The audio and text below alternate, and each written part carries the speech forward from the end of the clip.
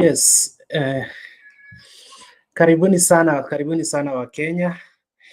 Good evening sana Paul Nyamu, Caleb Omondi, Evans Mutai na kadhalika. Maswali wa Kenya wamekuwa wakijiuliza kwa dakika 30 tu kwamba where will Baba be sworn in, kwa sababu Uhuru Park inaonekana ni kidogo. Pale Kasarani kuna venye Nairobi County Government wanasema the capacity sijui ni 60,000. Alafu Wembley Stadium in England pale London pia pengine haitatoshea kwa sababu mahasla wengi hatutapata fursa ya kufika kuona venye Baba atakuwa analishwa pale Biblia. So hivi tusaidiane wapenzi ama wafuasi wa Baba, where specifically will the next president be sworn in?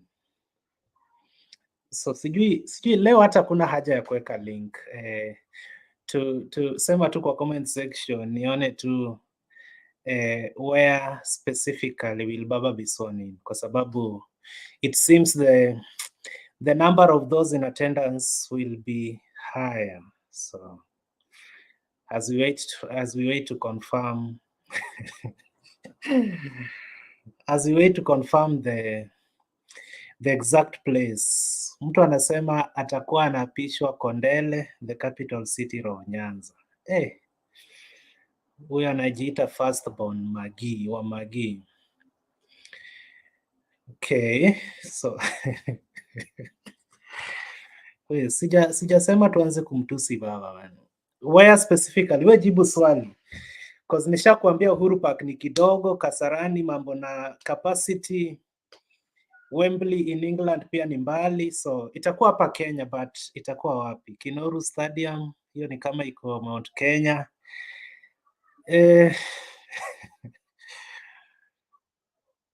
Okay. Okay, thank you. So naeka link kwa wale ambao mngependa kujoin, you can join using that link. So hisho tutaifanya kwa dakika chache tu, alafu we call it a day. So nimeweka link hapo kwa comment section. Ukiklik hiyo link utaingia na tutakuwatch moja kwa moja ukiwa hapa ndani. So karibuni sana Wakenya wenzangu na tujadiliane kwa pamoja. Yes, kuna mtu anasema ni Uhuru Park because it is the third inaitwanga liberation, sio generation, liberation. So naeka link kwa mara ya pili kwa comment section, alafu ukiklik hiyo link utakuja moja kwa moja mpaka kwa show. Mbona naeka link na haiwekeki? Ama ni mimi sijui kuweka link. So guys, simtume comments pole kwa sababu kuzisoma ni ngumu kiasi. Kibra line 7 Mount Kenya University. Si hata Mount Kenya University, Uhuru Park and that's all. Hiyo ingine ni yako. Uhuru Park kama kawa. Okay. So my question is simple. Where will Baba be sworn in? Hivyo viwanja vyote ni kama havitatoshea. Yeah. So I'll try and read out these comments as they come.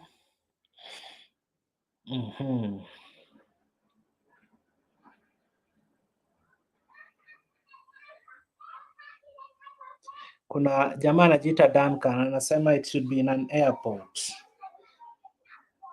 Sijai kuwa kwa airport, so sijui airport itabeba watu kama ngapi. Ondieki Junior, it's Kasarani Stadium, Uhuru Gardens, Bondo. Matthew, hiyo yako ni chuki.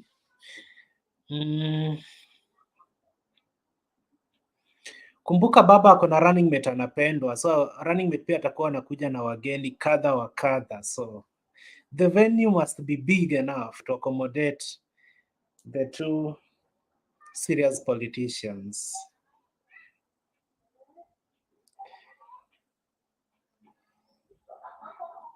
Uhuru Gardens ndio main ceremony. So, okay. I don't understand.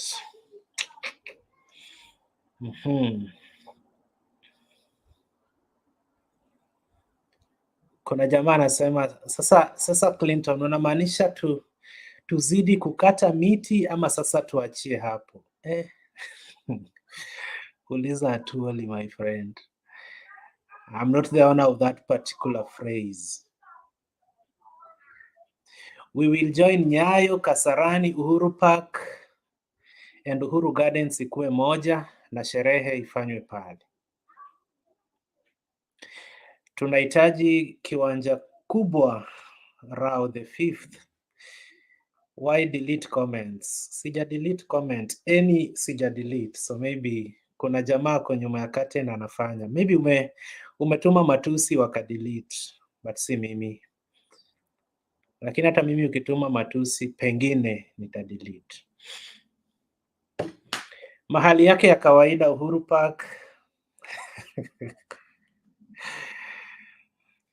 Kuna jamaa ananiambia sioni hata hapa Kenya. Guys, don't forget to show up pale Nyayo Grand Campaign. Okay, tumesikia. Kuna jamaa anasema angependa ifanyike Bukungu ama inaitwa Bukungu Stadium. Na hizi stadiums mnatajataja zimejengwa zikaisha ama hazijaisha? Sijui. Ukitaja stadium sema kama imejengwa ikaisha ama bado.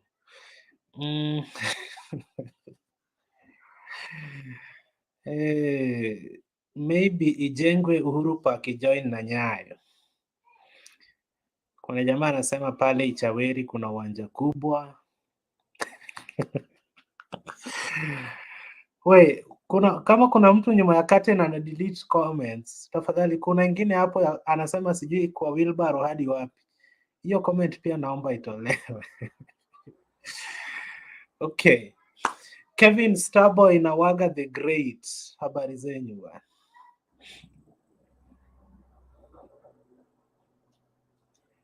Karibuni sana. Asante. Sikusikii Kevin bwana. Niko. Kuna Maina ananiambia stadiums zitaishaje kujengwa na nani alikula pesa. Okay.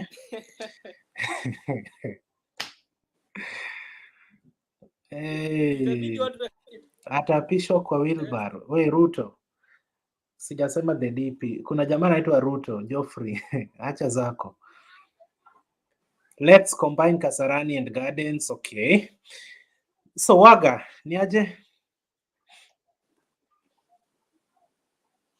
Waga, umekuja tu kulala, but si ni sawa.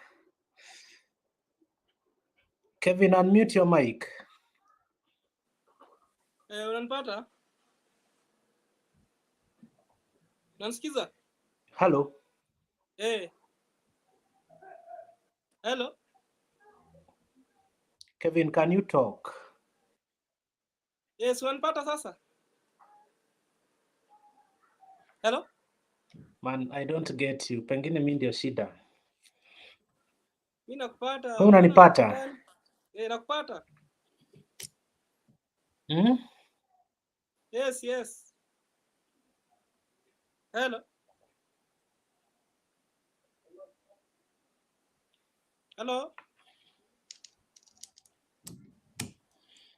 Okay, I don't get you bana Kevin. Maybe watu wa comments wataniambia kama wewe wanakusikia. Juu mimi sisikii hata kelele ya mtoto huko background sisikii. So, kai. Oh, Kevin anasikika, wewe ndio problem. Okay, sorry Kevin, sorry. Nitaangalia shida nirekebishe.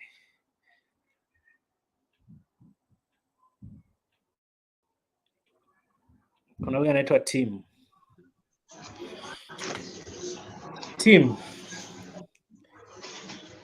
Yes.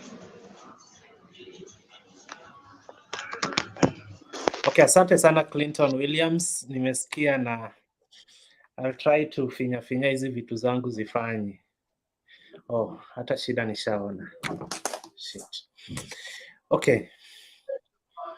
Team, ni aje? Yes, poa sana. Unanipata? Hello? Hello. Hello?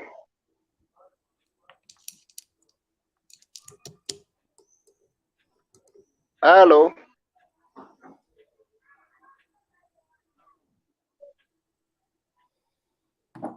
Hello? Akipigiwa kura na nani ndiye akuwe sworn in? Maoni yake Vincent. Baba tosha, mama tosha. Okay. So guys, I think nimejaribu mambo na mic.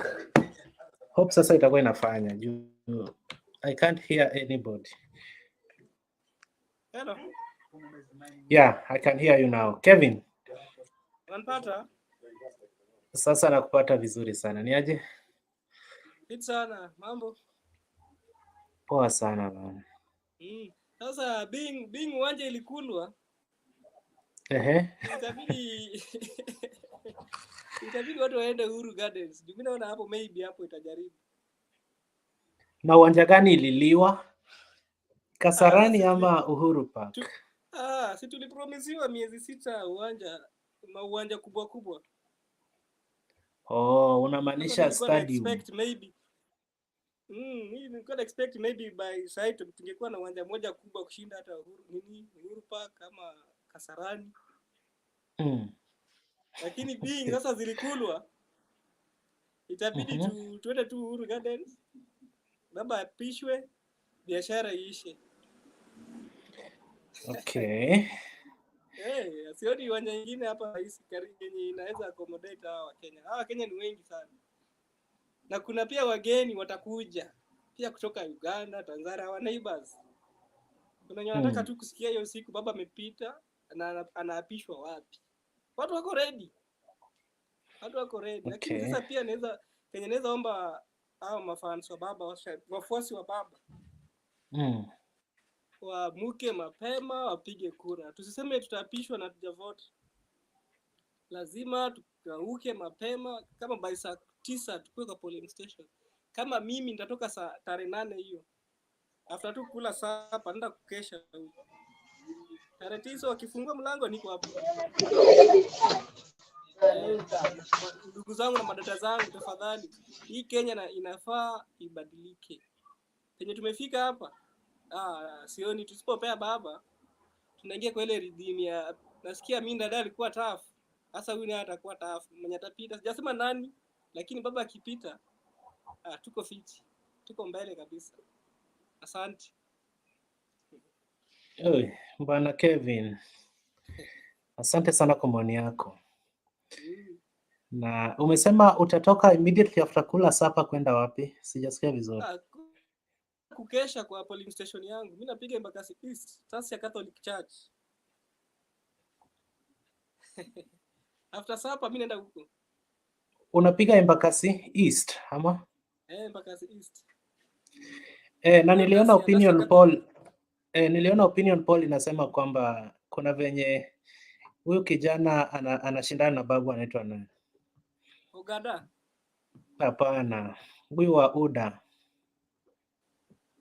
Muradhi. Muradhi kuna venye opinion poll ilimweka mbele ya babu. So unaona hiyo kiti UDA wamechukua. Hiyo hata Warauke aje hawezi chukua hiyo bwana. Hiyo ni babu. Hiyo kiti ni babu. Hata hiyo hatujakata opinion poll inaweza kuwa somehow right. But hiyo ni babu. Hakuna story mingi hapo tutapiga. Okay. Kuna mtu anasema tupige sherehe kwa kila county. Alafu kisha twende Uhuru Park. After election. Not before. Kuna Victor to ameconfirm Embakasi East ni Francis Mureithi, 100%. So Hii ni kwa maoni yake, hatuwezi pinga, ni maoni yake.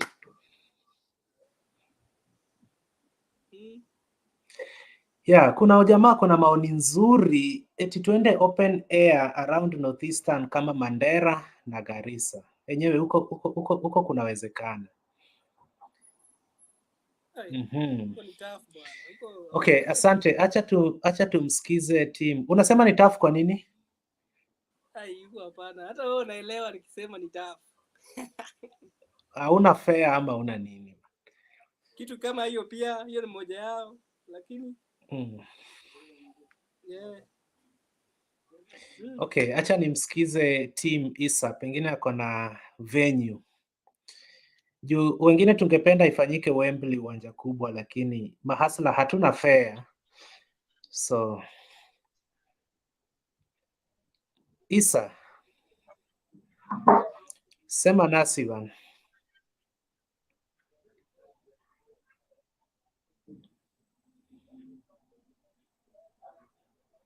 Okay, Callistus.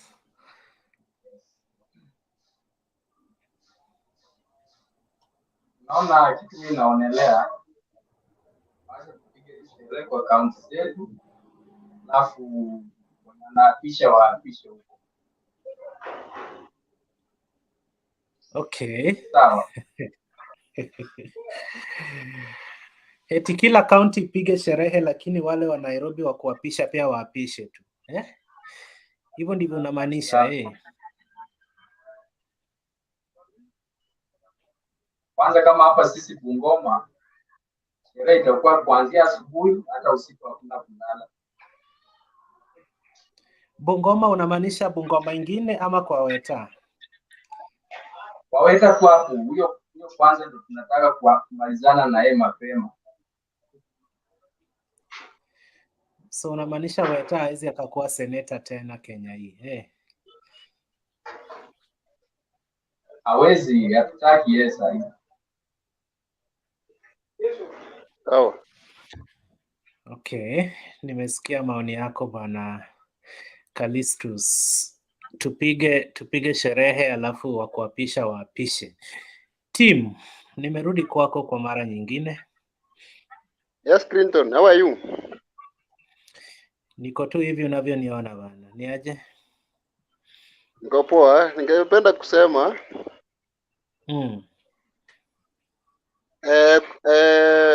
baba kuapishwa unajua baba ako na wafuasi wengi. So hata tukisema Kasarani ama Uhuru Gardens ama tukisema Nyayo, bado watu watakuwa wengi zaidi. So unaonelea ifanye online. Ifanywe online. Ile kitu hizo viwanja zitajaa. Ningependa kusema hivi, watu wenye wako Nairobi tuwapishe baba wenye tuko Nairobi, na wenye wako hizo kaunti zingine watakuwa wanafollow, watakuwa wanaangalia kutoka kwa TV. Celebration itafanywa Kenya yote, countrywide.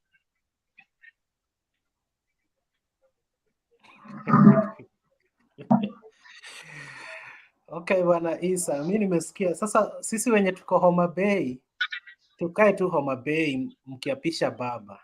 Tufuatilie kwa TV ama ni hivyo. Sasa nikikuuliza, uliona siku ya manifesto watu walikuwa wengi sana. Sembuse ile siku ya baba amechukua kura na apiswa huko, tuseme Kasarani, watu watakuwa wengi, hata barabara zitakuwa zimefungwa zote. So hakuna venye mtu kutoka Homa Bay atafika kwa CBD. Hivyo unamaanisha? Wenye wako Homa Bay, wenye wako Kisii, wenye wako hata Mandera wafuatilie kutoka kwa TV. Hata ukikumbuka siku ya alikuwa anapeana running mate, uliona vile celebration ilikuwa kila pahali. So hatutasema sisi wote tutachaka Kasarani ama Nyayo Stadium ama Uhuru Gardens. Hata ukiangalia wakati wa madaraka ama wakati wa mashujaa vile kuna kuanga watu wanakuanga wengi. So siku ya baba atakuwa amechukua hiyo presidency, itakuwa watu wengi. Hata watu kutoka nchi za nje watakuwa wamekuja. Sasa unaona hata wageni peke yao watakuwa wengi kuliko wenyeji.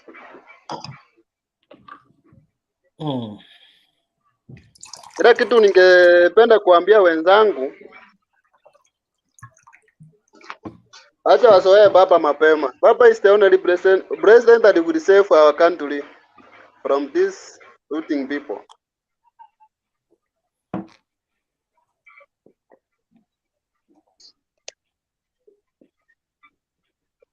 Hello? Okay, umemaliza Isa? Yeah, wacha tusoee baba mapema. Baba is the only president that will save us.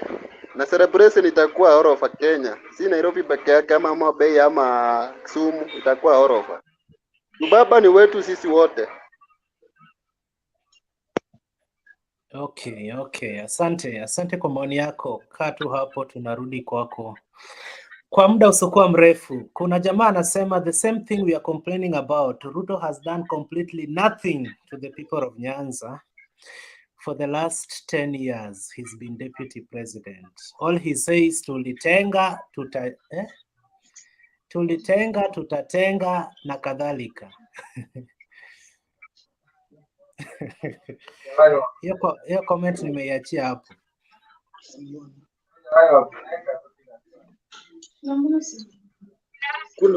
Okay. Hapa express mpaka Pondo. Noel, kuwa na order, alafu uko uchi. Pondo. Noel, sasa unatupigia kelele na uko uchi. Unatakaje bwana? Rudi huko uvae nguo. Lakini huko Garinda network. So, nani alikuwa next? Anyumba, sema yes. nasi.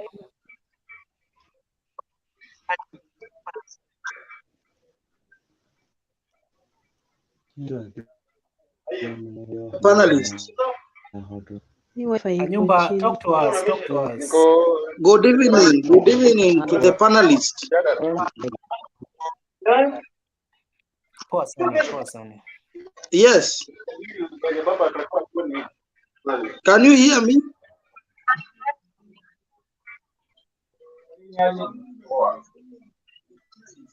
We can hear you, Anyumba. Can you proceed and talk, man?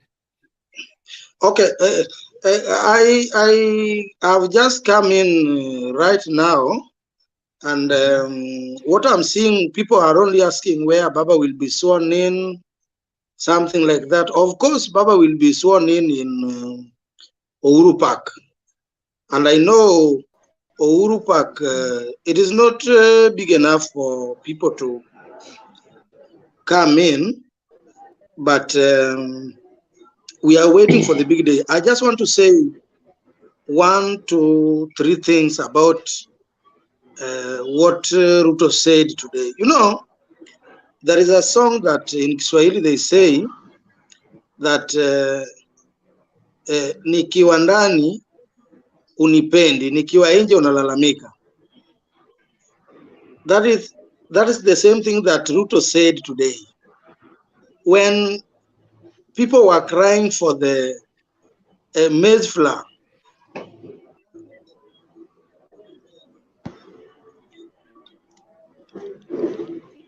you understand? So today the government has reduced the price. You know, a failure is a failure, because Deputy President has been lying to people that he was selling chicken and whatever. You can't sell chicken and become rich. Let us just face the reality.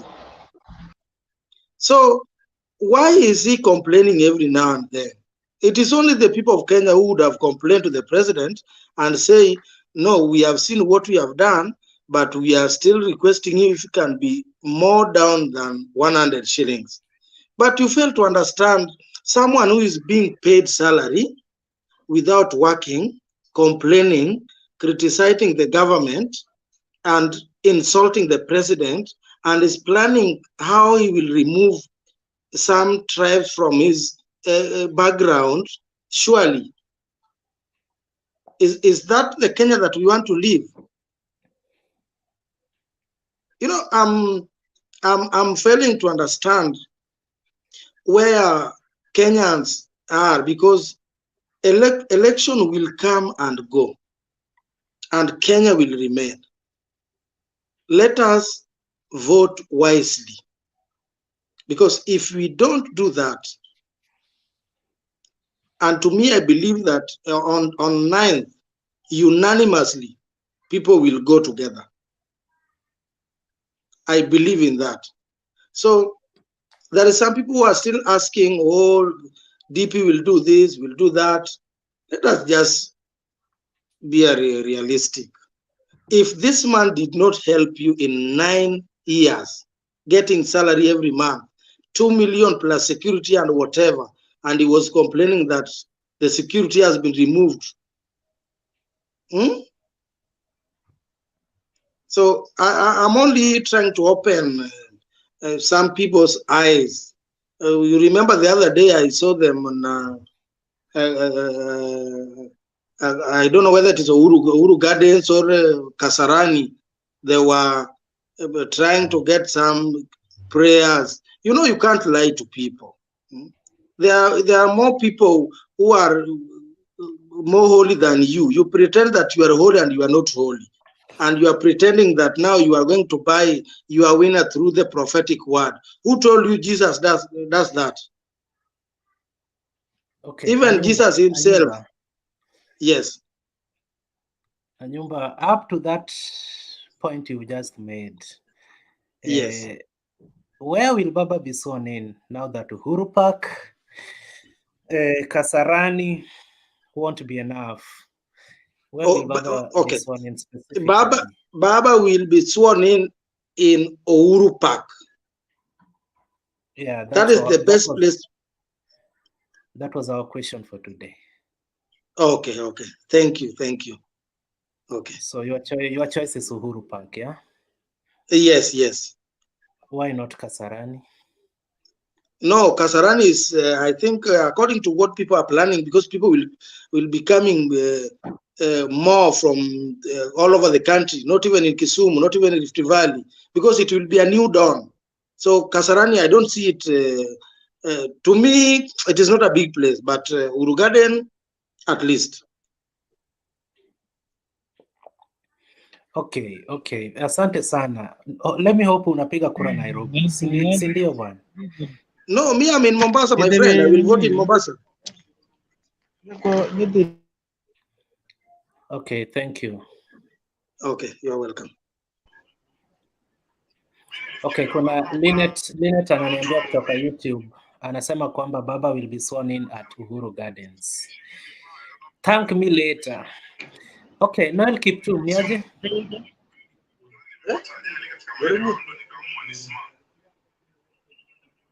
Noel Kiptum, ni aje?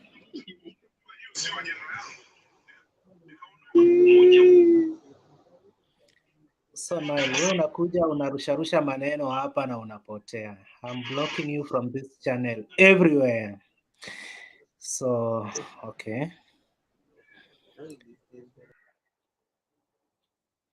Okay, Kolo Wamolo. Oh, thank you so much. Let me say hi to everybody at Kokopania. The first thing I may answer the question, where will Baba be sworn in? Uhuru Gardens. Because that is a place that was renovated recently.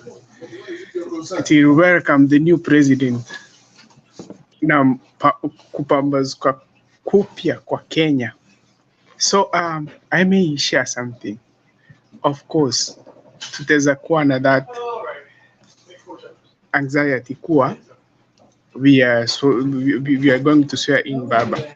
But if we don't wake up and go and vote for him, don't expect that ceremony gonna be there.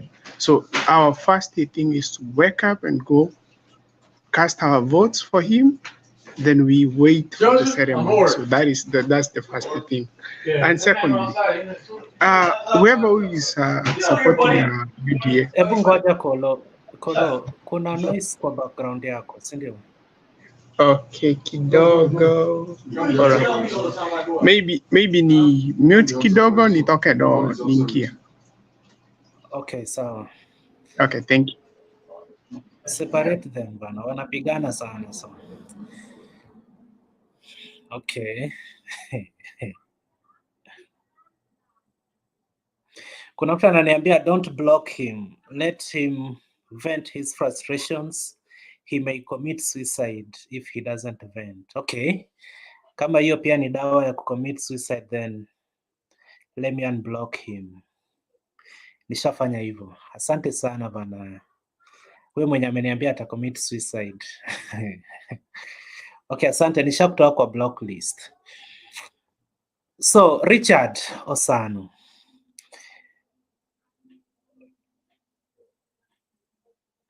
Seriously watching TV. LX Media Group. Clint, habari yako bana? Poa sana bani, aje? Sasa wewe ulituacha ukaenda, ukirudi watu hata hawakujui, watu wanafikiria hii mtu imetoka wapi? Naitwa Clinton. Naitwa Clinton. Hiyo Clint kuna mtu aliniambia ni wait, LX, naitwa Clinton. Hiyo Clint. Aliniambia the Clint ni commodity ama item. Yeah, wewe kwanza watu wanatakana wakuita. Wewe kwanza hiyo jina Clint hiyo kwanza ni mbaya sana. Hiyo ni jina ingine. Acha tu tuache hiyo story. Sasa Clint, mimi Clint kama Clinton, kama ingekuwa uwezekano wangu, kama ingekuwa uwezekano yangu, mimi unajua mimi I was raised in Kondele.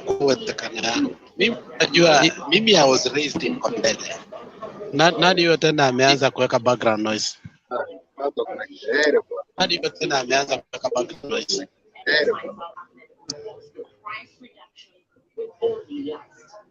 Hello? Ni Osano.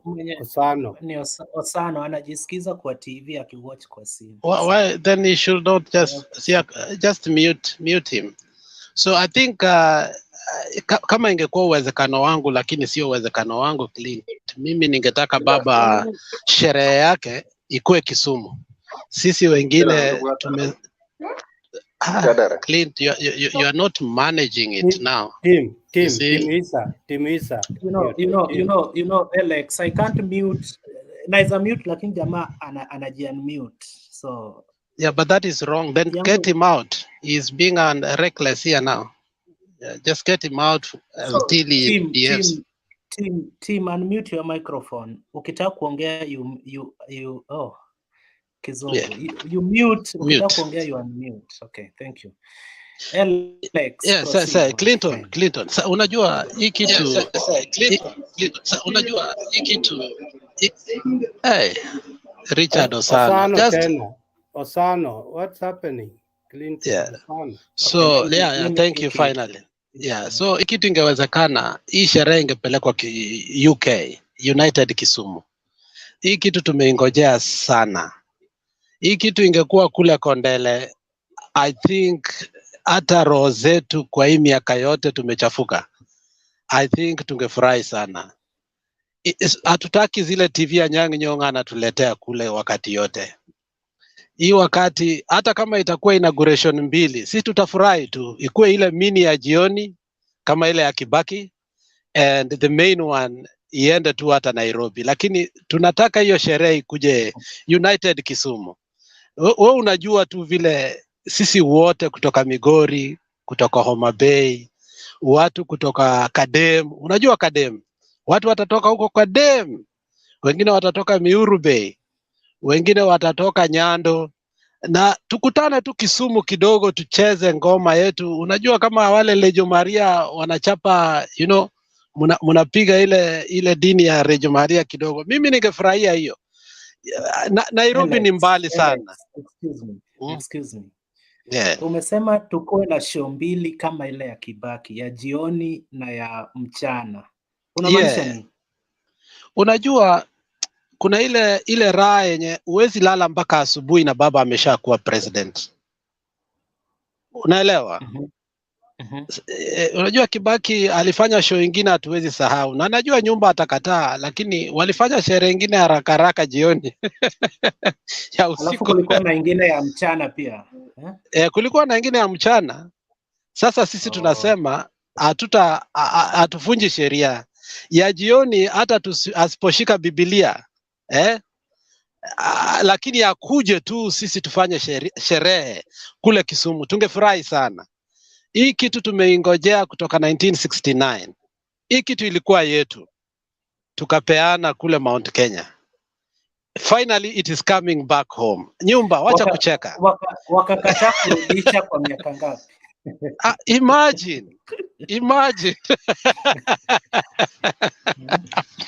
Clint, mimi naomba baba, I don't know Clint, but hiyo sherehe ya jioni ya tarehe 9 mwezi wa 8, sisi tutakaa kule Kondele. Hatutaki TV. Anyang' Nyong'o last time alitupea TV tuna watch. Sisi hatutaki TV. Sisi tunataka tuone baba mwenyewe. Iko mtu alikuja hapa anaitwa Joshua, anasema our feel igathe kwa ground. Hata sisi hatufeel baba kwa ground because baba anaenda kila mahali lakini hakuji Kondele. Lakini hiyo siku tunataka, ingekuwa uwezekano wangu, hiyo kitu itakuwa United Kisumu. Asante sana. Alex, hiyo jua yote haiko Kondele. Hiyo jua naona sasa hivi ni jua ya kina Biden. So wewe piga sherehe kwa TV. Uliza Njiru, hiyo siku tutakuwa kule, lakini naona nyumba ameinua mkono juu. Nyumba nataka kukataa hiyo story na Kibaki. Na pia atuambie wanataka tuwarudishie mkono lini, ama sisi pia tupige miaka 50 na hata hiyo ni Bwana Clinton, naweza ongea. Kurudisha mikono ni miaka 50. Nimeinua mkono juu. Sema nasi bwana Nyumba. Asante. It's not kuinua, si ati I'm surrendering. Kuinua ni kuuliza heshima. Nipatie nafasi niongee. I'm not surrendering to anything. I'm disputing what Alex has said. You know, that's why he's running away. You can see now, I can't continue. Alex has taken off. Now, maybe before I do that, nimewasalimia wote, Bwana Clinton, Timu Isa, Jiro Mwaura, Alex, na wengine wenye wako kwa kipindi lakini wako huko behind the scenes. Nimewasalimia wote.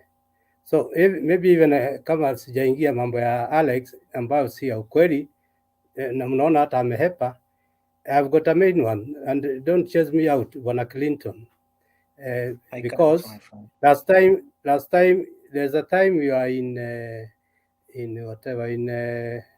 Azimio. Last time I watched you over this same screen, ulikuwa Kenya Kwanza, if I'm not mistaken. Now you argued very strongly for those people. Again, I don't know if now you're back into Azimio. You'll answer me as I finish because I'm getting a bit confused. Bwana Njiro, maybe Clinton should not answer. Since you have been also a moderator, Bwana Njiro, you'll answer that question. Let me give the question. It seems like Clinton is like the chameleon that changes its color every few, depends on the environment. Because the latest I watched over him, he was pro Kenya Kwisha. Anyway, let me leave that one down. Now, I give an answer about, I refute, Kibaki got, there was only once, in the evening, there was nothing in daytime, in the evening, that's when he was declared the president of Kenya by the Chief Justice. Now, this celebration, it neither be Kasarani or Moi or whatever. I propose this way, and you Mutembei put this proposal forward. It had to be national. And of course, me, I'm in Nakuru. Nakuru is more central than any other place. Even check your map. This thing should be held in Nakuru. Nakuru is the center of politics. Uliona hata Uhuruto declarations ni Naikuru. Hata the original Kenyatta #1. Hata alikutana na wazungu Naikuru. So it's either Nakuru or nowhere else. But if there is any room for improvement on that, it should be at one point, but also celebrations at every other county headquarters. 47 points, okay? Yeah, that's my proposal. Let it be Nairobi, but every other point is it in Nakuru, UK huko kwa kina Alex, UK huko Nyarendo, kila pahali ikuwe ni national, si ati pahali moja tu, because most people will not be able to travel to Nairobi. There's only a few that may do, maybe 2 million. But the rest also wanted not just to watch the TV, they wanted to celebrate and sing the stadiums and all that.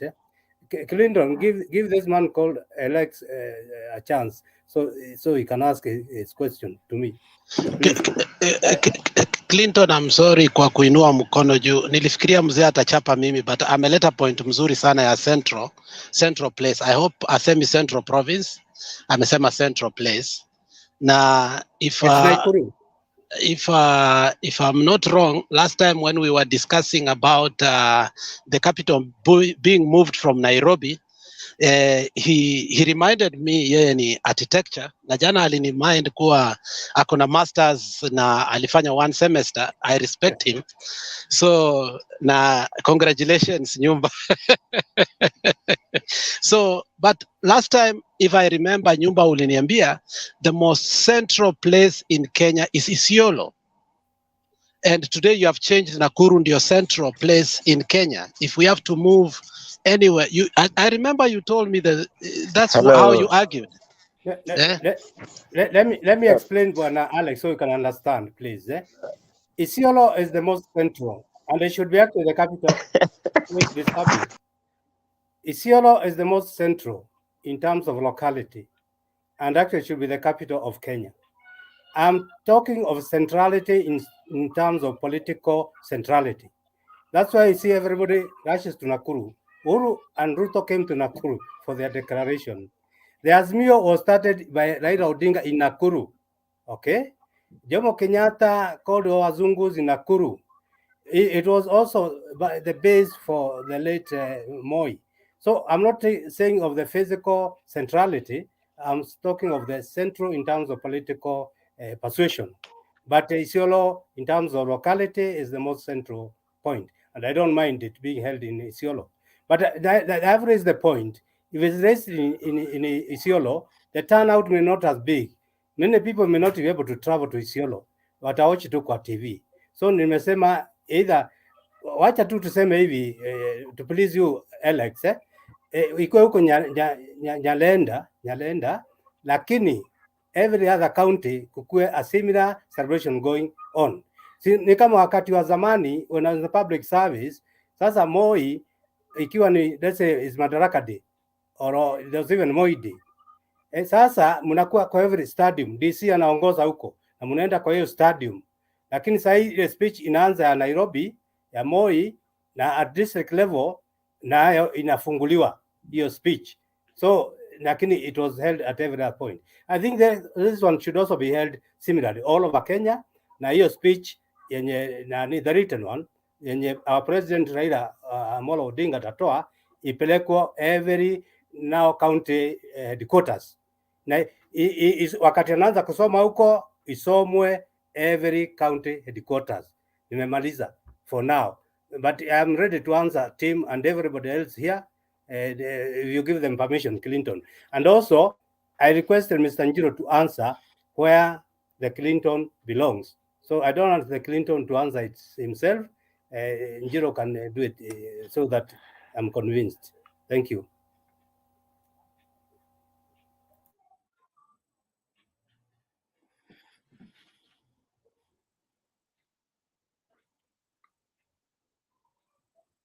Clinton, maybe give Njiro a chance to answer. I could see Tim wanted to ask me a question. Am I available to answer Tim's question? You've given Njiro the opportunity to answer you. So you said I should not answer.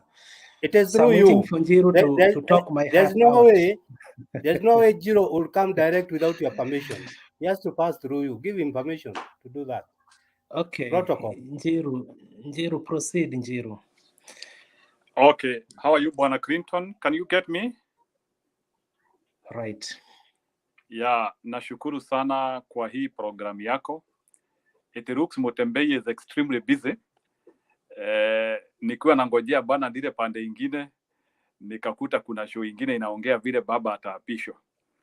So first of all, let me congratulate you people because of nagging our ears the right time. Unajua kuna ile wakati ambako unasemanga it is the right nagging. Sisemi ati nagging, but the right nagging.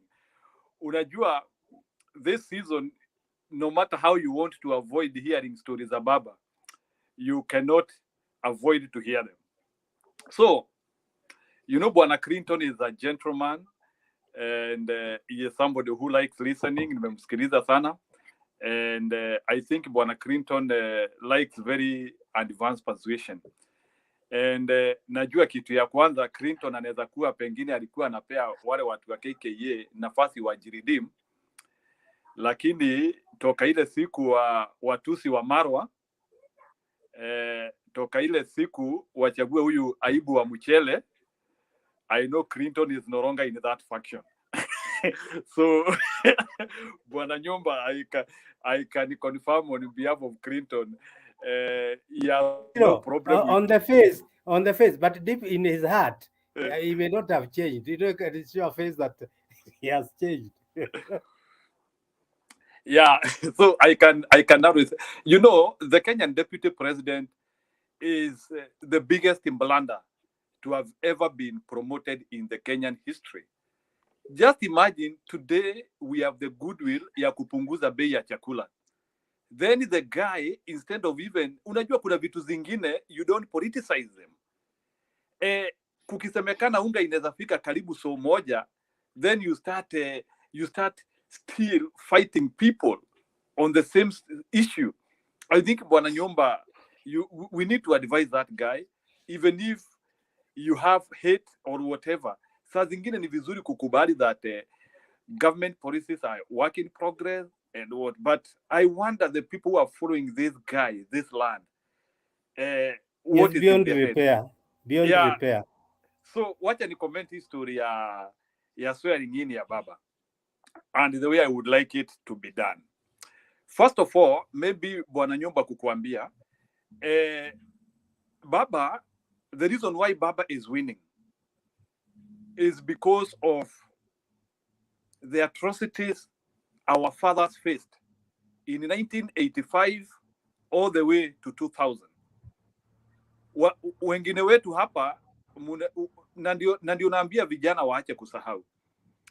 I have seen my fathers in poverty, artificial poverty, created by the former regime. My father used to be a farmer of coffee na vitu zingine. When I was a very young boy, they used to educate us with the coffee, majani chai na vitu zingine. Agriculture was lucrative. Then we got an administration which divided our people, divided central Kenya and eastern into two, and they were able to stick into power for over 20 years. They killed our agriculture. They killed everything that we owned. Our children stopped going to school. And those children who are not able to go to school, they are now the children who have been indoctrinated into hustler narrative. So it is a recreation of destruction of the mountain again. Njiro, sorry, you're also forgetting walileta hizo butila drinks, zililetwa huko, wamekunywa wanaanguka chini wa vijana. Yes, so it is the destruction of our society once again. And I want to tell our community, maybe Bwana Nyomba, you can even bear me witness. Every time when the mountain is divided, it is a design of suffering, which is orchestrated to our people. Mr. Moi managed to divide our people. We served for 24 years. Another man is coming. He wants to divide our people. He is designing another 20 years of suffering. So, Baba swearing in, sababu najua, you know, the beauty is that in Mount Kenya, Mr. Ruto has been unable to convince sensible people. So that's why he can't win this election. So the moment tu wale watu umeconvince ni wale watu wa kukunywa makarikari na kumikumi, that is your flock. Those are not the people who make decisions for us. Mimi siwezi fuata watu wa kumikumi na watu wa changa, ati hao ndio wananichagulia ati kiongozi. So Mr. Ruto was unable to convince sensible people in our communities, and that is why he is terribly going to fail. So, Bwana Clinton, Baba swearing in does not even need the election to be done for planning. Baba Ashashida is the only person in Kenyan and African history to have won an election before voting. The issue of Baba winning this election is not about ninth. It's about accepting the reality. And you know the reality, Bwana Clinton, which is there, is that Mr. Ruto has killed his political career in every step of the way. If there was somebody who was to become a president very easily, was Mr. Ruto. Why? The only thing Mr. Ruto needed was heshima na fuata nyayo, in quotation if it is there. But there is no way in which you can jeopardize your boss. You can design everything. You can design all the failures to your boss, and you want to inherit him. It cannot happen. And I can tell you, Mr. Ruto is going to lose this election terribly. And the minimum votes he is going to lose with is 2 million votes. So, Bwana Nyumba, ukiangalia kwa country zote, capital cities is not usually... Excuse me, Njiru. Okay. Njiru, kizungu kidogo inanichacha. 2 million votes, hizo ndizo atapata ama margin of defeat? The margin of defeat. The margin of defeat. Oh, si eti atapata 2 million. Atapata zaidi, because I know already in North Rift where he comes from, he will get close to 1.8. Then in Central kuna wale watu tushampea. Unajua, we have our failures who we always donate. So in the Central we have given him like around 1.5 million ya kuanguka nayo. Alafu na hizo zingine atapata na huko kuingine nje around 1 million. So we are projecting Ruto to get between 5 to 5.5 million on the highest. Alafu Baba anaokota hizo zingine zote. Okay. Wajua ukisema kwamba anaweza pata 2 million. Nimesikia tu baridi inaniingia na hii kelele yote tumepiga online bana. Miaka 4. No, nilikuwa nikisema no, of course. Unatupea 2 million. Okay. The deficit, I was talking of the deficit, the margin of error. Okay. Because you know, this guy has been unable to replicate Uhuru's win. Remember, for Ruto to win this election, he has to replicate what Uhuru did. Has he done it? In fact, nikitaka kuambia watu hapa, Baringo, Uhuru got 88%. Baringo. Sai, in Baringo, munajua KANU iko wapi. Right now, Ruto can only get 60 in Baringo. Ukienda West Pokot, Ruto can only get just slightly above 50. And all those places, Uhuru leveraged them properly in terms of getting numbers. So, tunaongea story gani hapa? So, ukitaka kujua Ruto is not winning this election, just look at Baringo and West Pokot. Don't even go. So, if Baringo and West Pokot people are not voting for this guy, you want to tell me that this guy is going to be voted in Nyeri? Nyeri people, do they speak like Baringo people? So, saa zingine tuache kudanganyana mingi or kuanzia kupea mtu sympathy ili aweze pata. I know Central people and the other people in other societies think right, and they know this guy does not deserve presidency. So nilikuwa nikitaka kujibu Nyumba kwa history, anasema tunazamisha capital city yetu to Isiolo. So there's one thing which I wanted to comment about that. First, capital cities are not about centrality of allocation. Capital cities are historical locations. Like for example, ukiangalia Marekani, if you look at the location of Washington DC, Nyumba, listen carefully. Look at okay, 1 minute look at the location of DC. No, naambia Nyumba asikize carefully. Asisema hakusikia hiyo maneno. Yeah. So DC is at the periphery. Actually, ukiangalia like many countries, their capital cities tend to be closer to the coastlines, if I may say. Njiru, hebu ngoja kidogo. Njiru. Okay. Ni kama ni hivyo alisema, huyu Nyumba alisema eti capital city ende Isiolo. Then ako kanisa moja na huyu jamaa ako na mandevu hivi, ndevu za white, anaitwa nani? Wajakoya. Na Nyumba, hiyo ni kanisa gani unajoin bana? So Nyumba, sema. Huyu ule Wajakoya. Huyo ni rafiki yangu lakini siko chama yake. Now let me explain this thing because I explained to Alex very well. When I talked about the centrality of Nakuru, I said it's politicized because it has been. I didn't mean Nakuru is more central than Isiolo. No, Isiolo is most. Let me finish, Banajiro, because this point to get lost. Okay. In terms, you can even see the lapset.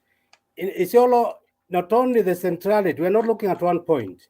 We are looking even at the relationship with other countries, Ethiopia, Sudan, and that's why there's this lapset project, okay? And when you say that most cities are next to the oceans, take Dar es Salaam, for example. The capital was actually shifted to Dodoma. There are so many other factors to be considered. And this is not my own statement from me. This is part of the, you call it what? Ya kina nani, ya Kibaki na Raila, ya miaka 30. Do you remember? That's part of the planning, long term, 30 years planning. It's actually ending in 2030. Yeah? You remember that one, eh? So this is not even from Nyumba. This is something that has been done scientifically with all the professionals involved. And the decision was that Isiolo was the most appropriate. And that's where so many things happening in the Lamport, the pipeline. It was only changed when Museveni lobbied, is it Magufuli? No, the lady, the president of Tanzania. That's why the oil pipeline was changed from Uganda to pass through Tanzania. It was to use the same route from Uganda, Isiolo, and all that. So it's something scientifically done. It's not me who is creating it. Eh? Thank you. Okay, can I finish my statement now, Bwana Clinton? You know, there is something I want to tell Nyumba. Kenya has reached a level whereby we should not be talking of one city. You know, Bwana Nyumba, we should also be leading from other countries. Like, for example, America, I don't want, and don't tell me that one is a very advanced country. We try to read. America has close to 200 cities, 200 cities. So what I'm saying is that Kenya has reached a level whereby every region should be having like 2 or 3 mega cities. Like, it is still not right in our age that Kenya has 3 cities. Not 3, I think 4. We have 4 cities. In our current domain, Kenya should be at a level whereby at least every original province, let me talk about our original province, every original provinces we used to have, at least should be having a minimum of 2 cities. One at the center, the other one at the end. So right now, Kenya, if we were developing right, we should be talking of 16 cities. How are we going to achieve that? We can only achieve that through manufacturing, through industrialization, and through other things. Because let me tell you, without those cities, we cannot talk of IT industrialization, world revolution. There are so many things we cannot talk. So I agree. When we talk of, yes, we can have a city like Isiolo, but we should not overemphasize of Isiolo alone. The concept should be that we need to develop most of our original capital towns, which used to be in the former provincial administrations, to be fully French capital, to be fully French cities, because that has been one of the things which has been letting us down. Like, let's say Wajir today, or maybe Garissa town. Let's say Garissa town reached to levels of being a city. How many Kenyans would be going there? Let's ask ourselves, if Rodwa became a city, how many Kenyans would migrate even what wanajisindiria hapo Nairobi? Because you know, this idea of only having small cities is the one which is having people not getting distributed properly. Yani munajikuta sisi wote tuko Nairobi, like Nairobi is having 5 million people, whereas Rodwa is having 200,000 people. Whereas if we can be able to develop Rodwa, Garissa, West Pokot properly, we can have all those cities having like 1 million people. They can manage that population. So ujikute out of the 50 million people we have, we are having almost every city we having hatuna city iko less than 500,000 people, and it is possible. But unaona history ya kukua na town kidogo kidogo has been one of the things ile ambayo it has been unable to unlock our logistics and so many other things. You kama say, let's assume Lodwar was a very big town. Look at the freight industry vile ingekuwa marori nini, railway line ingekuwa sahi imefika huko. So there is a lot we need to do, and that one can only be unleashed by people who understand geopolitics, connectivity, industrialization, and other things. So nikimalizia kwa hiyo story ya capital cities is that we don't need to work with Nairobi, Isiolo, and blah blah. We need to have a master plan which is proposing Kenya to start developing close to 20 cities at the moment, but we cannot live with 4 or 5 cities. They are too small. Swearing in ya baba, nikimalizia ili sasa uweze kuleta nyumba. Swearing in ya baba, this is a clarion call for freedom, and I would be happy if we are going to hold that swearing in the Freedom Corner, not Freedom Corner, where we did our Mau thing, pale somewhere pale Nangata, I'm forget Uhuru Gardens. So I would like us to hold our swearing in hapo Uhuru Gardens, so that at least we can invoke that memory of the fight for our country and everything. So because I believe Uhuru Gardens has a capacity of accommodating close to over 100,000 people, and it will give us a good memory. I know many people might propose we do it at Uhuru Park because of the mammoth crowd which might want to attend it. But the problem of Uhuru Park to me is the history which we want to create. Nyayo Stadium is still a very small stadium. And then I would also like we also create a holiday that day, and then sasa kila governor wa every county at least they go and read maybe in their individual counties, na tukue na screens kubwa in all the counties where people will be able to watch Baba swearing in directly. But Uhuru Gardens is the right place for us now.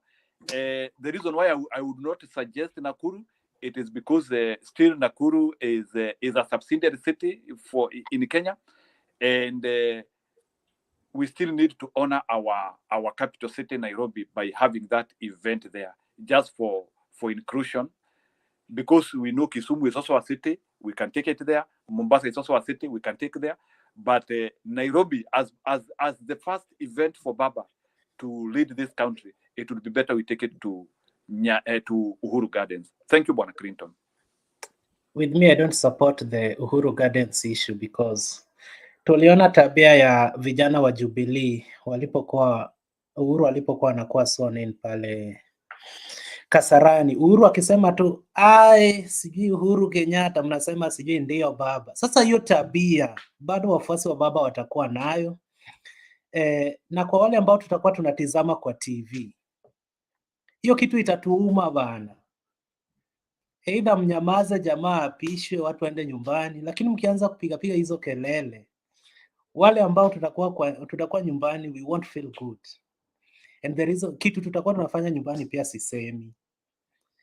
Alafu kuna kitu pia Njiru ameongelea, mnataka vitu mingi, sijui governors wakuje, sijui venue man, mnataka presidency ama mnataka magovernors wakuje ama nini? You have to decide.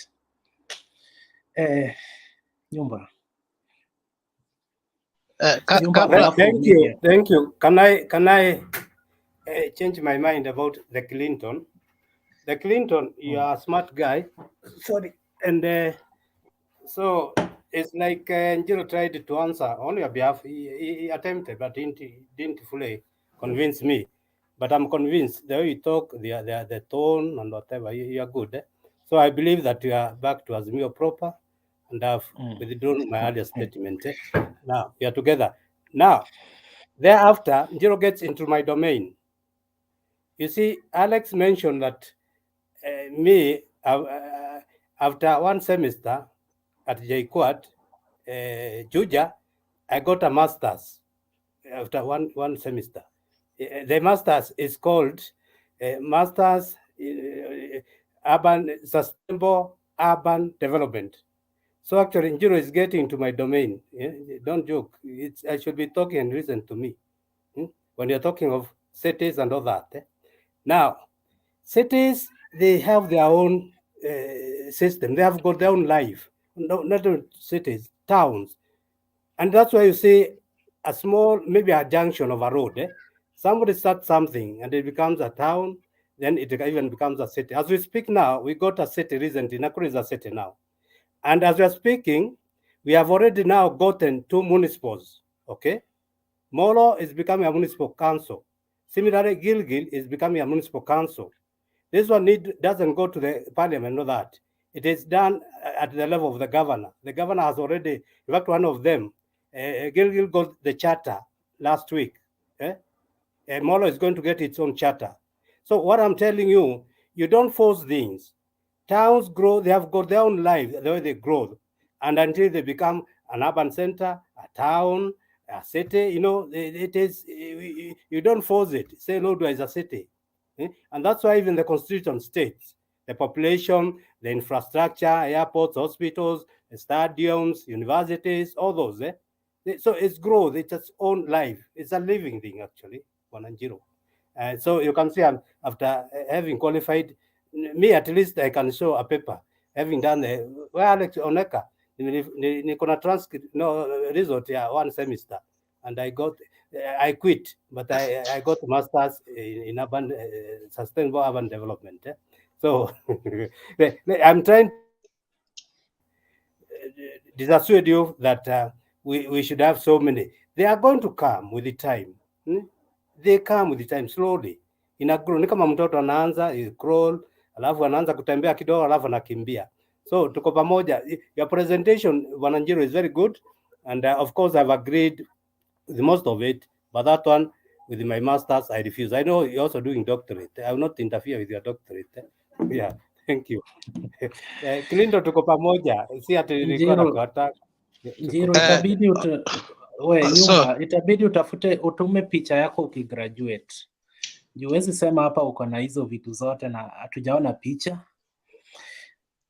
Yangu naweza kuweka hapa nini? Transcript. Ya hiyo masters yangu. Kuna jamaa ananiambia kuna mtu nimemblock. I haven't blocked anybody, so angalie vizuri. Alex. Yeah, let me say something quickly. I'm privy of a region and urban organization, and that's something I enjoy. I don't have any academic papers dealing with region and urban organization, but having done business in the US in regard to transportation and having traveled to every major city in the US, and I thank God for that privilege, I can be able to think what Njiru said, because what Njiru said was actually to reinforce what Mzee was saying. The reason Isiolo was chosen is because of all those things that you said. If you don't understand that. So Isiolo did not come just like that. It came because of that connectivity, centrality, ABCD. But there's one thing they failed, which you see every major city in the US do. Traditionally, before a city could be approved to be a major city anywhere in the world, because of the Catholic religion, it had to have a cathedral or a major Catholic church before. Even today, you could see it has to have a Catholic church. That is what used to be before. But with the Protestantism, some have said no, but still every major city that started between the 1400s to the early 1900s had to have a cathedral. Secondly, a major river had to cross through it because water is life. And without that water, there is no way a city in any way can be sustainable. You like it or not. And that is why Njiru is saying that major cities in the world the coastlines because of that one major reason: water. Without water, whether you like it or not, construction, livelihood, and whatever you want to call about life cannot happen in that city. So I think Isiolo is a little bit disadvantaged when it comes to water. But otherwise, Alex, sorry, I'm not interfering. Most countries are hinterland. They don't have coastline. Majority of the countries. No, So I'm saying traditional cities. I'm saying traditional cities, how they used to come out. I'm coming now.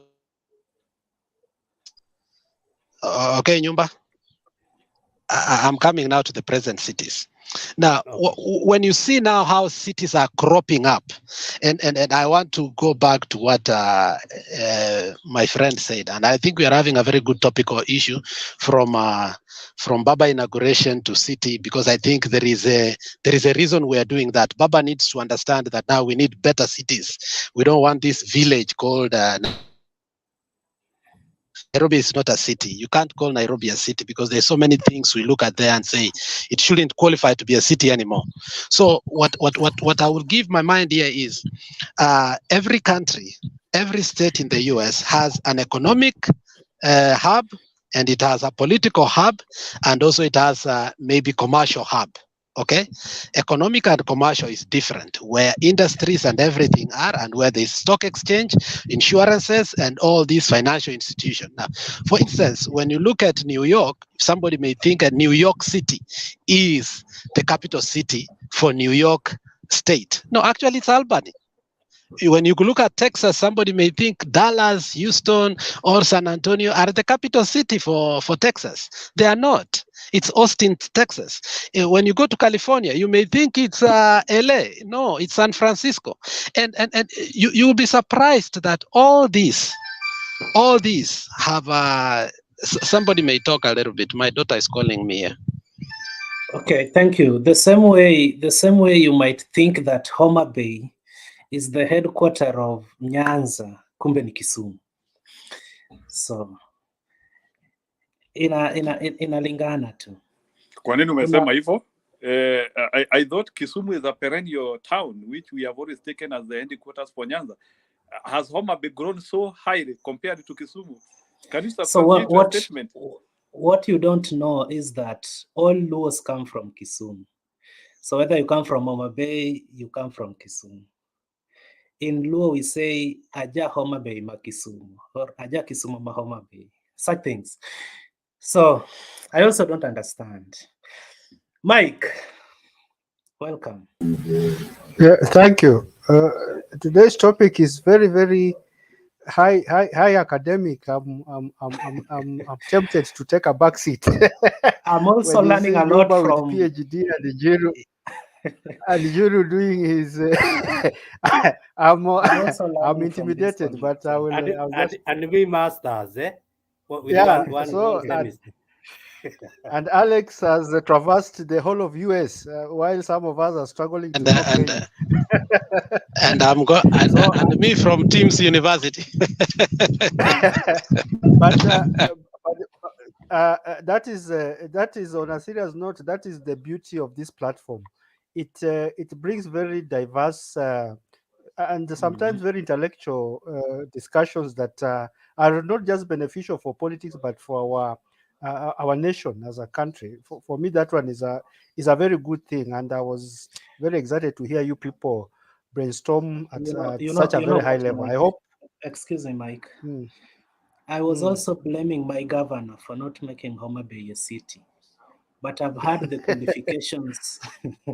Yeah, now you're able to. A city must have. I'm writing an apology you're able to argue objectively, not emotionally, and regional and apply regionalism. Of course, the other factor for me, what I know is also the location should provide a vantage point for security. Some of the cities I've observed, based on my own observation, they also consider security how they are very secured from from from adversities. That is from the area from I think Alex started giving us the history of how cities were being put up, and those were the consideration. Should there be war, if enemies come, will they be able to invade them easily? So there were hills around the cities, and those people would strategically position themselves there to protect the cities. So what is coming out for us, for me, is that Nairobi, uh, whether you want to expand it or not, has lost its glory. We are talking of Konza City for for for the futuristic city, to bring up the international community to invest from an ICT point. We need to keep Nairobi as an administrative city. But the other thing I think this devolution should have helped us is to decentralize some of these administrative office.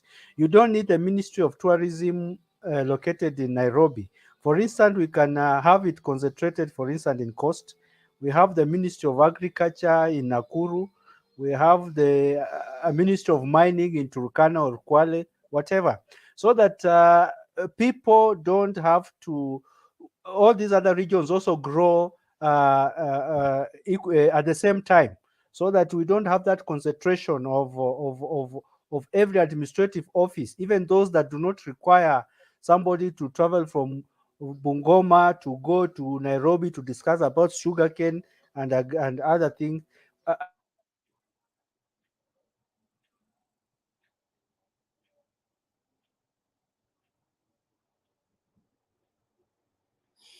Oi, jamaa amepotea. Alex, malizia what you are saying. Yeah. So I was saying there is a three-tier to, how cities now are presently. There is commercial cities, there is financial cities, and there is political cities. And I think it's a high time. And I think Jalango started hiyo mjadala, but from a different angle, that every major city has a barrack except Kisumu. Well, what he was trying to say is that we should start now having cities not in the capacity of military. We should also have cities in the capacity of what they are capable of doing. When you look at the region and urban organization of Kisumu, anybody who has traveled to Kisumu will tell you that when you are on the plane, mostly from Nairobi, I go to Kisumu with the plane because I love to look at the way Kisumu is. From Ahero, if you are willing to do that, you can have a street from Ahero way straight to Kisumu downtown.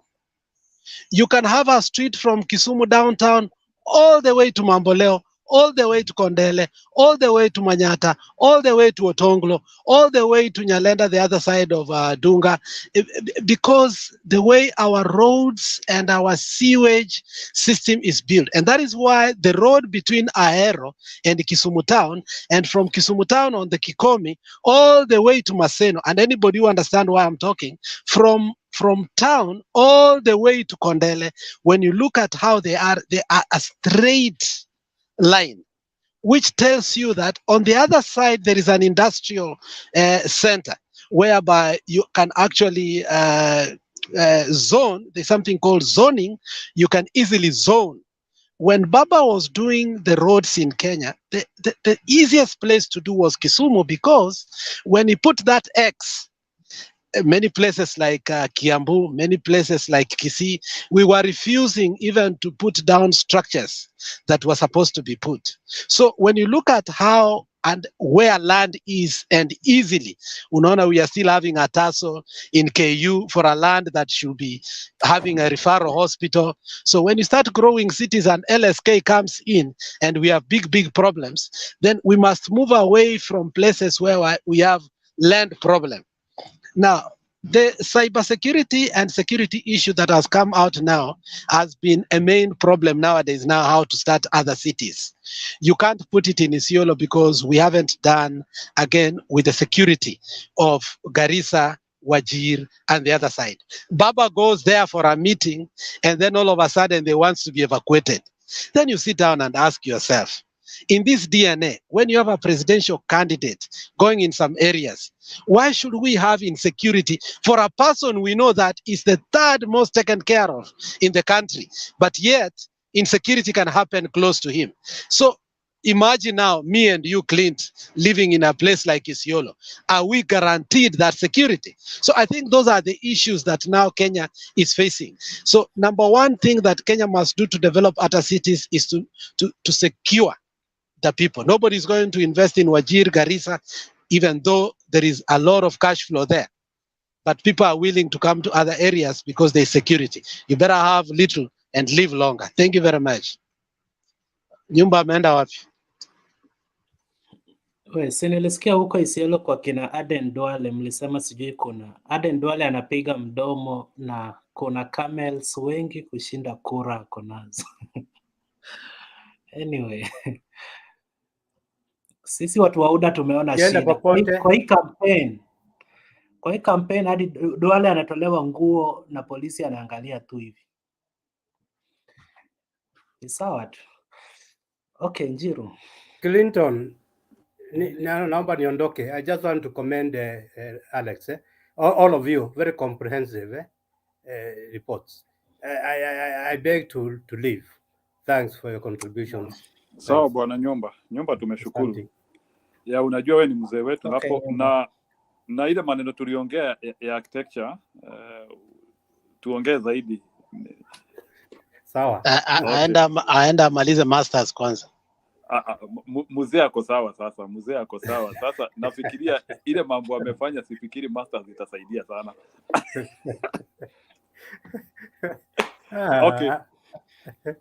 Let me comment about history. Tunaongea about cities kidogo. You know, there is one thing which I wanted to add here.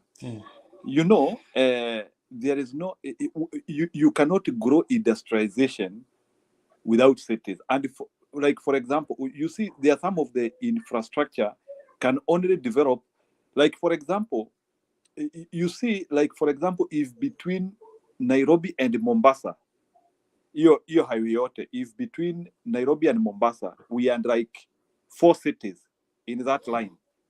Sahi dual carriageway ingekuwa imefika Mombasa without even trying to force. You see, even the reason why watu kama US waliweza kuimplement, like in the US there is a very big road project walikuwa wanaita interstate highway, walianzia kuijenga 1955. That project was feasible because of the number of cities they wanted to connect.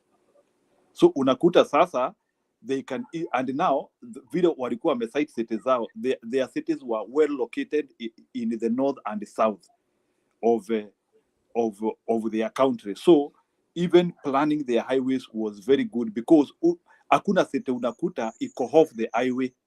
So unakuta tu vile wametengeneza hiyo interstate highway.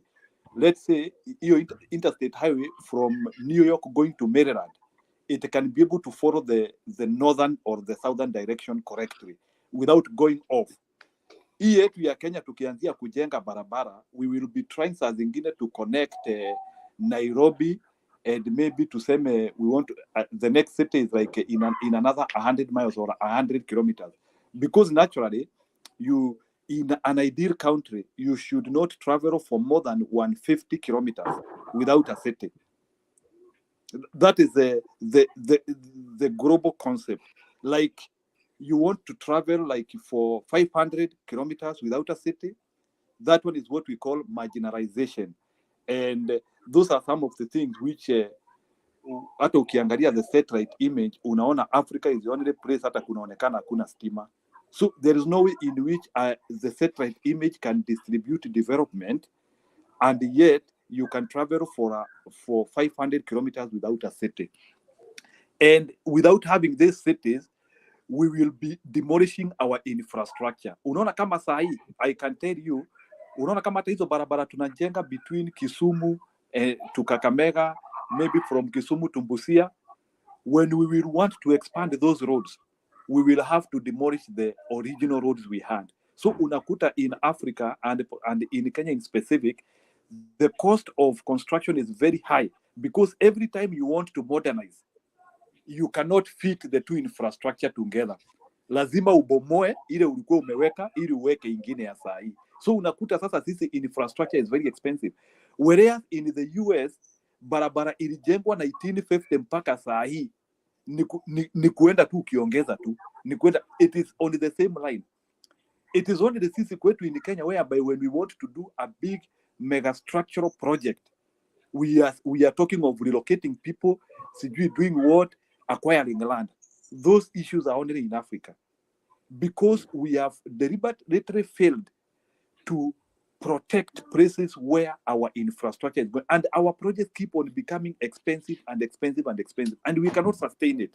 So ndio nasema baba na mama wako na kazi kubwa sana.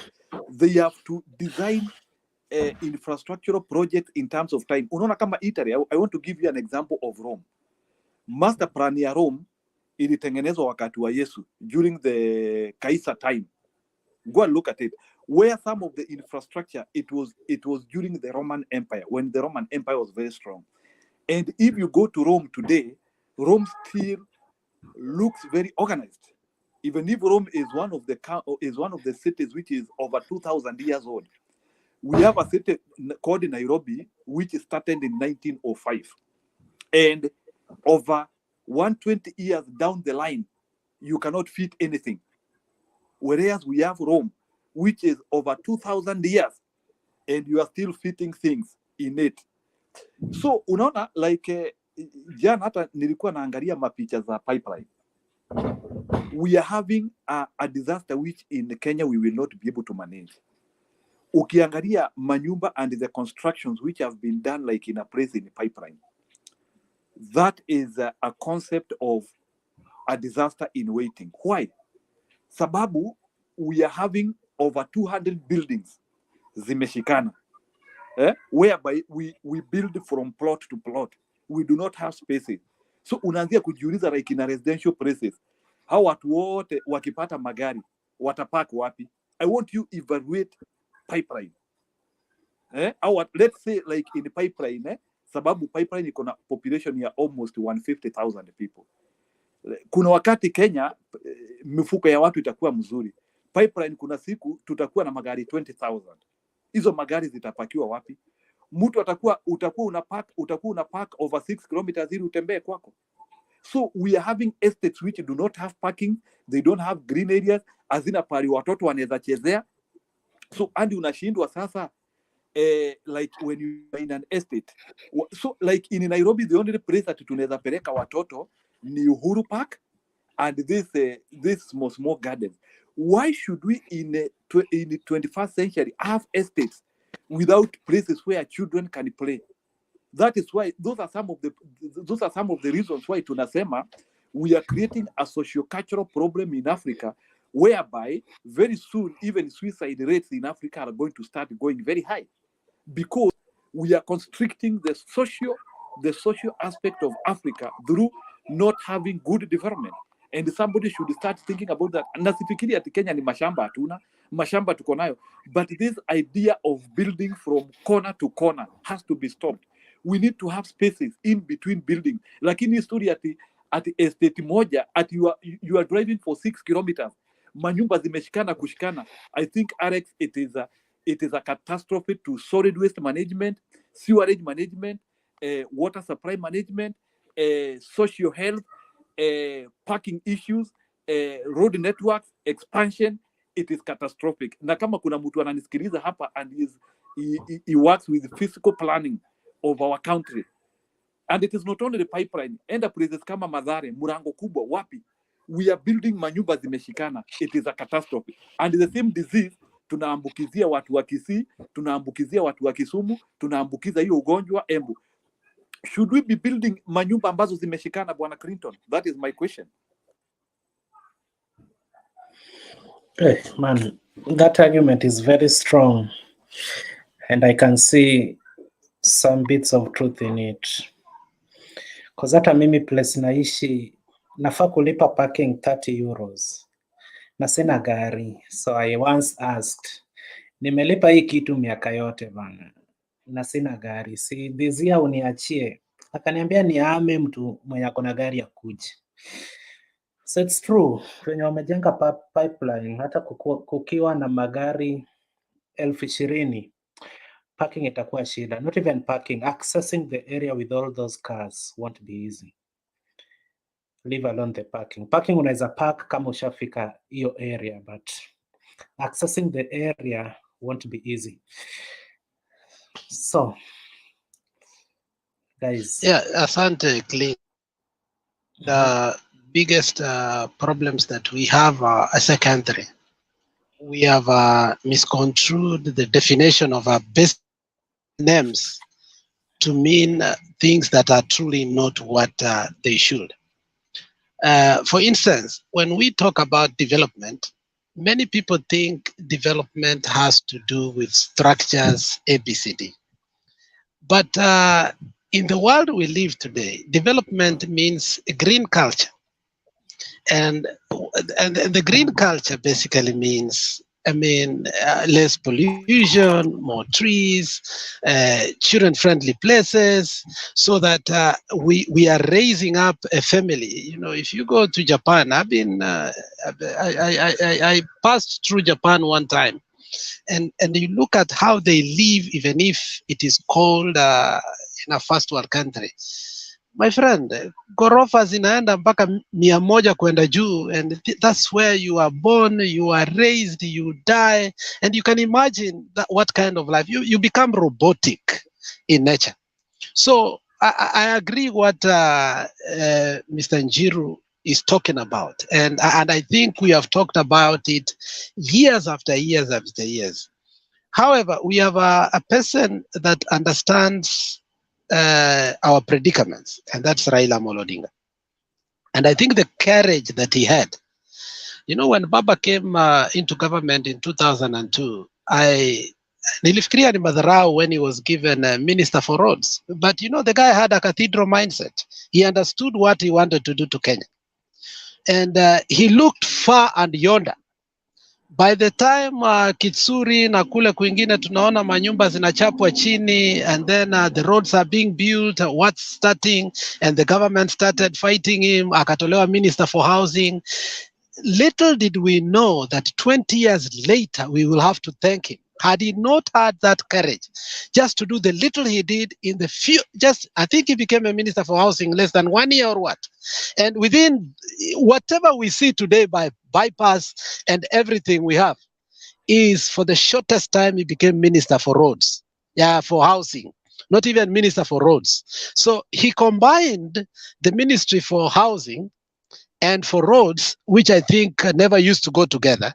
I think Moi used to call it ministry for what? It was some funny ministry that was.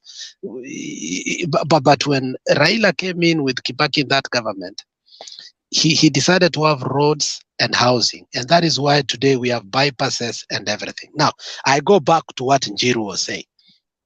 One time I was looking. My grandfather was a contractor.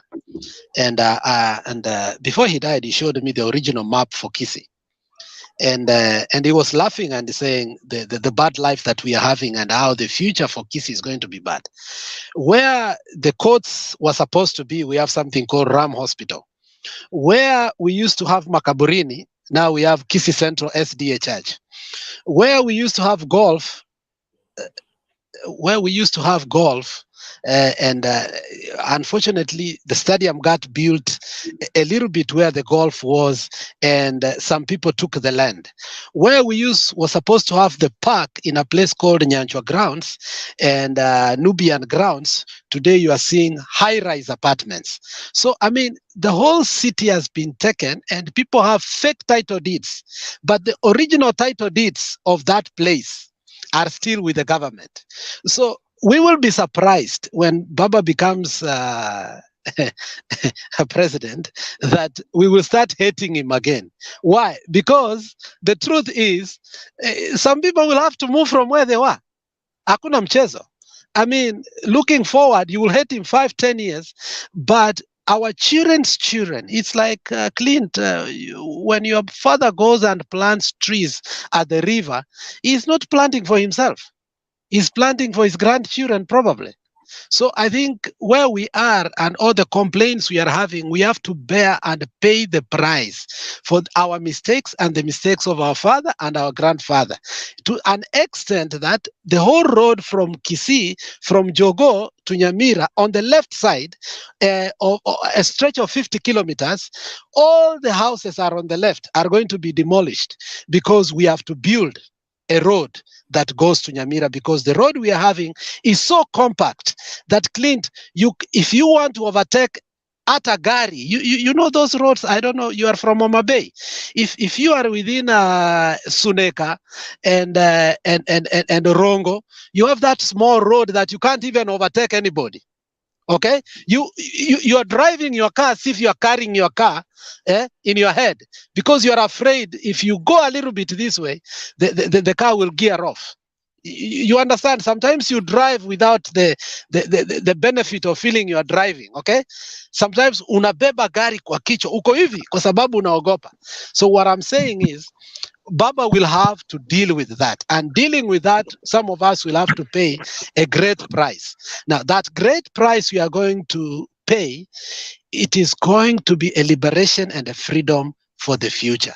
For this work to be done, what Njiru is talking about, what I am talking about, I may pay the price too. Maybe I've bought land whereby I'm the one of the people wako diaspora, amejenga hapo pipeline mahali Njiru ana complain, probably Njiru mwenyewe amejenga kule. So I think the work ahead of us to make our cities sustainable and productive and prolong our years is that we have to undo all these mistakes that our countries had allowed. But I want to assure Njiru that the original maps of the cities in Kenya are intact. They are intact. There were places that were land for the government forever. They were never given leases. Whether Moi sold the ADC land, the airport land, all these things were kina Ruto wamenunua. That land after, and that is why this parliament and last parliament has been very conniving. They don't want to pass the land bill. One of the most difficult bills that will ever be passed in the history of Kenya is the land bill, and to commission again the Ndungu report and to implement the Ndungu report. Every time you talk about Ndungu report, there are people literally diarrheaing in Kenya. They are next to Nairobi Hospital because they can't handle Ndungu report. And these are the Mois, the Kenyatas, and we have to be very candid when we are talking about it. And I like the people coming in this channel, because I don't see anybody who has stolen land. Maybe Jakodete, he looks like a land grabber, but a good one. So let us keep the conversation. Thanks guys for coming. It's been 3 of us. Sasa mumekuja, sasa tuendelee conversation. Okay, asante bwana Media Group. Na pia asante Njiru. So naomba tuwasikize hao wengine pia, tusikie wako na maoni yepi. Isantos, karibu sana kwenye show.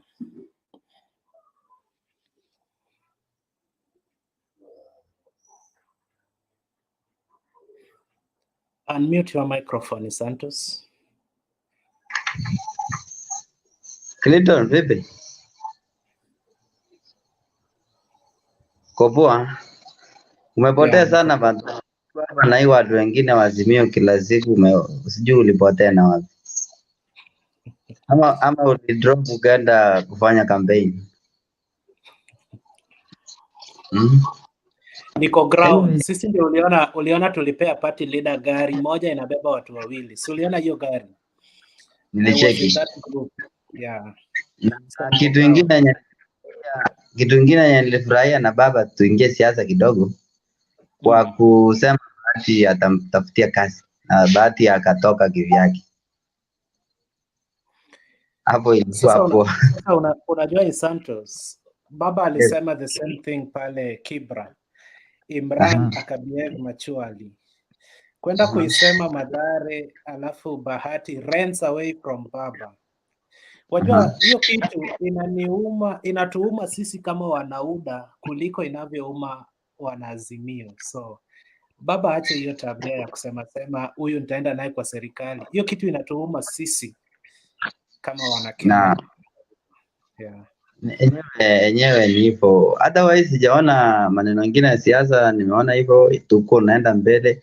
Nimeingia sahi tu kwa mada, sijapata uondo kamili yenye mnaongelea. Wacha nisikize kidogo, then Swali I'll ni contribute. just answer this question. Uhuru Park ni kidogo, Kasarani iko na capacity issues, Wembley Stadium in England iko mbali, hatuwezi fika wote. Where will baba be sworn in? Baba ataswaniwa gani to accommodate all baba supporters? Hakuna venye baba anakuwa sweared in, hakuna. Na tu hata hakuna yenye nasema tupange ni wapi. Hiyo mtu anakwenda nyumbani, hakuna venye uwanja ina prepare ati kuna kuzoi. Okay, unaongea kutoka kaunti gani? Because pengine hamna hata uwanja. Kuko kaunti gani Santos? Mimi natoka kaunti 024 Kapenguria, West Pokot, but huwa niko job sometimes Garissa. Yeah. Bwana Clinton, hawa ni wale walikuwa wanataka Kamanyarini, lakini Kamanyarini haikujengwa. So najua hiyo ndio move. So tuambie kama Kamanyarini imejengwa ili tujue kama tutapeleka baba huko. Kamanyarini, tuambie story ya Kamanyarini. Kamarin is yani ni village. In fact, it's my village. Unasikia? In Kapenguria. Now we have two Kamarin. Kuna Kamarin ya Elgeyo Marakwet na kuna Kamarin ya Kapenguria. Sasa tunaulizia Kamarin Stadium. Tuliambiwa ni moja. Ndio utuambie. Kamarin Stadium yenye iko Elgeyo Marakwet imejengwa. Imejengwa na nini? Imejengwa na banana leaves ama na miti ama na kokoto ama na matope? Kamarin Stadium, unajua hii mtu wa mwenyako UK, in fact hata sijui una contributing nini juu vitu zingine muna criticize mujui inaendaje. Santos, Kamarin Stadium imejengwa haijajengwa? Imejengwa. Can it accommodate baba supporters tarehe 10 mwezi wa 9? Enye atapita lini?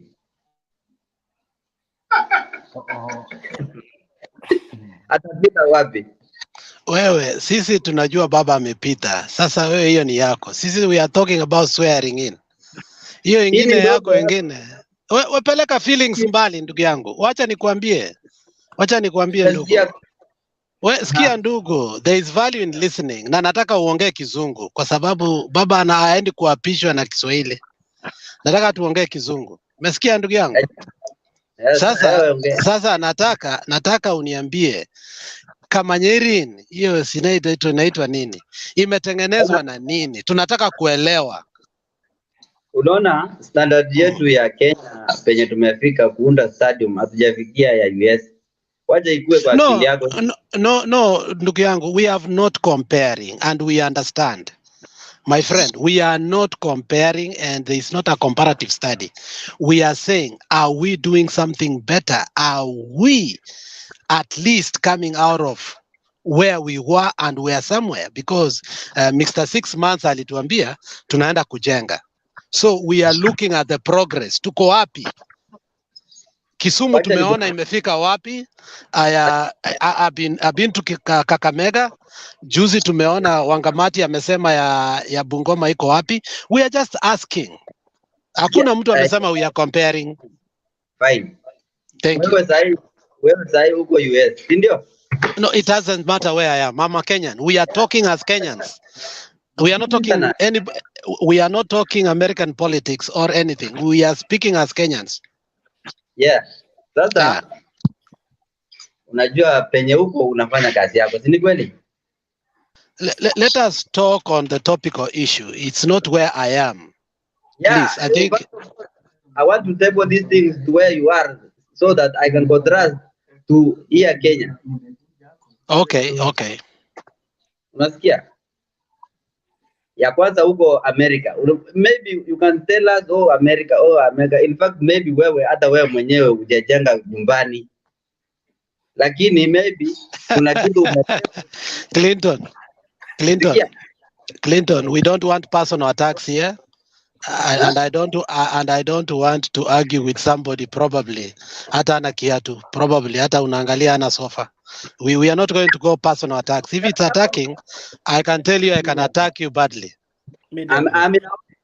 Wacha niongeze Santos, eh? Okay, Alex, stop attacking us. Order. Santos, can I please help you? Order. Tom. Yes. Tom, relax. Can we just Tom, relax. Robin, relax. Wait, nani tuache personal attacks, tafadhali.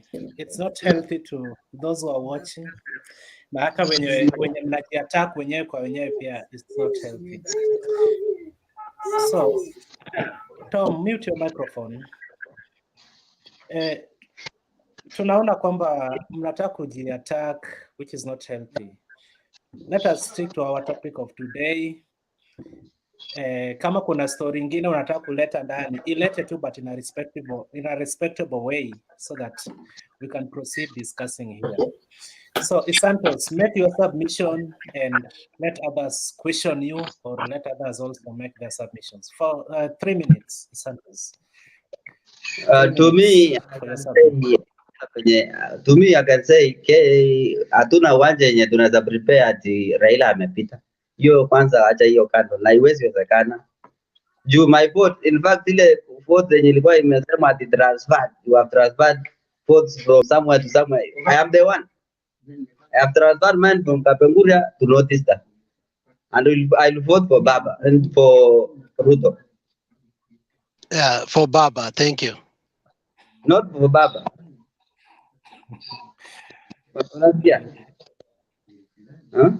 So vitu vingine hii maneno Clinton, hata sijui hii mada gani umeleta nayo leo. Okay, fine, wacha wengine waongee. Ushamaliza? Okay, asante Santos. Santos ana disagree na mada yetu ya leo kwamba hakuna uwanja kwa sababu Baba hajapita. Lazima tupige kura kwanza ndipo tuone wa kuapishwa ni nani. Okay, asante sana kwa maoni yako Bwana Santos. Tom. Thank you, Mr. Clinton.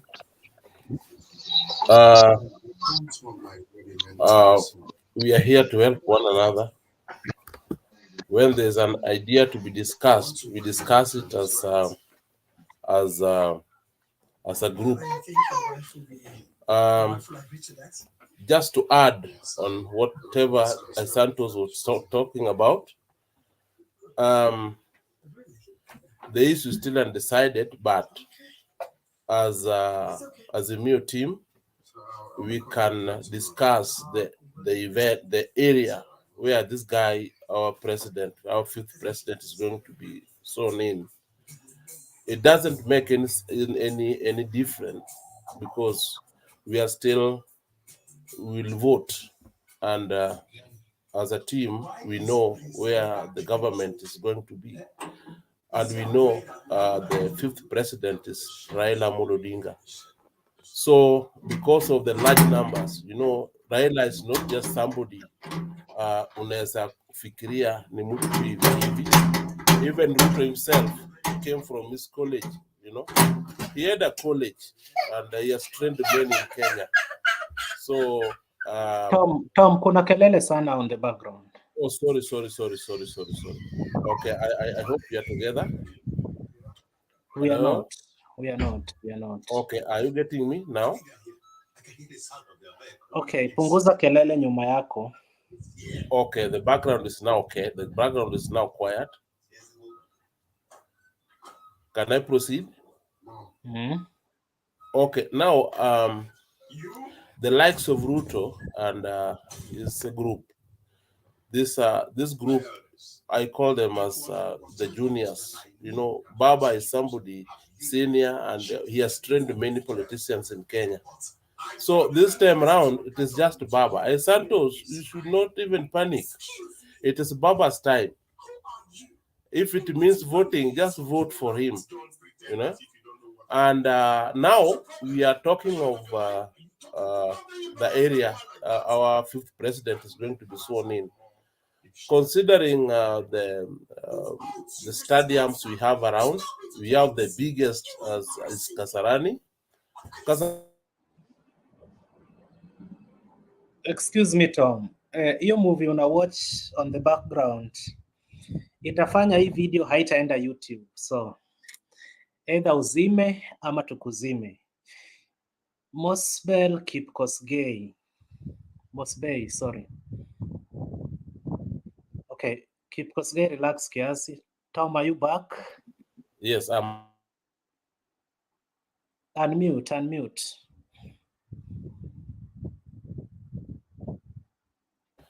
Nilikuwa nikisema Kasarani ndio uwanja yenye ita accommodate watu wengi, because considering the numbers we will be having, you know, our guys will come, even these guys from the diaspora, we have many people who will come in just to witness the event, you know. So as Kenyans, the locals, tutakuwa wengi sana. So mimi naona Kasarani is the best area so far, because Kasarani, the capacity ni nzuri, it accommodate. So mimi kwa upande yangu, and as a voter, I know Baba is winning. Tukiangalia venye tumekuwa na hii maneno ya siasa sasa ni kama inaishaisha, lakini ukiwa na macho, ukiwa na akili, ukiwa na fikira, all this, you know, kitu inaonekana, mambo inaonekana who is winning. Sababu ukiangalia the counties Baba amevisit, opinion polls, unaona hakuna mahali utakuwa on denial. Usikatae, unajua unaweza kataa kwa mdomo, lakini akili imekubali. Hiyo tumekubali na wewe, hatuwezi kataa. So friends, Kasarani is the best area so far for the event, because I know we'll host many people from the diaspora. We will be having many presidents, the president from Africa and even outside Africa. So we'll be having many people. So when it comes to the venue, Kasarani is my choice. Okay, Clinton. So nikiendelea kidogo, mimi kwa upande yangu tumeona mambo mengi Kenya tangu hawa wenzetu waanze siasa. Bwana Ruto bado hajafika pale. Bwana Ruto bado nafaa aangalie footsteps ya Baba, aone vile Baba ataongoza nchi, na tukimweka kwa opposition asiwe na hizo hasira mingi. Hasira mingi haitamsaidia, sababu hiyo hasira itaharibu hata akiwa kwa opposition, because atakuwa kwa opposition. Hiyo tumemwekea, hiyo ni area yake. So watu wake wasiwe na hasira kama yeye. So mimi naona tukiendelea tu hivyo, Baba atatuongoza vizuri, serikali yake itatutengenezea mambo yetu as Kenyans, because tumevumilia bwana, tumeumia na tumevumilia.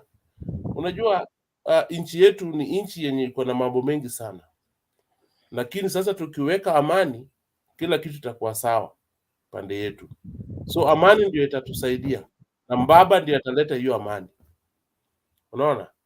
So asira, Baba hana asira, lakini Bwana Ruto atakaa nje kidogo, atafuata footsteps ya Baba kama mwenye alikuwa kwa college ya Baba, unaona. So atasoma vile Baba anatuhandle, vile Baba anatuongoza, then from there hiyo wakati mwingine tutaconsider Ruto, basi sasa kuja uone vile Baba ametuachia na utaendelea pia. So we don't have any problem with him. So I may just say ni hapo tu, mimi nitaendelea bado, lakini Bwana Santos naona unacheka, lakini ni sawa. Baba ndio atakuongoza. That is the 5th president of this Republic of Kenya. Asante Bwana Clinton. Tom, are you in Kadete right now? Right now I'm in Kenya. I've just asked in Kenya. Kadete is in Kenya. Yes. So who is the governor? I'm in Kadete right now as we talk. Because we used to decide in Kadete who the governor is. Yes. Who is the governor now? Bwana Anyang' Nyong'o. So Tom, Kadete is in Kisumu County. Oh, I meant Kadete in Migori County. Sorry. No. Kisumu County. Okay, thank you. Yes. Thank you. Njiru, siwache tumsikize huyu Kipkosgei kwa dakika 3, alafu tuje kwako. Mosbey. Yes. Sema nasi. Habari ya jioni. Hello. Yes, nafikiria you are discussing something that is not real. You should be discussing the way Baba can win the election, as now is far much trailing the Ruto team. Ruto, why are you where people are discussing things are unreal? You know, sometimes it negates logic when you sit down and start listening to fantasies, and then you also want to contribute to fantasies. I mean, this is not a mental hospital. If you feel we are talking about fantasies, just talk a pole. Please, my friend. You cannot abuse us. You cannot abuse us, and then we listen to you. No, I mean, no, bro. Look, if we are discussing fantasies, then you are literally saying we are in a mental hospital. And if we are in a mental hospital, why are you with us if you are okay? I want to support you. Okay, I just want to make you understand that politics is different in Kenya. Numbers going for campaigns, haiwezi ka translate into votes. Ukifuata siasa saizi, Raila anastahili kufanya lot ndio ashinde kiti. So there is still room achikaze from kuanzia nao mpaka siku ya kura. Just see Western iko mbaya kwa Baba. Mombasa ina shift, Masaini ina shift. Kura ya Central haikuji le anatarajia. So you guys should be discussing how can we make Baba more strong at this last minute, because things are different in the ground, my friends. Don't discuss about kuapishwa. Yani wanasema usianza kuhesabu vifaranga kama ijanguliwa.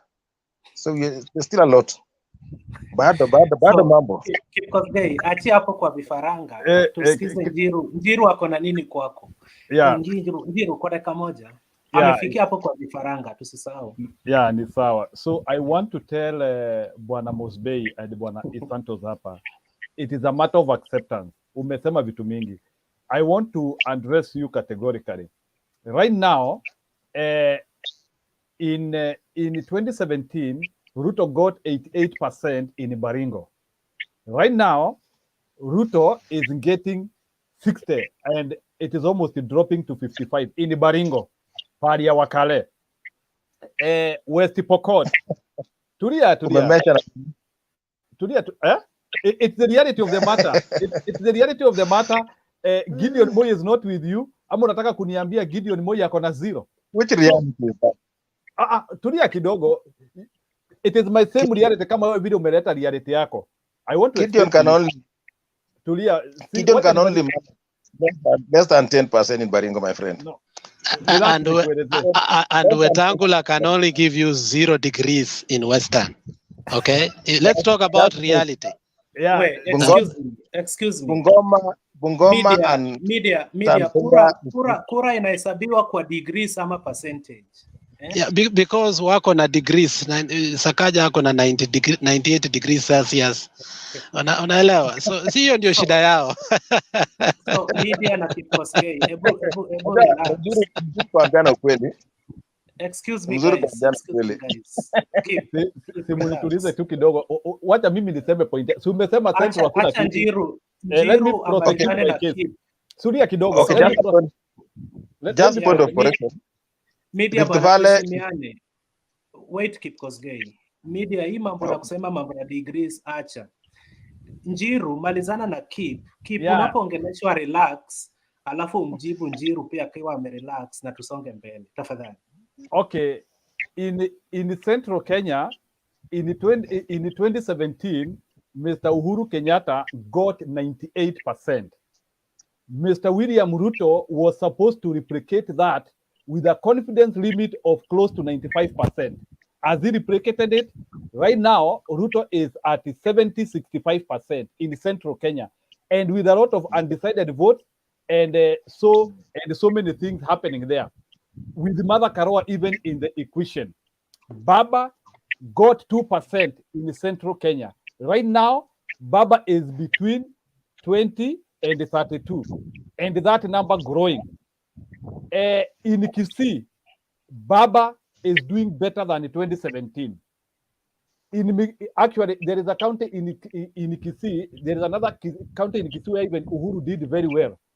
Right now, that county, it is a neighbor of Kisii. That county, Baba is doing very well. Baba in Nyamira. Nyamira now, Baba is doing very well. In Kisumu, Homa Bay, and the rest, there is a lot of vote surge because of positivity. If you go to Turkana and other places, and if you go to Mandera, Uhuru got 98%. Right now in Mandera, it is 40-60. Even if you say it is 50-50. If you go to Eastern Province, where I come from, Meru, Ruto, Uhuru got close to 95%. Right now in Meru, an Azimio candidate, Governor Kiraitu Murungi, is winning that election. In Embu, an Azimio candidate, Lene Kivuti, might win that election. You want to tell me that an Azimio candidate in Embu is going to win and the Baba get 0? Wake up. Already in your home backyard, West Pokot, Baringo, I told you, Turkana, you are doing worse than 2017. I can tell you, hizo unasema Mombasa and ngoja kidogo, what you are saying in Mombasa and in Western, tulia kidogo, what you are saying in Mombasa and Western, the rate of loss which Baba has gotten is too little. Remember, we have DAP there, which is doing wonders. Musalia Mudavadi has not managed to acclimatize the numbers to the levels which can make Ruto a president. Accept the reality. And if you look at all those numbers, the worst Baba can do is 58%. The best Ruto can do is 45%. And that is the reality of the numbers. Kindly I'm from Eastern Province. We have never voted for Baba. Are we here because Baba is not winning? It is so, good to ile kura munasema Baba yuko. Hii ni kura ya Mount Kenya region inaongea hapa. What are you talking about? Nakwambia, it is good to be optimistic and support your candidate. But remember, Bungoma is now Kenya Kwanza. Trans Nzoia is Kenya Kwanza.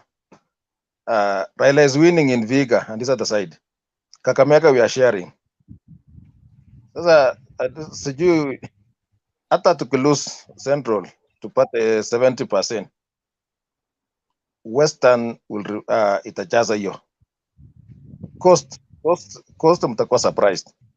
Mombasa, you need to do a lot. Mombasa mtakuwa surprised. Clinton, 1 minute. Do you know, is must be aware that 20% from Central is like 60% of Western? Are you aware of that? You see, you have also to compare numbers. 20% in Central is close to 60% in Western. Do you agree with me? True or false? Not true. I don't want to talk about percentage in Western because they have just been called degrees. So. Remember, Western is the 1 minute. Reality of the matter: 20% in Mount Kenya is 60% in Western. The proportionality is not the same. Western has 2.5 million votes. Mount Kenya region has over 5.8 million. So can you correlate the numbers properly? So if you are losing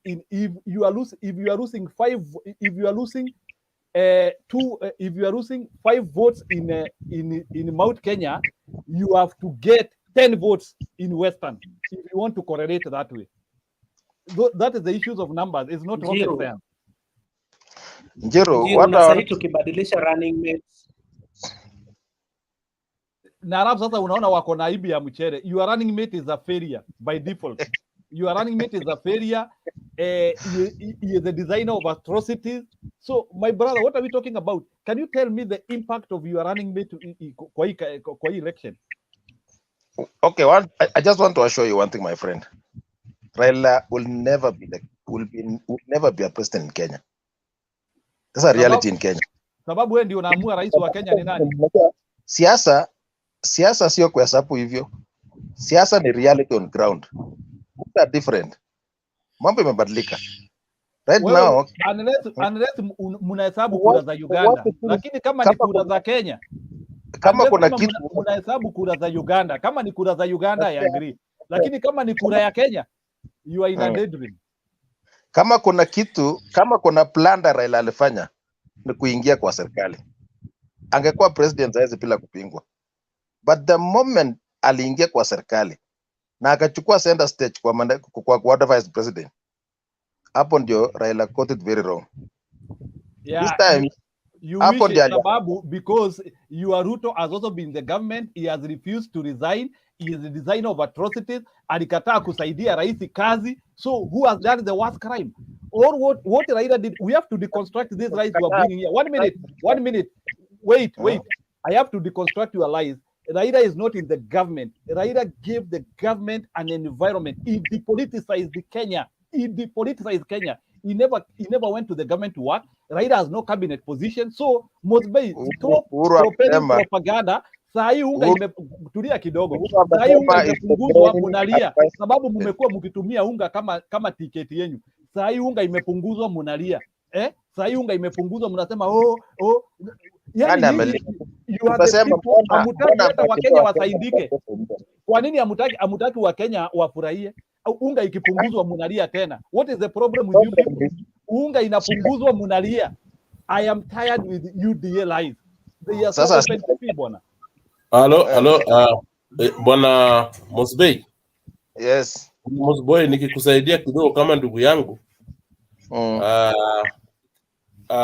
Tunaongea, Njiru amekuambia factuals, amekuambia hata amerate counties vile zinakuwa, vile tutavote, na kama you are a true Kenyan who's ready to support whatever we have in mind and whatever other Kenyans are after, just accept and usahau mambo mengi, because the Ruto side wamecomplain mambo ya handshake.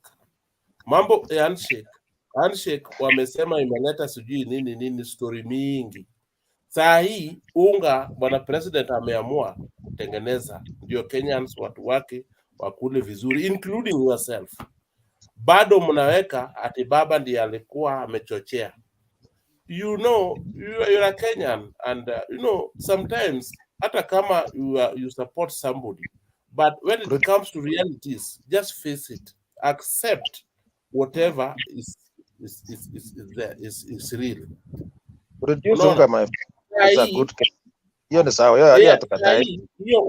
Hiyo unga vile president amesema itengenezwe, irudi bei yake irudi sawa for all. Unajua, it's not even for the rich, it's for everyone. Unaona? That's okay. Unga ni sawa kurudi. Kwa nini hii maneno ya unga, hii maneno ya handshake mnaweka jina ya baba hapo?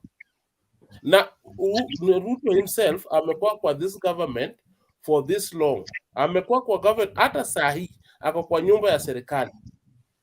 Anakula pesa ya serikali mshahara. Raila hata hakuna mshahara anapata. Raila anataka tu Kenyans wakae bila shida, bila, unajua, Raila is just a Kenyan mwenye anataka Kenyans wenzake wakae na waishi kwa maisha mazuri. Unaona? Ana nini na power, ana hizo roho ingine mbaya na power. Lakini ukisikia the body language ya Mr. Ruto, yeye anataka I have to be the president of this country. Kwani hakuna Kenyans wengine wanataka kuwa president?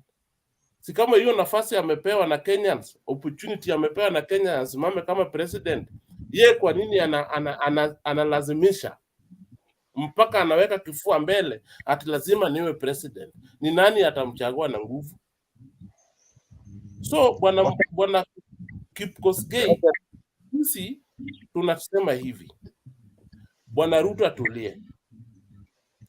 atulie tu, aone vile bwana Raila atatuongoza, na akituongoza sisi tutafuata hiyo. Hata Ruto tutampatia kura tu, lakini saa hii asahau atakuwa opposition leader. Believe me, hiyo kitu hata ukimpatia kura itakuwa spoiled vote. Weka kura yako mahali, hiyo kura itakuwa itasaidia Kenyans wengine. Hii yako ya kuweka kwa UDA, hiyo itakuwa spoiled vote bure. Itakunywa maji. Wajakoya anaongea. Wajakoya. Tom, there is two. Okay, thank you. Asante sana bwana Mosbey. You know, Tom, Clinton, we were talking mahali baba anaapishwa. No, I mean, mtu hawezi kuja na hijack vile baba anaapishwa, anaanza kutuambia tuongee vile anataka. Iko topic. Kama apendi topic, akwende mahali UDA iko. Sijui UDA, mimi nilisema jana, UDA hawana mahali wanaenda, wanatafuta jioni, wanatafuta asubuhi, hawana, ni kama mtu ana bibi, anakuja kwa bedroom yako usiku, anachungulia wewe uko na bibi yake, anafurahi. I mean, sisi tunaongea juu ya baba anaapishwa. Kama usikii vizuri, we kwenda. Sisi tunaongea juu ya baba, mahali ataapishwa na ni wapi. Unaelewa? Hatuendi ku stop talking about that, tuanze kuongea vile wewe unataka.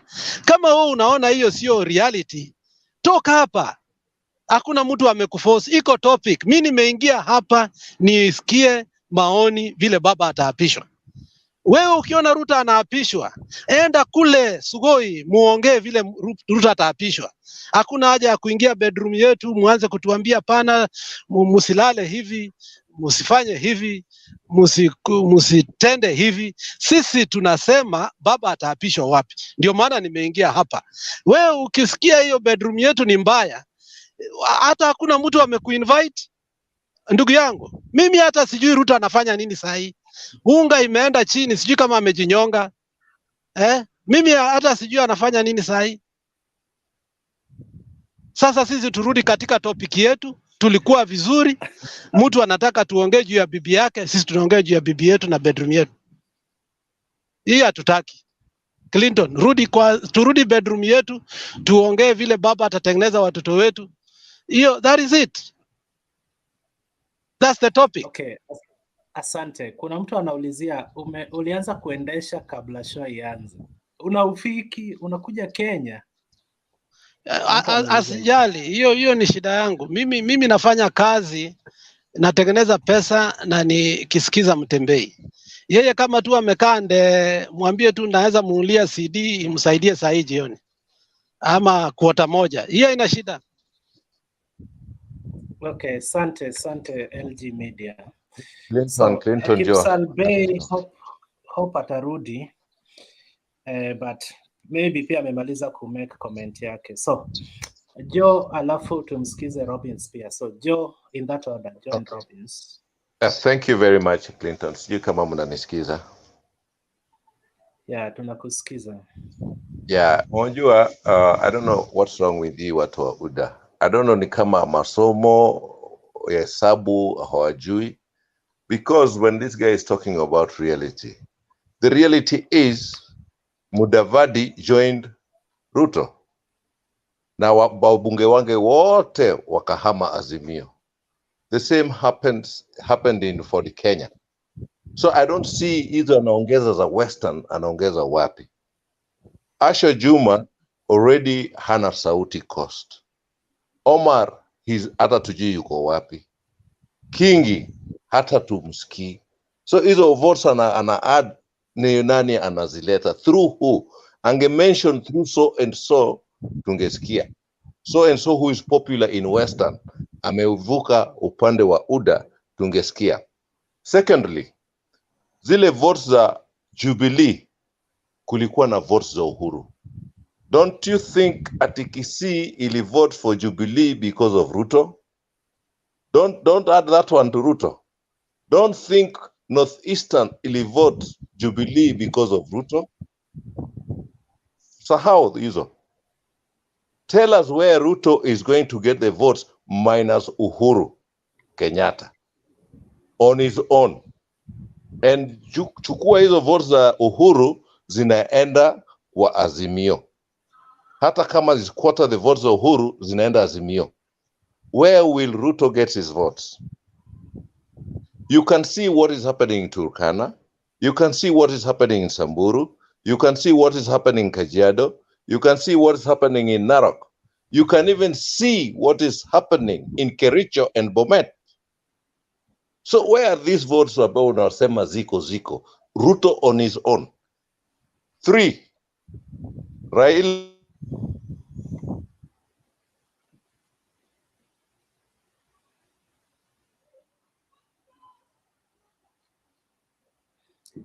Mi naona umekwama, sijui ni network ama nyie mnamsikiza. Mimi kwangu amekwama. Robbins. Yeah, Raila has won almost 3 elections from 2007 without the hand of the government. Now that the government is almost on his side, Ruto alone on this side, minus Mudavadi because Mudavadi hakuna kitu naleta, minus Kalwale is already gone silent. Atapata nini? Yeah? And you see, Raila is not a first-time politician. Who brought down Moi? With 24 years experience as a president and a professor of politics. Who brought down Moi? Who put Kibaki into power? So wewe hii yako nasema ya Ruto iko wapi? We'd like to know. Go with facts. Tuambie hivi 1 + 1 + 2 + 4 ni this number. You don't just come here unaongea tu as if votes at the reality kwa ground. Tell us the reality yako wewe unasema iko ground. What methodology are you using to arrive at this point? Hapana kuja kuongea tu hapa. Hata So, ng'ombe Joe, ukikamua unakamua na plan. Lazima Joe, so upatie unamaanisha kwamba Joe, excuse me. Upatie nyasi ya kutosha, maji ya kutosha na kadhalika ndio upate maziwa. Please tell us facts. Excuse me, Joe. Yeah. So you mean Baba brought down Moi and at the same time he made Kibaki president. Si obviously akishaangusha Moi, Kibaki angekuwa president. So hapo si anafaa kupewa tu nini sifa moja tu ya kumwangusha Moi. Si kufanya kuangusha I don't mean in a bad way, in a competition. Just like a boxing match. Yeah, he won. I mean aliangusha Moi, not in terms of in a bad way. And it's a fact actually. It's a fact. Wakati alisema baba tosha, that was it. I mean Kibaki tosha, that was it. And alikampenia Kibaki. Kibaki was literally in hospital. Wamalwa was not there. So which reality are you saying iko kwa ground? Let's talk with facts. Wacha hii mambo Ruto anasema ati yo ya jalala njaa, ati Raila wa jalala njaa. Ruto anaweza sustain even 1 week in cells. Kama kuchenjiwa bodyguards, this guy was crying, anakojoa na watu wake wote. Just changing of guards. Can he sustain 1 month kwa detention? He cannot. So kutuambia ati wewe ati yao wengine wajalala njaa. People have had it rough. Raila's had it rough. 8 years in detention is no joke, my friend. Wewe hata ukiwekwa mwezi moja kwa sela hapa, sijui kama utasurvive. Na uwekwe kwa cell, na unapewa maragwe, na you're not tortured. This guy was in 9 years, anakuwa tortured. And let me tell you one thing, those people who have gone to detention, none of them tunaweza sikia. They all went out. Jonjo alifanyiwa inquiry, that was the end of it. Hakuwekwa ndani. Wakina Matiba went, not longer than Raila, but they came out there kama ni mamboga tupu. They could not sustain themselves. This guy has gone the longest in detention, but he's still a power to reckon with. So who is Ruto? Apart from maybe Ruto, remove the money from Ruto, the illegal money that he has. Just remove the money. Who is Ruto? And then tell us what Ruto has done that he can be remembered with nationally in this country. Within the government, not outside the government, within the government, because he's been the longest there. Add the years Raila's father was in government, and Raila, bado zifikiza Ruto. But is there anything we can remember Ruto with? Anything, just think of anything that you can tag in ya Ruto in this Kenya government, apart from, I don't want to say, people going missing, apart from ICC, apart from Kimarer, apart from May scandal. Is there anything else positive that you can tell us Ruto has done in this country? I don't think so. I don't think so. Hakuna. Apart from kusema amepiga simu. Since when do we run government tunapia bank peleka pesa huko Uganda? Since when? Is this the kind of government we want to stay with? Ambaye atapiga simu kwa KRA, atapiga simu kwa airport, terrorist aingie? No, my friend. Iwezekani bana. Thank you, Clinton. Okay, asante. Robbins. I came in just for this. So, Clinton, Kibiegon, kama kuna maswali aniulize. Hata meenda. We go with Samoja, then we have Robbins. Okay, so you know, I wanted to concur a little bit with Joe. Mimi kuna kitu nataka kuuliza wale watu wako hapa and they are supporting Ruto. Nataka watu waniambie ni sifa gani, what great thing has Ruto done in Kenya to warrant him to become a president? Nataka tu mtu wako hapa, akina Isantosa and the rest wale wamekuwa hapa. Nataka tu mtu tu anikarishe tu chini pole pole, aniambie Ruto amefanya hii, Ruto amefanya hii, Ruto amefanya hii, ndio tunataka tumpigie kura. Whereas mimi yule Ruto najua 1997, okay, 1992 alikuwa YK 92. 1997 ni mbunge wa Eldoret North. Alafu kutoka hapo akakuwa minister wa agriculture, minister of higher learning. Alafu kutoka hapo amekuwa deputy president. I know nothing about him. I want somebody to tell me what are the credentials which Ruto has to make him a president in Kenya. Mimi nataka mtu anielezee sababu I don't understand. Au watu nasikia wanarukaruka story yake. Wanarukia nini? Munielezee bwana, huyu jamaa ako na nini? What has he done to make my vote to vote him? I don't know it.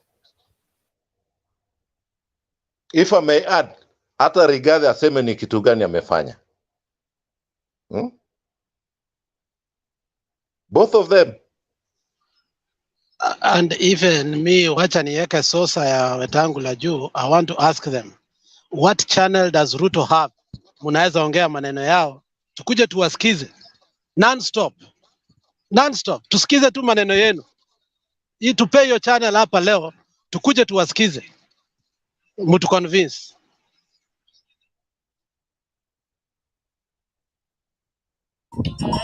Okay, thank you. So bwana huyu wa next alikuwa anaitwaje? Screen yangu imeenda black. So the next person after Joe. Wacha nikusaidie, alikuwa anaitwa Robbins Oreshira. Okay, Robbins. Yeah, Robbins Oreshira. Na kama hayuko unaweza pea Isanto. Okay, Robbins. Okay, asante. Wacha Isanto aongee. Santos.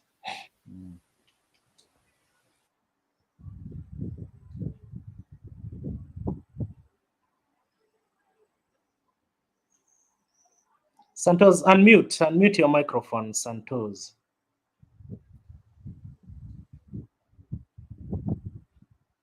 Nimekaa Meru sana, Meru, Chuka, Embu.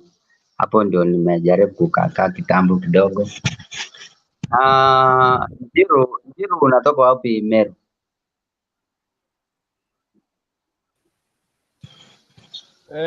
Tuache mambo mingi.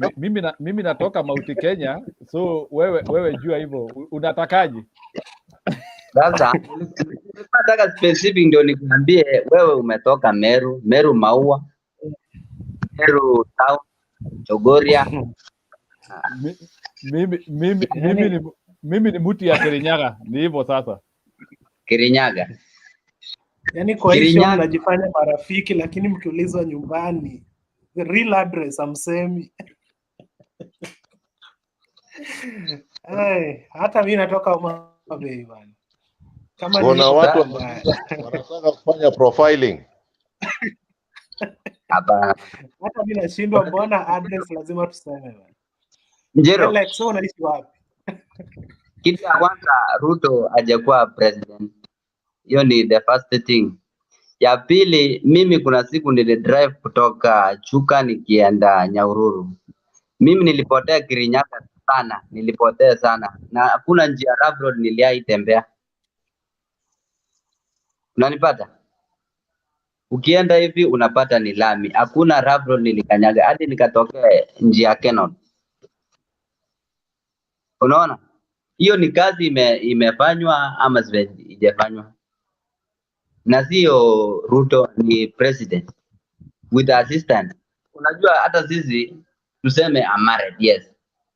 Unajua hakuna kitu wife yako ata propose ati nimefanya hii na wewe ndio unasema hii tufanye, yes. Anasema yes tufanye hii. Unajua hii story na president na deputy ndio kitu ifanyike, lazima kuna assistant. Lakini boss akikataa ni hivyo. Unajua mumeongea sana is like Ruto amewahi kuwa president. But is a deputy. But boss yake ameconfirm hakuna kitu amefanya. Aror Kimwarel inafaa kukua kwa compound yake. Uhuru amefanya project zake. Uhuru amefanya Dhibadam, Uhuru amefanya Karimenu Turia, Uhuru amefanya Karimenu, Uhuru amefanya Keno Marwa Road. Hizo zote ni project za Uhuru. Ruto project zake zilikuwa Rift Valley. Zitaje, wacha kutaja project za kwetu. Taja project za Rift Valley. Waligawana, kila mtu akafanya kazi kwao. Kwetu natoka Kapenguria. From Kapenguria Kamatira hadi Chonge. Tuambie story ya Kamanyarin, tuambie story ya kina Kamanyarin, story ya mahighway huko. Sasa lakini usiongee story ya project za Kirinyaga na project za Kiambu. Hizo zilikuwa project za Uhuru. Waligawana, kila mtu alikuwa na zake. Na huyu mtu yule mtu alikuwa anasaidia asha confirm hakumsaidia kazi. Sikiza. Mimi natoka Kapenguria. Kapenguria kuna lami inatoka West Pokot hadi Elgeyo Marakwet. Unasikia? Ya pili kuna njia inaingilia Kitale, inatokelea Kapcherop, inatoka Elgeyo Marakwet. Hiyo ni Kapenguria. Kapenguria unaweza toka from Kapenguria to North Pokot. North Pokot is about karibu 450 kilomita na lami imewekwa. Ukitoka mahali inaitwa Chepareria hadi Sok, lami iko naundwa. Ukitoka Chepareria mbele penye inaitwa Chepkorniswo hadi Leland, kwa MP Kosing mwenye maybe anatapita tena ama anasanguka, lakini amefanya kazi. Unaona hizo kazi? Ukienda from Marich hadi uelekee Lomut, lami iliwekwa hadi mahali fulani. Ni kazi ama si kazi? Santos, I'm asking you for the last time. Where will Baba be sworn in, Santos? Where? Unajua ukiuliza swali zingine Itaapishwa wapi? Uhuru Park inasemekana ni kidogo. Swali kama hiyo nitasema sijasikiza. I have become a deaf or a dumb.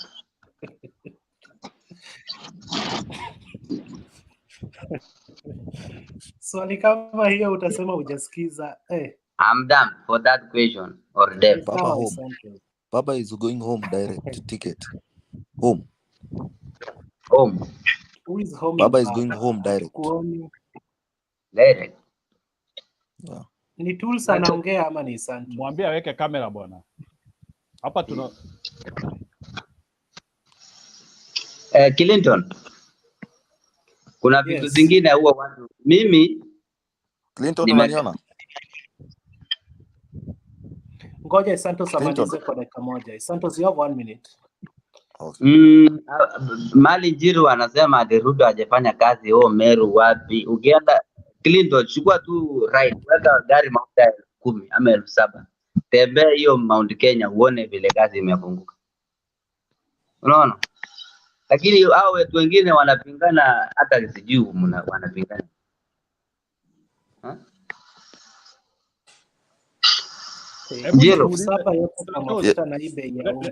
Hebu nikuulize swali. Nataka I want to and a honest question from you Kwa nini Deputy President Mr. Ruto project zikifanyika anataka credit, lakini ile mashida imetokezea he doesn't want to own up, instead anaruka? Why can't he own up the problem in the government? That is why we are saying he is an hypocrite. Why? Ngoja kidogo, we know that government is having issues. Tunajua tumekuwa na kama hizi mashida za jaa, we have corruption issues, tunajua kuna vitu hazijatendeka. Serikali iwezi fanya everything 100%. We always know that kuna kuwaka na attrition whereby saa zingine mulitarajia kufanya kitu fulani kutendeka. Why can't Ruto come and explain to people nicely and lovely? Instead anakuja kupiga mkubwa wake. Why is he attacking his boss instead of explaining where the problem came from? Njiru, wacha nimjibu Njiru ndio niondoke. Njiru, umenunua plot na ukauza na bibi anasema ameuza plot yangu. Bibi ndio anasema ameuza plot yangu na wewe mwenyewe Njiru ndio umenunua. Umeiona kitu kama hiyo? You cannot give me such an example. Explain to me directly, why is Ruto not taking the shortcoming and misfortunes in the government? Kwa nini yeye anataka ile kitu mzuri peke yake? Why? Kitu mzuri lazima hata Njiru inastahili always anaongea kiparabo na hujanielewa. Unaona? Nakwambia you can buy a land, uuze land. Wewe anasema ameuza plot yangu nilinunua. Ni hivyo tu, kama mtu ni deputy kuna land na kenye umesemwa yenye ni mzuri anasema hii ni mzuri, yenye ilienda mbaya anasema ni ile ilikuwa mbaya. Sasa vitu zingine usiweke hii maneno ni kama Ruto amewahi kuwa president. Unacheki? He is a co-president. Yeye ndiye alisema amekuwa akiambiwa na watu wa resign, akasema alichaguliwa. So to Mr. Ruto, he is not a deputy, he is a co-president. Na waligawana hii government nusu nusu, ministers 10, huyu mwingine ministers 10. Energy nini, tunajua zile ministries Ruto alipata. So can you try to explain to me why is Ruto so disrespectful to his boss to the extent awezi, unajua, let's be factual here. Kwa nini ile vitu imetendeka ni sisi, ile vitu imetendeka mzuri ni sisi, ile vitu ijaenda vizuri ni yule. Why? Jiro, did you know that you are explaining a hearsay of saying waligawana serikali 10-10? Did you know you are explaining a hearsay? Unajua, you are following a double speak person. Alienda UK akasema hakutengeneza serikali, alafu hii siku amekuwa akitusiana na Wamalwa akasema si huyu mtu nilimpea kazi ameanzia kunitusi, na ameenda kwa wazungu kuanzia kusema hakuajiri watu. So can you tell mimi, I cannot follow somebody who doesn't have a stand. Watu akipunguziwa chakula saa hii analia sababu ameona ana kitu ya kukampeni nayo. Stadium alisema atajenga na 4-5 stadium in 4-5 months. What is the problem with your candidate? Please stop supporting somebody who cannot explain himself. Jiro. Asanteni Njiro na Santos. Asante sana. Tuachie hapo. Unajua vita yenu ni very deep. Nyinyi ni watu mliweka kura kwenye kapu moja 2013 na 2017. Na saa hizi mkitoka kwa ile kapu mlikuwa hatujui ni nini iliwakosanisha. Sasa sisi wengine hatukupiga kura. Kama Homa Bay tuli abstain. So hatuwezi ingilia vita yenu. Mumalizane kwa debe tarehe 8 mwezi wa 9. Insubordination ndio hatutaki bwana. Insubordination hatutaki. Ukipoa kazi kuwa na heshima. Full stop, and we can support you even a million times. But you cannot start going under your boss and you still want our support. It cannot happen bwana. Na wale watu wa Mount Kenya mnasema mtaona wao, ngojeni tarehe 9 mtaona. There is no one. Mount Kenya has already melted. It's done.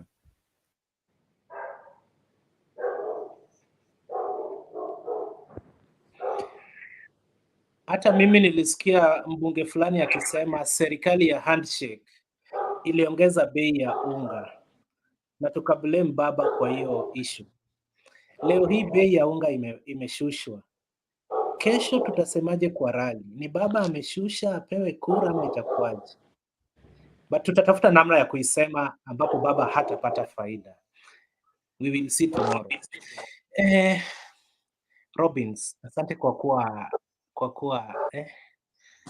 thanks for being patient. Now it's Clinton, bro, umeniua mpaka hata nime log out, nimeenda kwa Bernard huko nao kumejaa. Sasa nimeshangaa nimerudi tena hapa, but I really want to tell the other dude ambao walikuwa naibishana na Njiru. Salimika mzee. Na Bob papa, nakuona baba. Bro, the thing is, Njiru, I really want to echo the sentiments of Njiru. Inakuaje when things are moving very well? Ujamaa, he really takes credit. But another time, serikali ya Jubilee ikienda miss, yeye hayuko, yeye anasema hii serikali right now. Nimetoka town, nimesoma kitu. Jamaa is already saying ati unga imekuwa reduced ati juu ya politics. The guy is affiliating, anasema ati it's not political that between now and when we go for polls ati unga itakuwa imerudishwa from there, ati unga itarudi wherever it was. So yeye anaitumia kama a tool ya politics. Jana alikuwa anauliza, you know, this guy is so is shameless. Deputy number 2 bwana in Kenya, number 2 anauliza mbona Wakenya wanalia na yeye ako kwa serikali. Mimi hata anyway, Clinton, thank you so much bro, you invite. That was just my I need to compose myself, alafu I'll come second round tafadhali. I'm good. Jiniongee Clinton.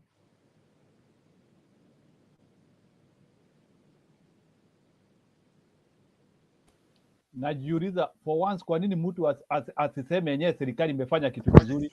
Does it mean that serikali wakipunguza bei ya chakula imefanya kitu mbaya? Unajua hata kama ni siasa, my brother, kuna vitu vingine it doesn't make sense. Ati lazima you have to politicize everything even when watu wamesaidika. Let's stop this hypocrisy bwana. Kama bei ya chakula imepungua, tukubali, natafuta sera ingine ya kuuza. All we want the same things bwana. Ile kitu tunataka chakula iende chini, we want good life. So if that good life, whichever the direction it is coming from, we don't care. But you cannot politicize everything. Ama does it mean that sasa vile unga imekuwa reduced kwa Wajaluo, kwa Kikuyu, kwa these people who are ambao wako Azimio, ati unga sasa haijakuwa reduced in Rift Valley? You know, ni politics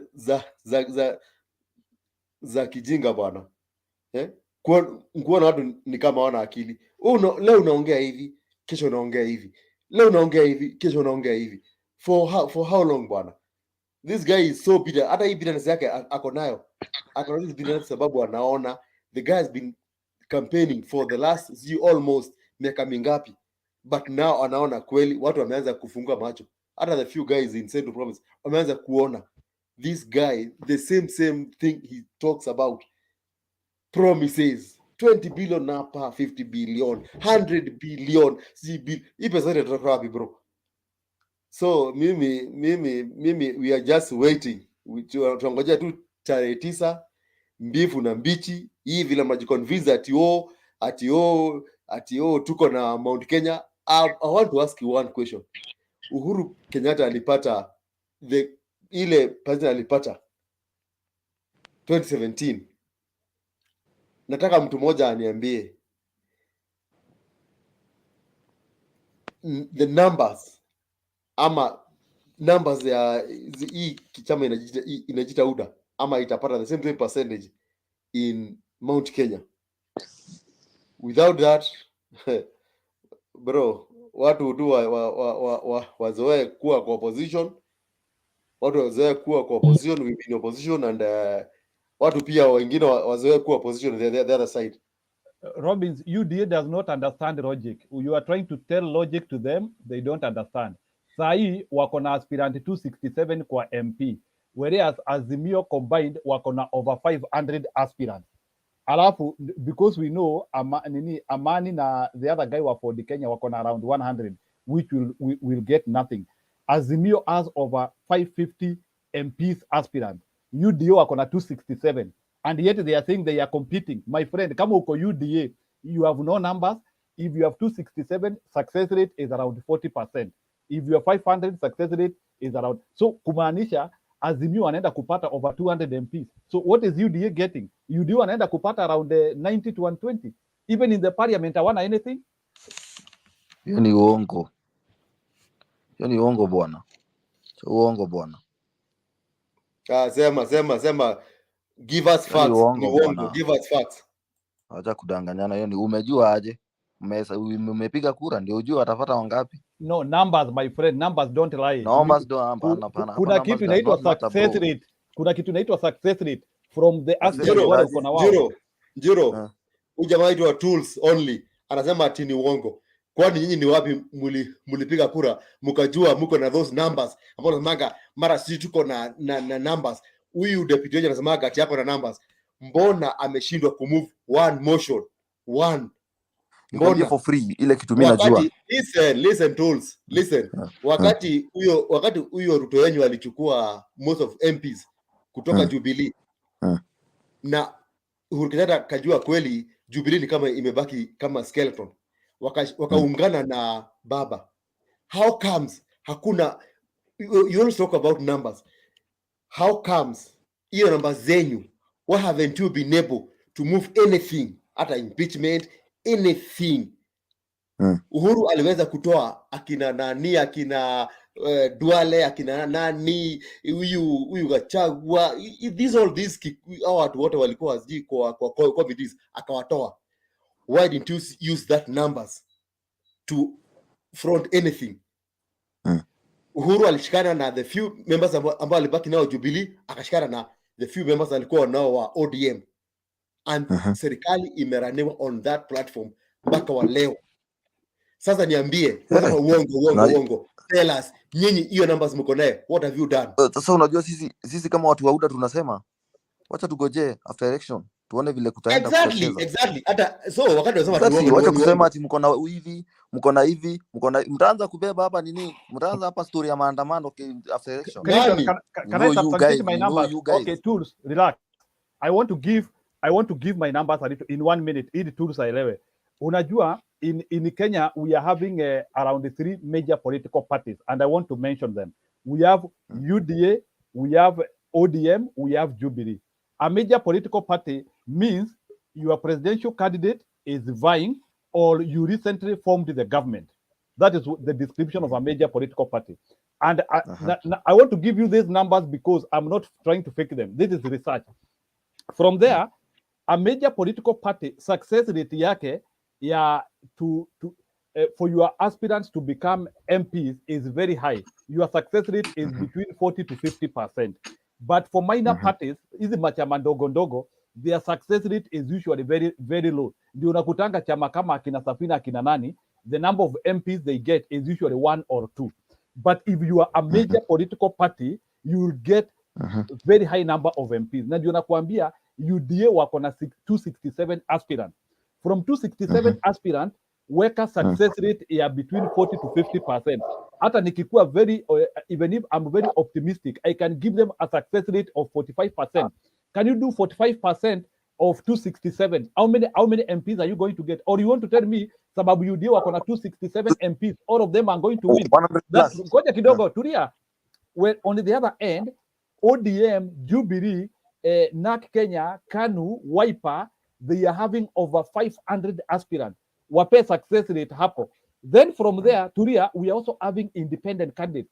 And this time around, there is a likelihood we are going to get between 25 and 35 MPs who will be independent. So, and you know very well, UDA has annexed, or they have mimioned, let me use the word, they have mimioned for the Kenya and the ANC, meaning that for the Kenya and the ANC cannot be able to float.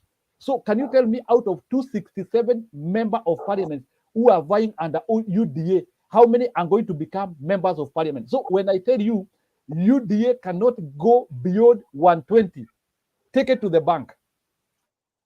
Okay, they can't go beyond to 120. But we shall be having the fifth. Ruto will be the president. Justify bro, justify. Ruto will be hiyo ni kama mtoto wa class 2 akisema tell us. Baba amejaribu mara ngapi? Tuambie. Mara ngapi? Nani? Nani? Baba, do you know? Excuse me, please, please, tafadhali 1 minute. Baba, skiza nani Tools. Mimi I've never voted for Baba. I've never voted for Baba for the last three consecutive times. Now the truth is, the evidence ambayo imetoka, yani hawa wenyewe wanasema, Uhuru wanasema, Ruto wanasema, akina these ambao wamekuwa kiiba uchaguzi. We now know that ukweli Baba for the last 3 consecutive polls, Baba amekuwa akishinda without even the so-called deep and everything. But now Baba ako naye sasa. Trust me bro, leo uende ukulala ukijua Baba ako na deep state. Hiyo tell to your wife, tell to anybody that you ukaa ukijua hivyo. Baba ako na deep state. Baba is being backed by the state. Unless wewe unaishi Somalia ama Uganda ama Sudan. No. You don't live in Kenya. You know, I know one thing, baba votes zenye ako nazo Mount Kenya ni kidogo sana, ujue hivyo. Nani Baba unajua hakuna ni votes ako nazo kidogo? Mount Kenya. Well, Let me tell you you can only something. talk, skiza, you cannot talk about votes yako ya bibi yako, your mother and your father, wa familia yako. Don't talk about Mount Kenya. You know, you guys are so shameless bwana. Don't talk about a Kujaribu community. kuuza baba Mount Kenya ni kama Don't kuuza talk Pop about Garissa, bro. community. I'm telling you the truth. Ati Raila siku hizi, ati Ruto ako naye. Oh, Ruto ule hiyo hawezi pesa kuwa alikuwa bana. amewapatia. Ule hawezi kuwa. Saizi hana, he has no more money ya kuwapatia. Nani yo? Unaona? Robbins, 1 minute. Robbins, it is true. I don't deny Ruto akona kura mingi kuliko Baba in Central, but Baba has close to 30% solid in Mount Kenya, and that one is enough. Exactly. And initially Baba alikuwa na maybe 2-3%. Saizi Baba already has 30%. Skiza bro, logic hapa ni it's not how many Kikuyus will vote Baba. Excuse me. Dakaruma Clinton, akinimalize. I just went up. Bro, tools.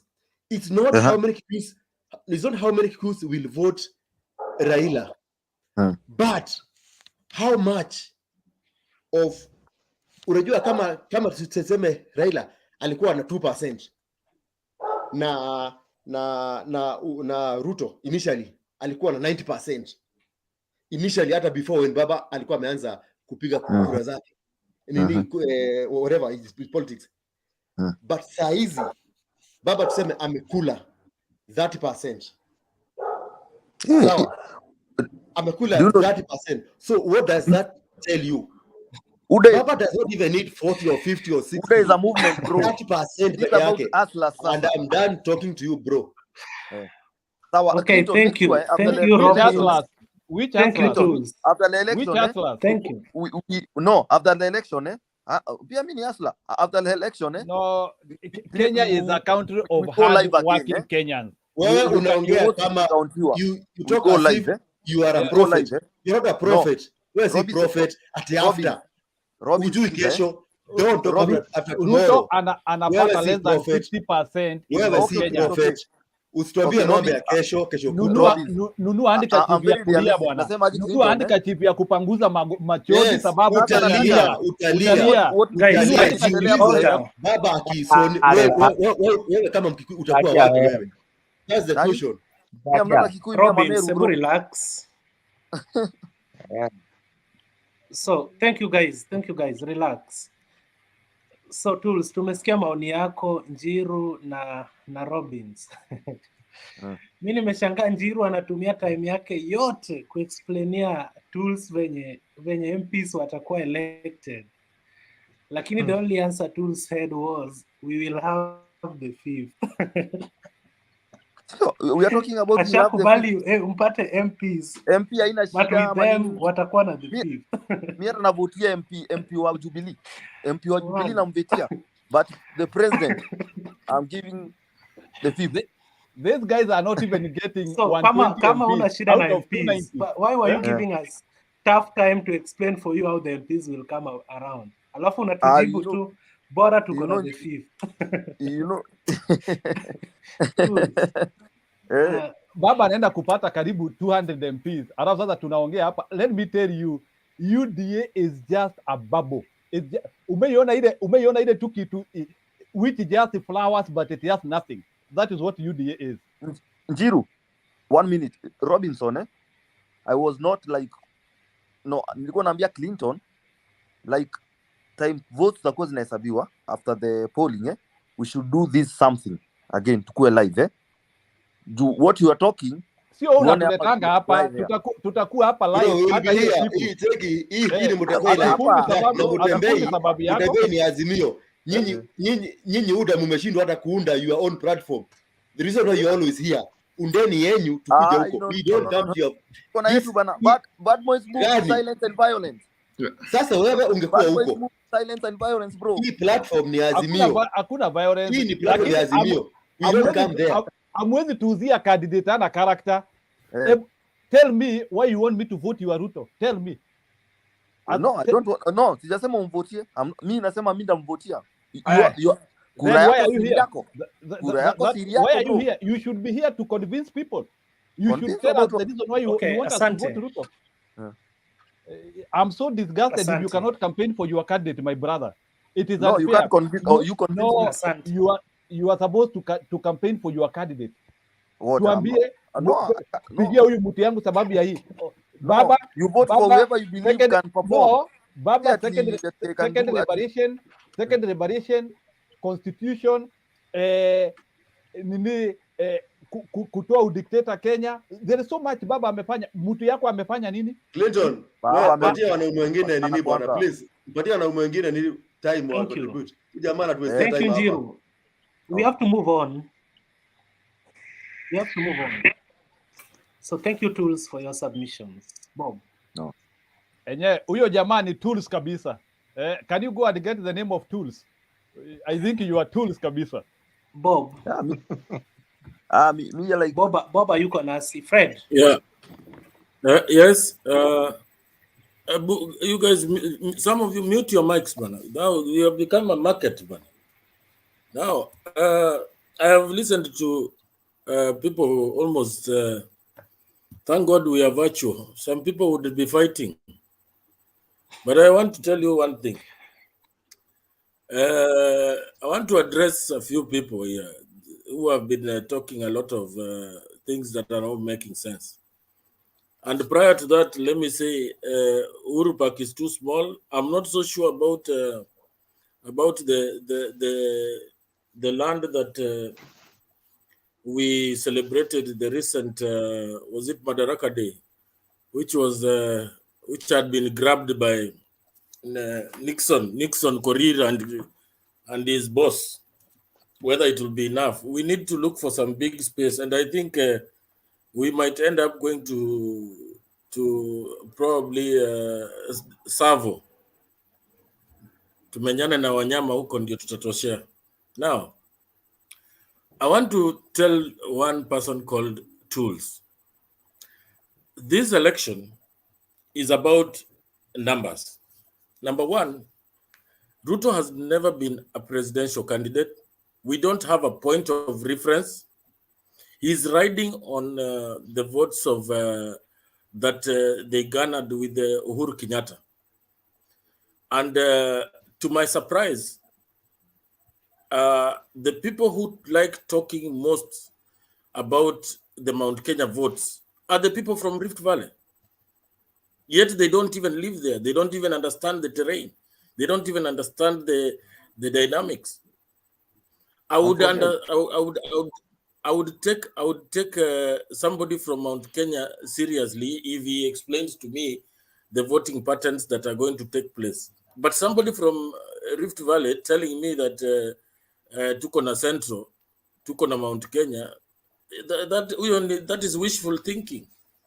You need to let the people who live there tell you how the votes are going to be cast, in what pattern. So, in a nutshell, I want to tell you one thing. I'll give it like a few. Let me try to put it in like 9 regions or 8. Number one, Nairobi. Nairobi, Baba is going to beat Ruto.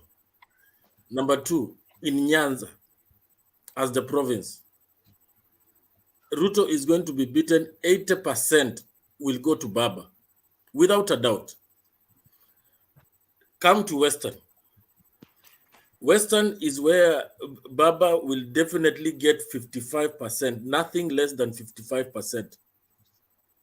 Mudavadi has not even been unable previously to even deliver an MP from his own backyard.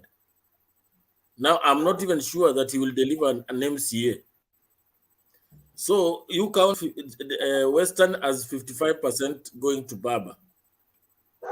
Come to Eastern, Lower Eastern. Ruto will hardly get 40,000 votes in Lower Eastern. That is Ukambani. Akipata 40,000, unitafute after the elections and I will give you 10,000 Kenya shillings. Same to me. Now, that one, I'm going to guarantee you that Now, Yeah, same.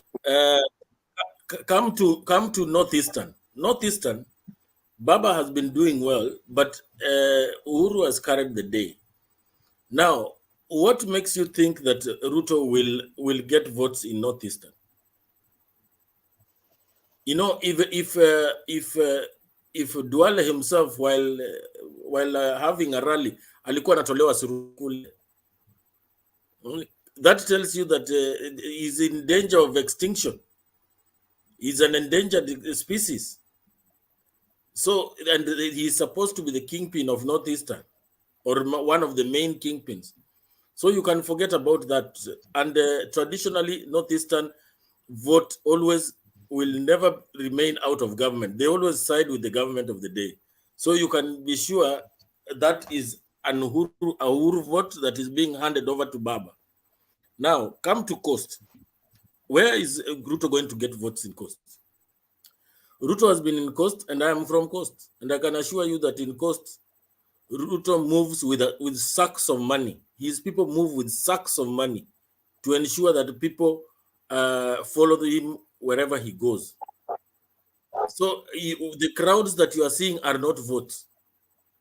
Wale ni watu wanamkula pesa, na ikifika wakati wa uchaguzi atachekea chooni.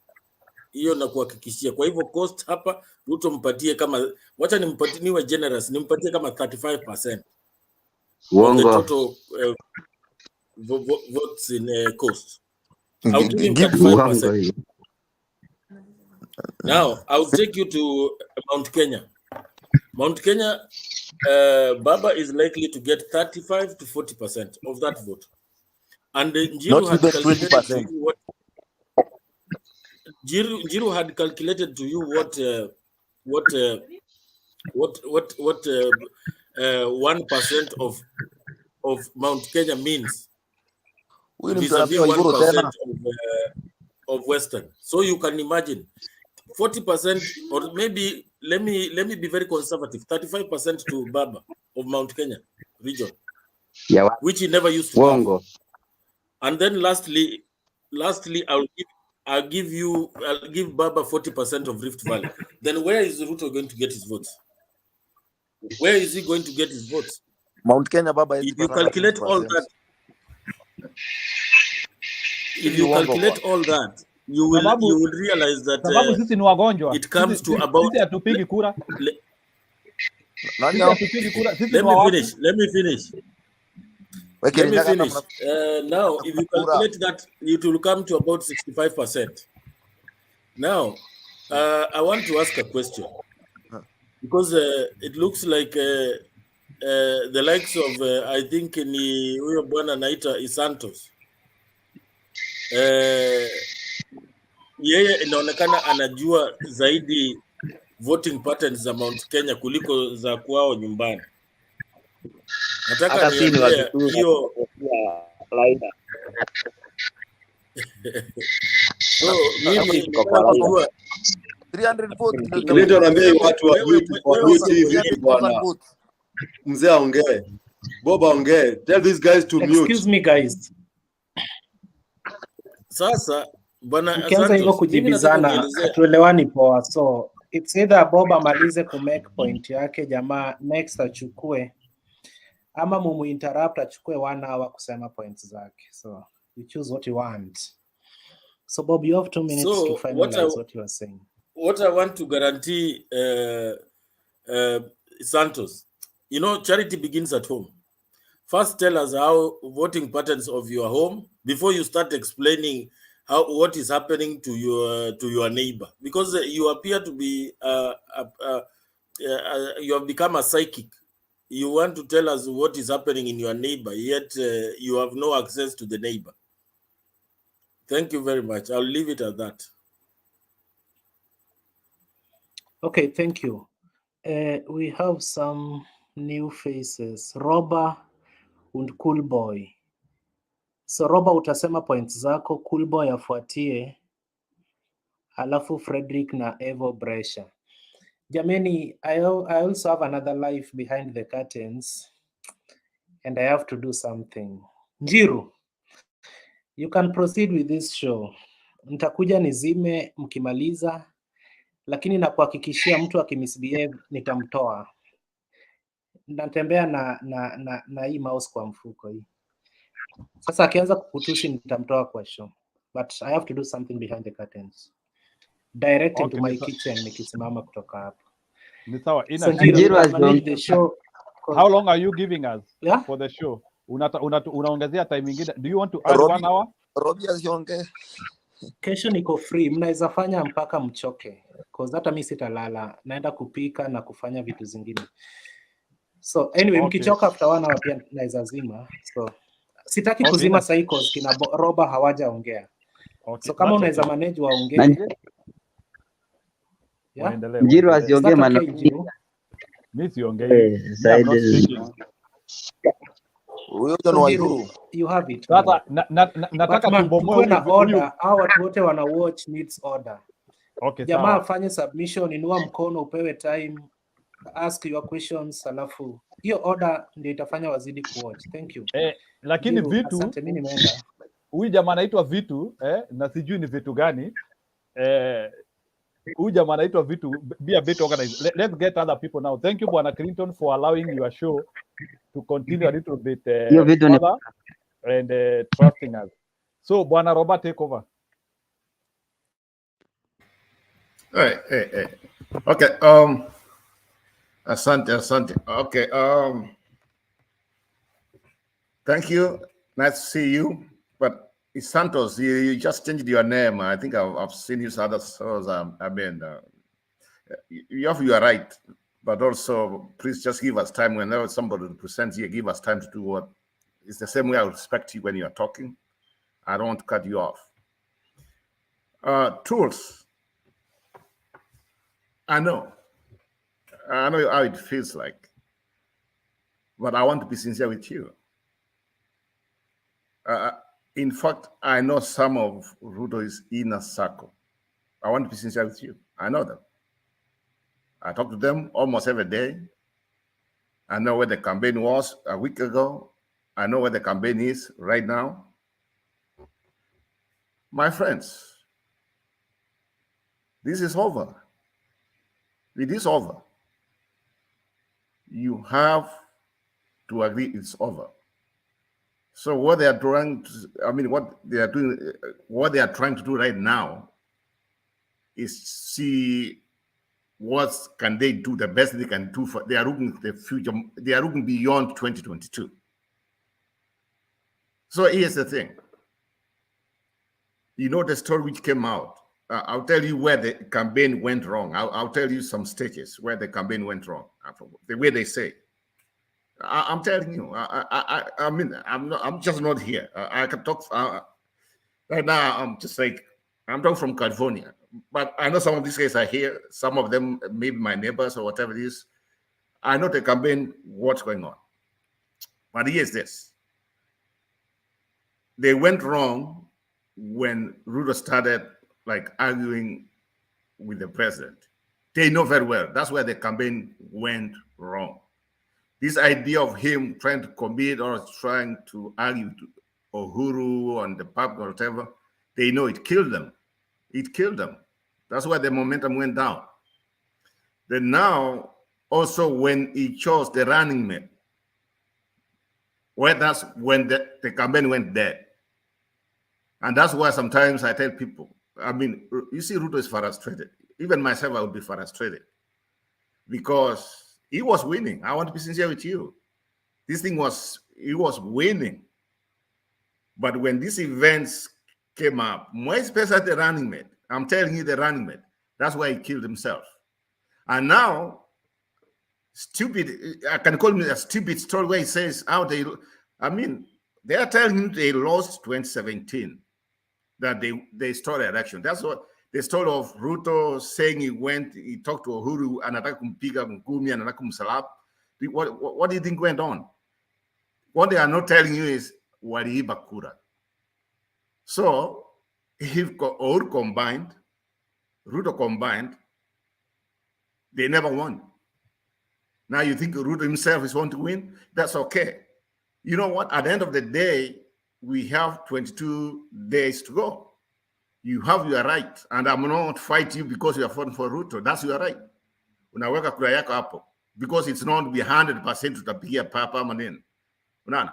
So the thing is this: let's not fight ourselves, but let us try to have a reality here, a reality moment. This time, I want to be sincere with you. I know everything the way it's going right now, and from some of the things I can't say here, this one's over. It's over, and even Ruto knows that. But now, going forward, what's going to happen? So he might go back also to have. He's still a young man. I mean, to tell the truth, Ruto is still a young man. He can come back, but this time it looks like everything is gone. Let's be sincere on that one, and that's what I wanted to say. I don't have like an agenda. I won't say or eat an agenda or something. That's fine. One of the things which you can see also, if you look these things properly, there are some things here you can send you some waves and just say, you start thinking twice what's going on. One thing, places like where they won very, very well, when they were Ruto and Uhuru, they did very well in some places.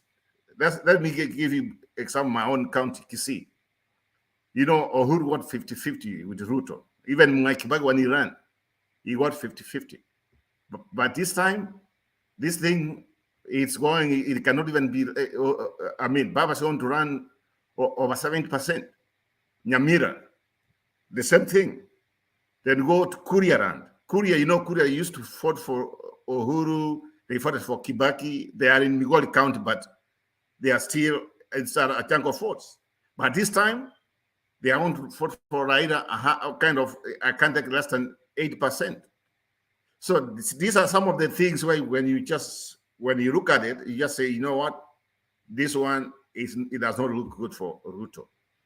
And let me leave it there. But at the same time, if Ruto wins, that's fine. We just come here and say he's our president. But at this time and the days which has left, I mean, if somebody's here to bet, I'm ready to put my 100,000 there for Raila. We can send the money to somebody else. 100,000. Nico, 100,000 to me and somebody there, then I'm going to put for Raila. Bet with Santos. Amekimbia. Ametoroka.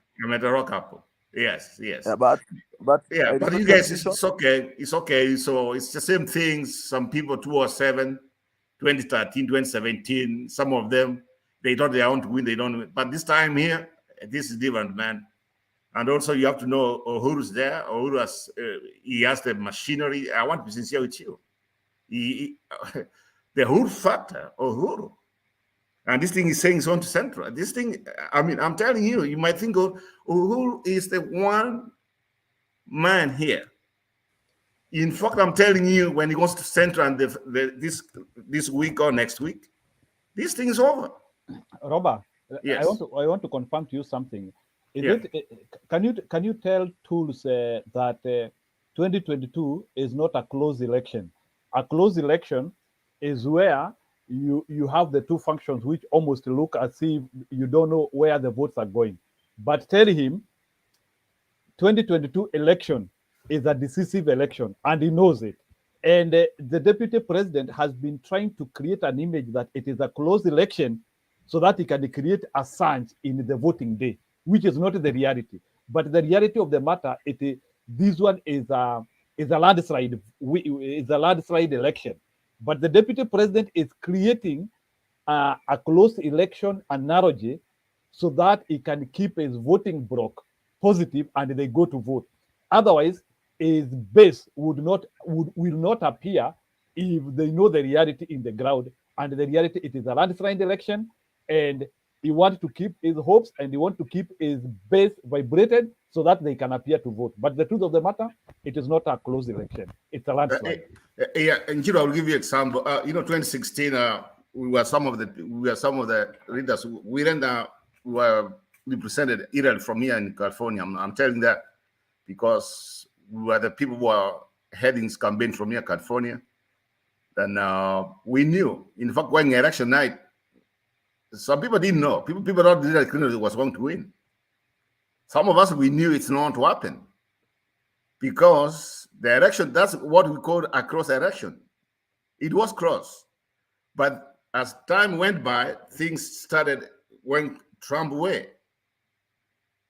Look at the 2008, 2007, 2008 election between Obama and McCain. If you remember, we are giving examples so that you can. You see that campaign before, you remember when before the markets went down, like the Mamba Uchumi. If you remember that, the campaign McCain was leading in some states. In recession, there was a recession. So when the markets went down and when we wake up, some of us, our 401k, everything was gone, then everything turns upside down. The campaign changed the trend. And in Kenya, I'll give you an example. When Raila went to, I think they went to Nyayo Stadium. No, not Nyayo, but Kasarani, when he went to announce that he's going to run for president. During that time, we have that election still Ruto winning. Then a few days later on, some few weeks later on, everything internal, you can just see the trend started. And the more Uhuru Kenyatta was opening the mouth, remember when he went to Sagana and he had that meeting and they came back, you can see that's where the campaign, Ruto's campaign started going kind of negative numbers until now, and they have never recovered. And I want to be sincere with you. So this election is not even close. And that's something I can tell you that it's not even close. It is not.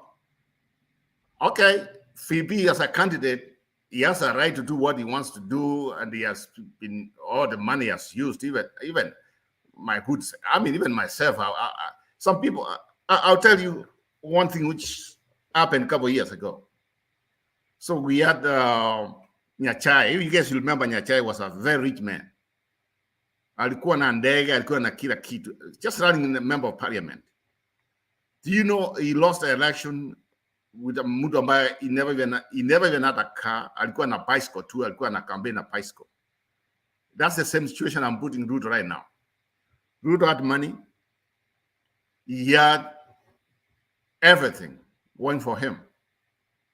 But at the same time, this campaign has turned to be very ugly for him at this point. Because from the few days left, he's not on to win. I want to be sincere with you. He's not on to win. The campaign is not even close. Even they know, their own people knows that. His own people knows that. But he's trying just to make it close, but it's not. And you know what? Even election night, we will see it. We'll come back here. And I hope in Jesus, we should be given like a permission to predict the percentages before the election. But I want to put this thing here. This thing is going to be 65 going above for Raila. 65% going above. Okay. Robert, maybe I wanted also to confirm to you, you know, it's always also good to, before I bring Cowboy, it's always also good to tell people how elections, because some of us, we have monitored elections in other countries. Yes. Like, for example, there was this election of Macron in France the other day. Mm-hmm. What happened for the election of Macron? There was a likelihood that he could have not have been re-elected, but what happened is that after there was no candidate who was able to get the magic number which you need to become the president, there was some formation of coalitions where different parties started now coalescing about a candidate who they hope they want to win. And what happened is that Macron was able to bring together very many political parties. An art which was also very replicated very well, almost a similar time by Raila Odinga. When Raila Odinga was able to bring over 26 political parties on his fold against Mr. Ruto, who only brought together 10 briefcase parties. 10 or so briefcase parties. So in other words, the fact that Mr. Odinga was able to bring so many political parties with very many stakeholders on the board together, he was able to redefine what Kenya needs: inclusivity, detribalizing Kenya, inclusivity, and other things put together, and also remembering our heroes and other things coming on board, it was clear now that Mr. Odinga was to win this election.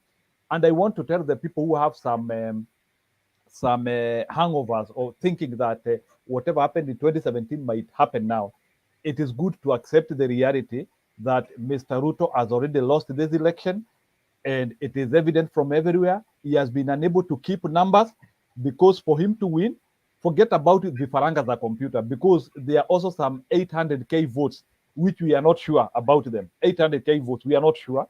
They used to be dummy numbers. They are called dummy numbers in algorithm. There used to exist a dummy number of 800K, which no longer exists. So the path for the deputy president to become a president is not there. And it is good to accept the reality. He lives to fight another day. If he handles himself well, he can resurrect after another 10 years, but not now. But if he continues aggravating and polarizing the country the way he is doing, he is also killing his future. He can preserve his future by reading the world and understanding the nature of Kenyan politics now. Right now, people want Raila. And I think, it is the same case what Uhuru did. There is a time when Uhuru observed his kind of people want Kibaki. And he toned down his rhetoric to the extent even in 2007, he even decided to support Kibaki. I wish Mr. Ruto can listen to key people and they show him the barometer of the Kenyan environment. He can rescue his future. Otherwise, if he continue on this trajectory, he is edging himself out of the Kenyan politics. That's what I can add. So, where was I think we can have Frederick before we get Manginya. You can I respond real quick? Okay, you can respond. Then we have Frederick. Yes. So, I mean, what you just said is very, very, very true. And at this point, if someone like me had to advise him about the future, this is the time, because we don't know how Baba's intentions, what is going for when he wins, what's going to happen in 5 years. That does not get ahead of us. But if I was him, this is the time to lay a foundation. What he has to realize, he has never run a presidency. He has never run as a president by himself. He won when he was a member of parliament. It's not easy. So imagine Papa's been running for all these years. And also when you talk to the France elections, also the elections of Ghana, Ghana, the elections was very close too. When I watched it, it was just like, but the incumbent won because he had made some changes. He's an old man like Papa, but they gave him a chance because he was doing the right things. So at this point, also, let's not forget, people are mad about the current government. And the current government was the vice president. It's him. But the problem is, when you try to separate, you can't have both ways. So he's running in two platforms. He's running as a newcomer, and at the same time, he's running as the current vice president of our country. I mean, that's very, very difficult with the kind of environment we have right now. So if I was him, I would just go back. This one is gone. This election is gone. People have decided. I mean, it's a couple of days going. This is going to be a landslide. And he's going to lose the way I never expected. I thought it's going to be close. But the way it's going and the way people are making their minds right now, if you go internal polling and you get people, experts and other people, this is very bad for him. But at the same time, hey, let's see what he does when the reality comes. That day is coming. It's only 22 days. Then we see what happens.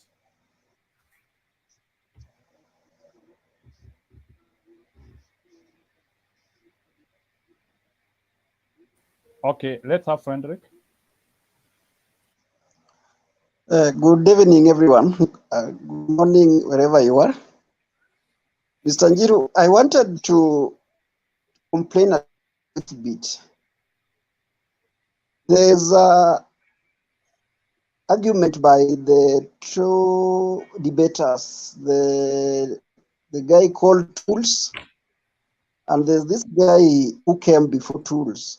I wanted to get their point of argument, even if they could put some hypothetical statistics on how the UD candidate is going to win this election. But I was disappointed. They were bashed, and they could not give us those figures, because this is a debate, and I thought it could make meaning if they could be given that opportunity to give us those hypothetical figures, which is hard to come by. Because if somebody says they're going to win, just like the previous debate I've talked about, this might be a landslide. Right now, I'm talking from Mount Kenya region, the region which was, you could not talk about the Azimio in the last 3 months. But right now, you see the conversation about Azimio has taken over. So many people have taken it positive. And very many are talking of election dates come that they make their own decision. So whenever I hear people arguing of Azimio cannot get votes in Mount Kenya region, I don't get the logic. Now, for anybody who want to convince me that Ruto has any chance in this election, then he has to do the 3 things. One, he needed to come up with a table for the Azimio candidate, a table for UDA candidate, and a table for the 2017 election. Then compare. If Uhuru Kenyatta got these votes in this region, what is it that Ruto is likely to get? And what is it that Azimio is likely to get? So if you pull all that together, you realize, hypothetically, you realize that this vote for UDA people is not there. The votes in the Rift Valley, which again is not clear how much they gonna gain. Mount Kenya, yes. I mean, Mount Kenya, I can see that at least they have 65. It's not as absolute as it used to be before. So, as things stand now, I think the election is gone. And I want to ask a question for anybody who says that Uhuru Kenyatta has got no influence in Mount Kenya region. This is the question. How many votes, or rather, how many people do you think Uhuru Kenyatta will influence in Mount Kenya, as much as he has lost it? The way they claim that he has lost everything in Mount Kenya. Now the one is, if he had about up to 4 million votes in Mount Kenya, what is that is still remaining with? Could it be over 100, over 500,000? And which percentage will that be? So if you compare with what Raila got in 2017, what is it that will be adding? Now, there's this narrative that Azimio is not getting votes in Western Kenya, like in Kakamega. That one still is a theory that awaits to be confirmed. Because going by the last patterns, when election has been held, and Davadi having been a factor in Western Kenya, we've seen how he has performed.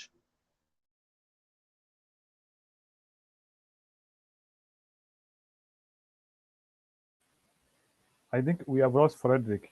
Mangima. From there. Oh, okay. Like the areas like Butere area, areas like just overall in Kakamega area, where I'm associated with, I don't see any possibility of UDA. Somebody gave them 35 to 50 to around 45. That is a fallacy. The highest they can get in that region probably might be 30%. I don't see them getting anything bigger than that. Thank you. Okay, thank you, Bwana Frederick. Yes. You know, when I'm speaking with the people, I like talking of real numbers. And very many people have talked here, and we are now hearing what people are saying and what might unfold in August 9. But you know, Yes. when you are campaigning for, or when you are talking of presidential candidates, it is not about emotion. It is not about where they come from. It's about the agenda and the vision which the country has. It's about what they have done in the past. It's about what they have ever done when they were given a right opportunity. And I've tried to True. engage people who support UDA, people who support even people like Akina Musalia Mudavadi, and I've really not gotten much from them. So my question, which I was asking, is, what do you think can be done to educate people so that they stop getting from this perennial lies? Because we have a lot of perennial lies, which people even start even voting for people who have been the source of their problems and they don't know. I think, Jiro, the issue with the lies is all about radicalization. I want to pick, for instance, here in Mount Kenya, because I've been here. I've been here since 2016. I want to pick, for instance, Tharaka Nithi County. The issue is not lies. The issue is how deep people in the region has been radicalized.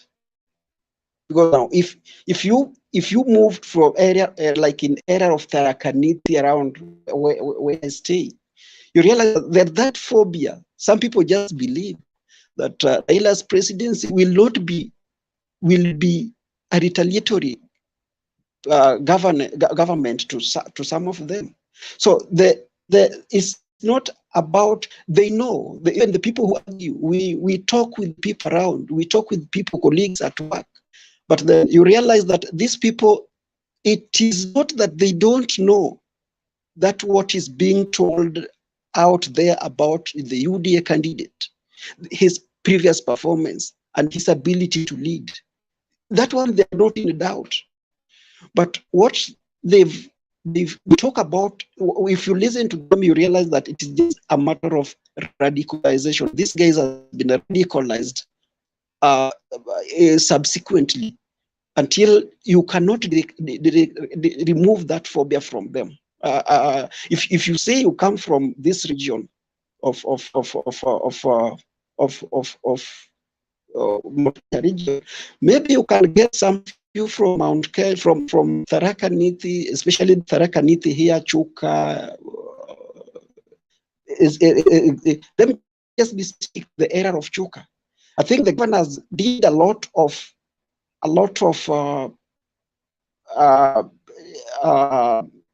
radicalization, I might call it radicalization, in, against the personality of Raila Odinga, to the extent that majority of people will not want to buy that idea of Raila Odinga, however much that the other option is not a reality. So that is the problem. It's not that they don't know, they know. But the challenge is the extent of radicalization that has been done in the name against Raila Odinga in the region.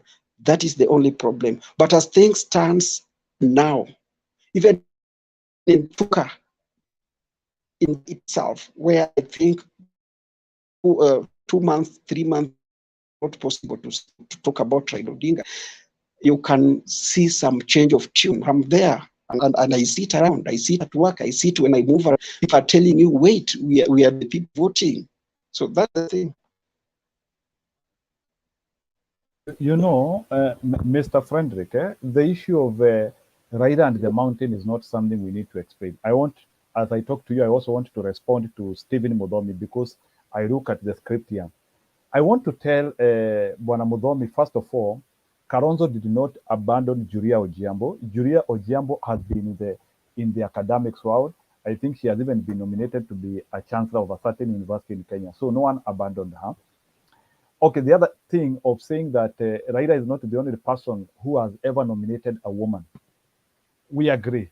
But there is a moment here for Raila Odinga. Raila Odinga was the only leading presidential candidate or somebody who has a serious voter block and a serious appeal, who was able to give a woman that get start in Kenyan politics. You know what people were saying. People were saying that even Ruto did not want to risk with the Mother Karua because Ruto didn't know what might happen to his votes if she gets Mother Karua as a deputy president. It is not that Ruto couldn't have nominated Mother Karua, but the problem was he was not ready to pay the price because even Raila Odinga, the reason why he nominated Mother Karua, he knew that it was a very complex issue. Because remember, this woman you are nominating doesn't have like a base, if I may call it that way. But Mr. Raila Odinga went to the extent of saying, I want to work with this woman who, even if people are saying she doesn't have a political base, I want to work with her. It was a political risk which any person who wanted to get 50+1 votes couldn't have done it. But Raila Odinga did it. Just like the way he sacrificed for 1992, just like the way he even led us together with some other people for Kenya to get the new constitution. So what I'm trying to say here is that we have seen Raila Odinga over time, somebody who has helped Kenya to close a certain gap.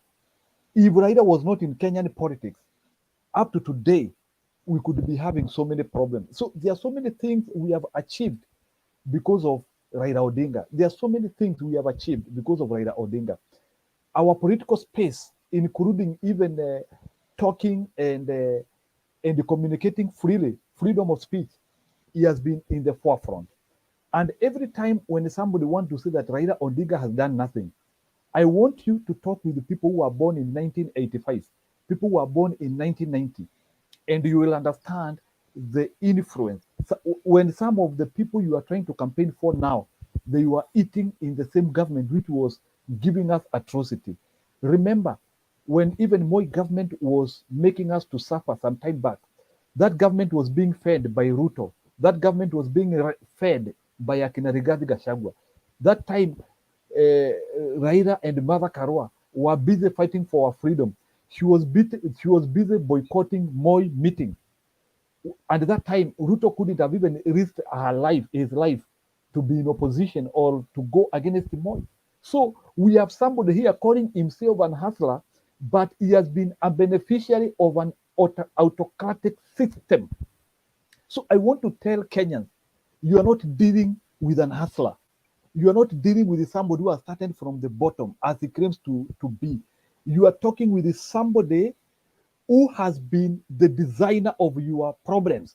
You are dealing with somebody who has made you not to reach where you are. Now he has masqueraded, he has packaged himself, he has packaged his speech as somebody who can help you, and he can't. Maybe, Bonafred, let's have Mangima or Uma, then you will come again. Mangima.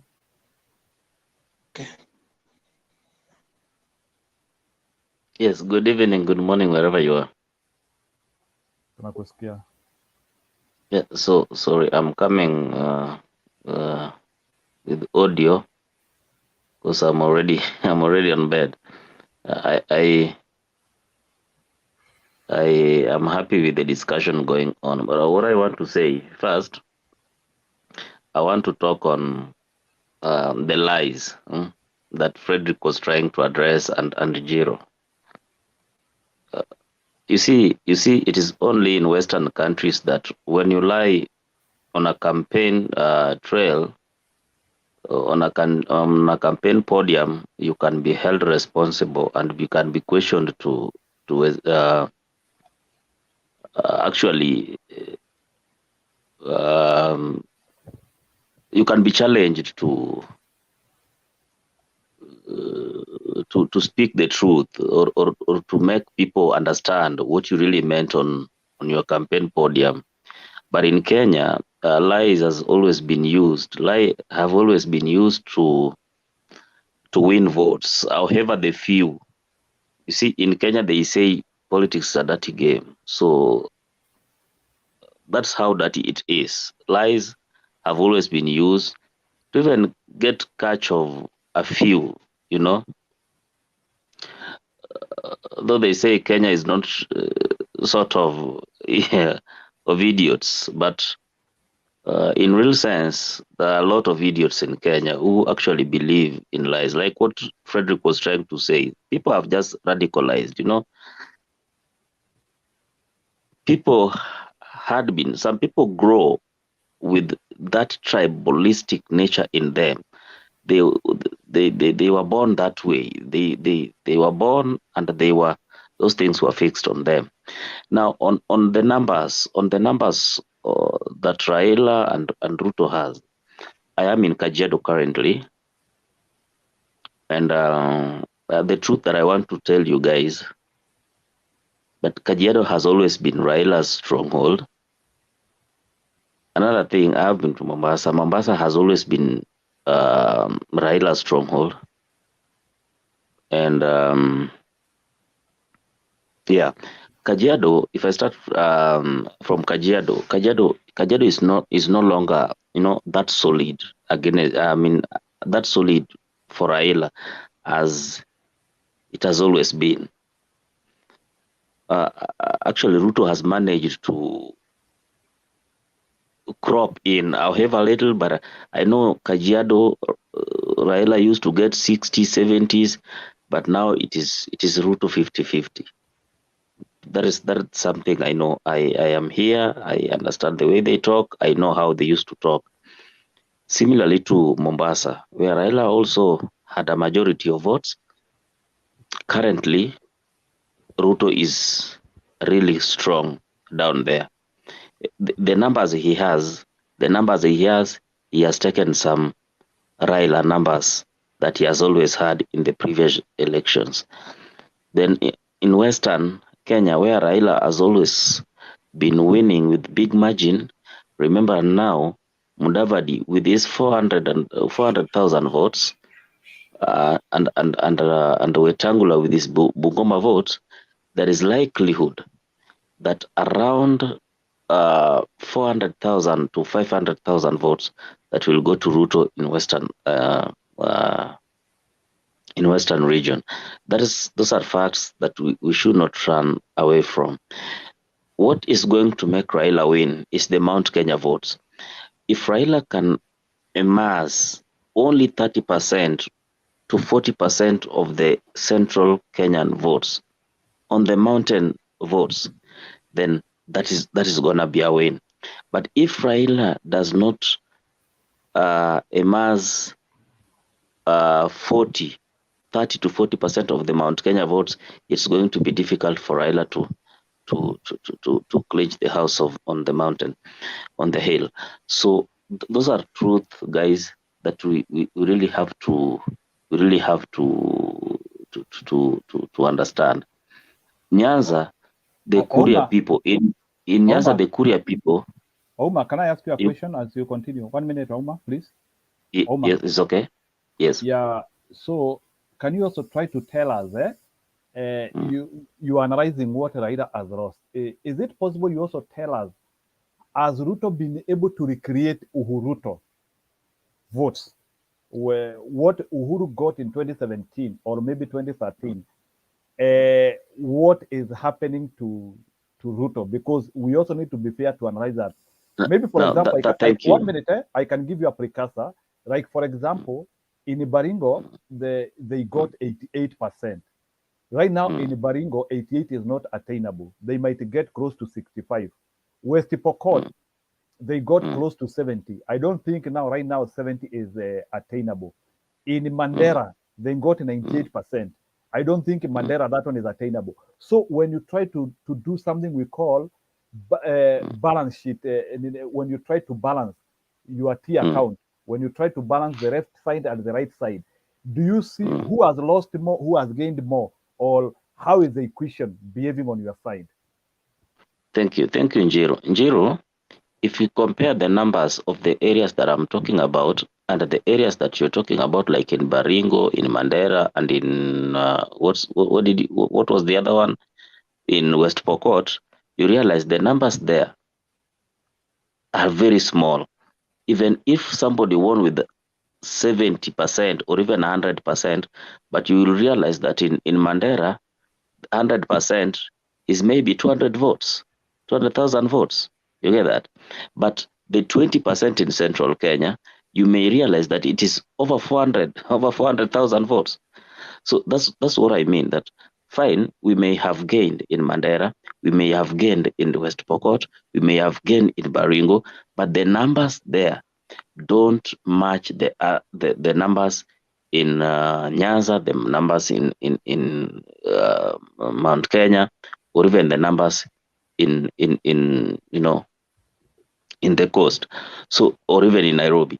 So that is what I meant. We may have gained in those areas actually, but the truth is the 20% in Baringo is not the 20% in Mount Kenya, or even in Kiambu. Let's talk even not even in Kiambu, or even in Tarakaniti, where Frederick says he is.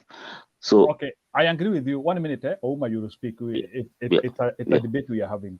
I want to confirm to you that Ruto has lost more votes than Raila, to be precise, because as we speak now, Raila only got 2% in Central.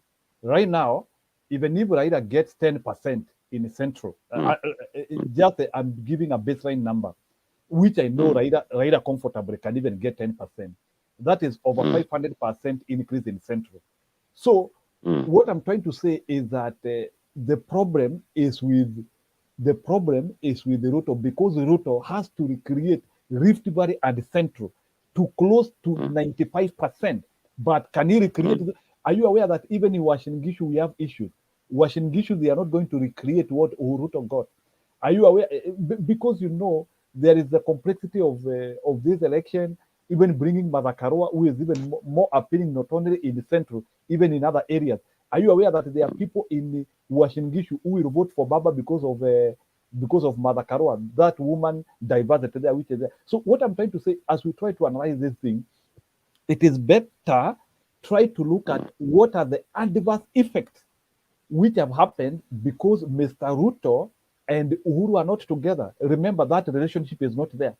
The fact that Uhuru and Ruto, they don't have a relationship, and Uhuru has decided to support Raila. What is the numbers effect by Njiru, I get you, but I want to tell you something, Njiru, that Uhuru was elected in 2013 and 2017 only by two areas, by two big areas.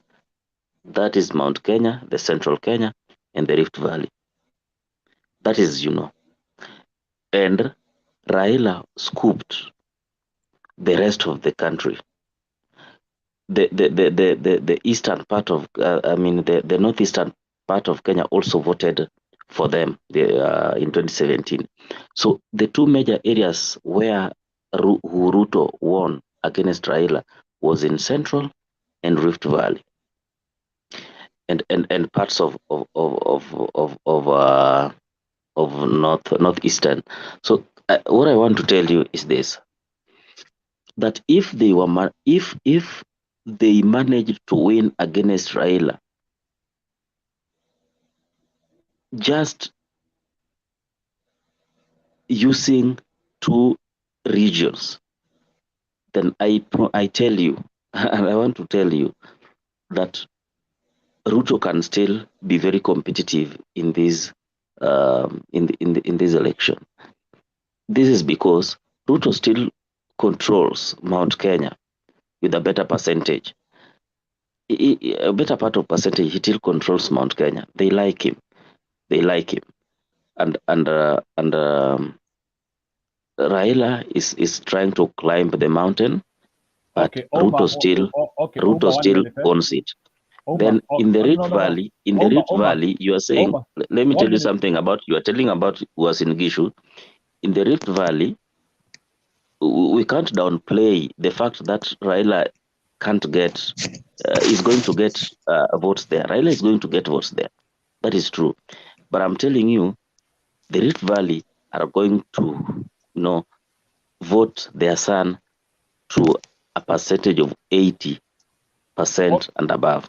I agree. 1 minute, Oma. Allow me just add you something. I just want to add you something. Can you tell me what is the confirmatory proof? I'm just asking you a question. What is the confirmatory proof that Mount Kenya is voting Ruto? Just I want you tell me what is, because even during nominations we never saw Mount Kenya. We only had 2%.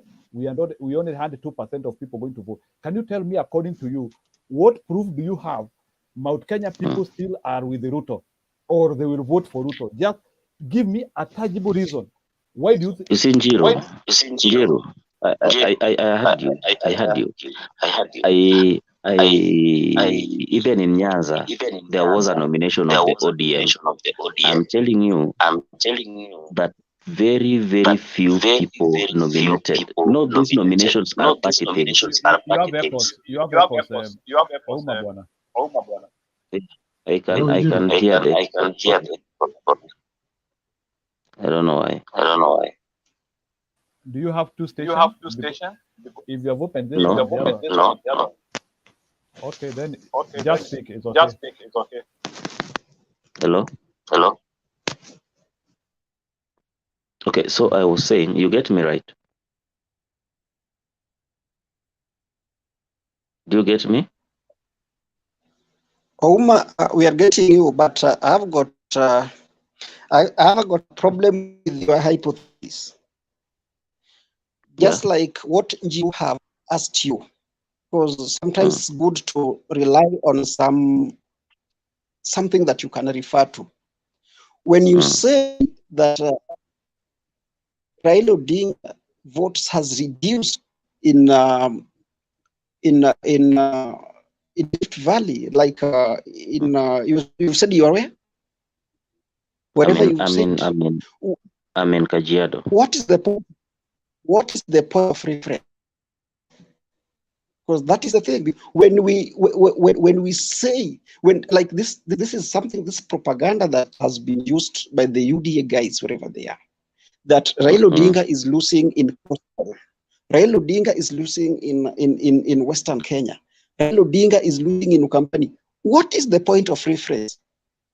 Because now you see, just I be got patient you. a little bit. I got your question. You need the point of reference. You just said that you are in Tarakaniti and you are giving data according to how you hear the ground speak of the candidates, of both candidates. I am in Kajiado and I hear what the ground speaks of the two candidates. This is the region that had never for a very long time had never voted for anyone not ODM. You know, I am in the interiors of Kajiado. They used to know only ODM. But I'm telling you now, in the interiors of Kajiado, they speak much of Ruto than they speak of Raila. Actually, the youth here speak much of Ruto. Listen to me. The youth here speak much of Ruto than they speak of Raila. The Wazes here speak much of Raila than they speak of Ruto. But of course, you know the majority. So that was that. Njiru challenged me somewhere. Njiru told me, asked, what, Njiru, can you ask your question again? It was pertinent. Okay. Mangima, there are people who are saying that you are in curtain. I don't know if you can be able to get out of curtain, it would be better. But my question was this.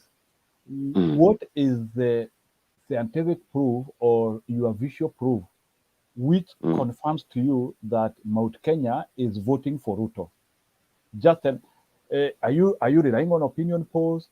Are you looking at what happened during the nominations, or what is that convincing power, or what is that thing which is telling you, even despite the fact that Mr. Uhuru Kenyatta is supporting Raila Odinga, all these votes of Central Kenya, Mount Kenya region, close to 80%, they will go to Ruto. Tell me, what do you think? What is convincing you that that is the reality in the ground, or that is what is going to happen?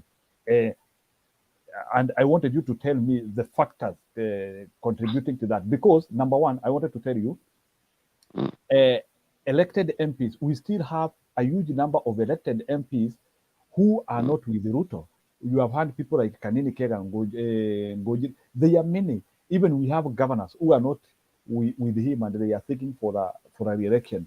The Mount Kenya billionaires. And then when you look at data, like when you look at the middle class and the people who are supporting Raila Odinga candidature and the goodwill, sometimes Rigathi Gachagua anaenda Meru anarushiwa mawe. So what I wanted you to tell me is, can you tell me what are the indicators which have convinced you that Ruto is winning in Central or in Mount Kenya region? Because people are saying that I think it is not factual. People are just saying maybe ati Ruto akienda huko akona rallies kubwa. So what is the conviction factor that all these votes zitaenda kwa debe ya Ruto? People should not just say, because we see them on TV. Ruto pulls crowds in Mount Kenya still up to date. He pulls crowds, and again, it is true. The big boys are with Raila in Mount Kenya. Those big guys are with Raila in Mount Kenya. But Nani Njiru, let's not lie. Majority of the youth of Mount Kenya belong to Ruto. I am not saying that Raila won't get votes in Mount Kenya. Raila will get votes in Mount Kenya. But Ruto will beat Raila in Mount Kenya. That is my point. The percentage, I don't know. But what I know, as things go by, with the days remaining, Raila cannot turn a higher percentage against I agree. Ruto. Number two, 1 minute. you brought something up. You brought something up that I wanted to address. Bwana it's always good to listen. Tell me, and I don't deny, Ruto will beat Raila in Mount Kenya. But there is something you are fearing to speak about here. Will Ruto recreate Uhuruto win? And even if Raila is going to lose, is he going to create an advantage of what he got in 2017? Because that is the kicker. That is the kicker which we are not talking about. Yes, Raila will not win. But how much of the advantage is he going to create as compared to 2017? That's how you analyze numbers. That is what I'm saying. That is what I'm saying. That is not true. He can't recreate the Mount Kenya and win the same percentage that they won in 2017 and 2013. That one, I know that is true. He can't amass that support that he was with in 2017 and 2013. But what I'm saying is that when he gets a little of Mount Kenya and a better percentage in Rift Valley, and the percentage that he is already consolidating in the coast, the percentage that is already consolidating in the Nyanza, especially the Nyamira and the Nini and the Kurias, and the percentage. What is the confirmation that he is consolidating in the coast? What indicators show you that Ruto is doing well in coast, Ruto is doing well in western, or simply because akona Musalia Mudavadi na the other guy, you think that kura inaenda hiyo pande? Tell us with the details. What tells you that Ruto is doing well in western, Ruto is doing well in Nyanza? No, not in Nyanza, in the coast. Give us factually. Make it to touch that number. Make me to touch the number. I want you to compare now to 2017.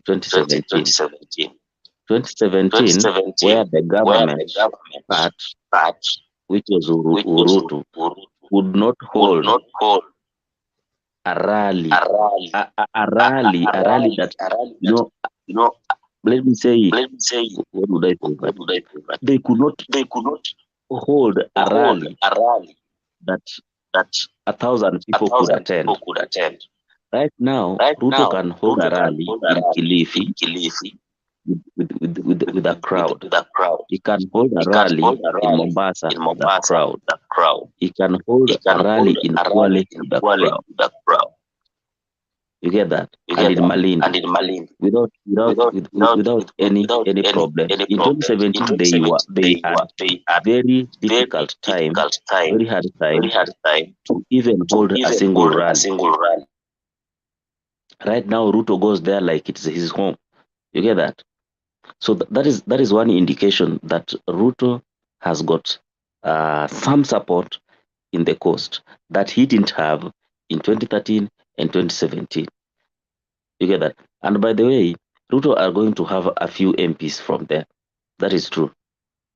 While in the last elections, Raila has been winning almost all the parliamentaries, the parliamentary seats over there. So those are statistics. We can see them. We can compare 2017 and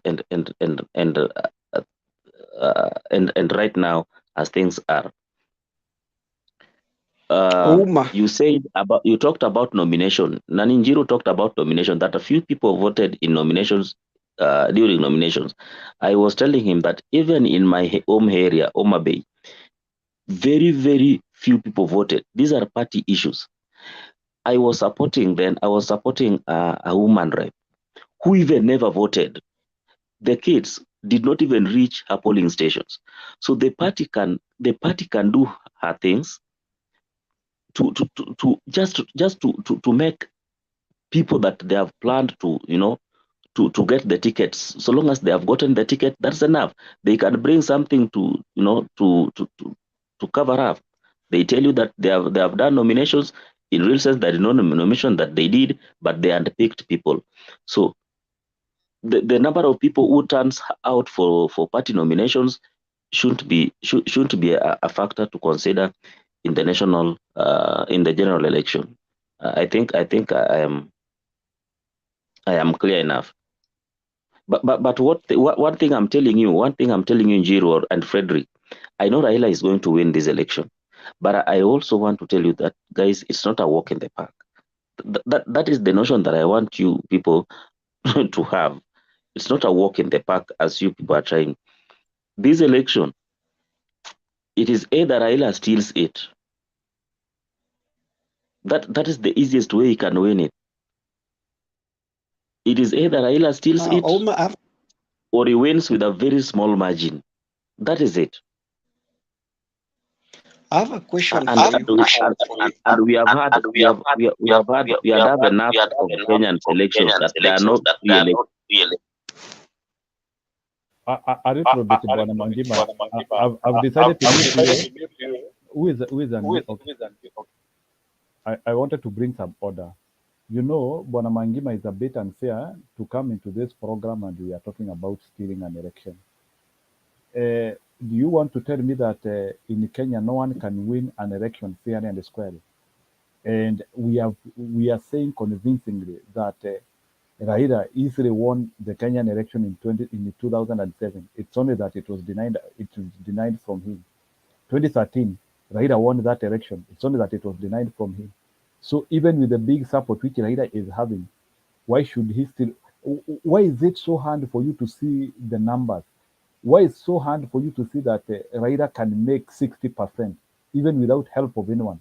Just Kenyans going to vote. Which indicators show to you that Raila cannot win this election? He has already painted the country blue almost everywhere.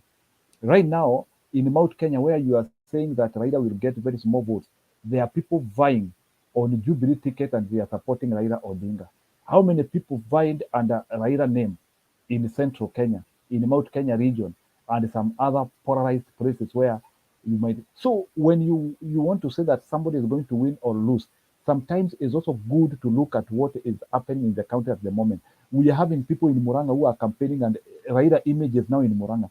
Are you aware of the Nyeri taxi company has decided to brand all their taxis with Baba and Mama images? That is Nyeri. I'm not talking of Kondere. What should that one be telling you? Or you still want to say that those are a few billionaires who are going to pay money so that the image of Raila can start to circulate in Nyeri? So what I want to tell you, Bwana Ouma, is that Kenyans and in the world, the person who is going to win an election, you can be able to detect and sense him. and I wish you can sense Raila win. It can smell. Me personally, I can feel it. I'm so worried that you cannot see Raila win. You are saying that he needs to stay.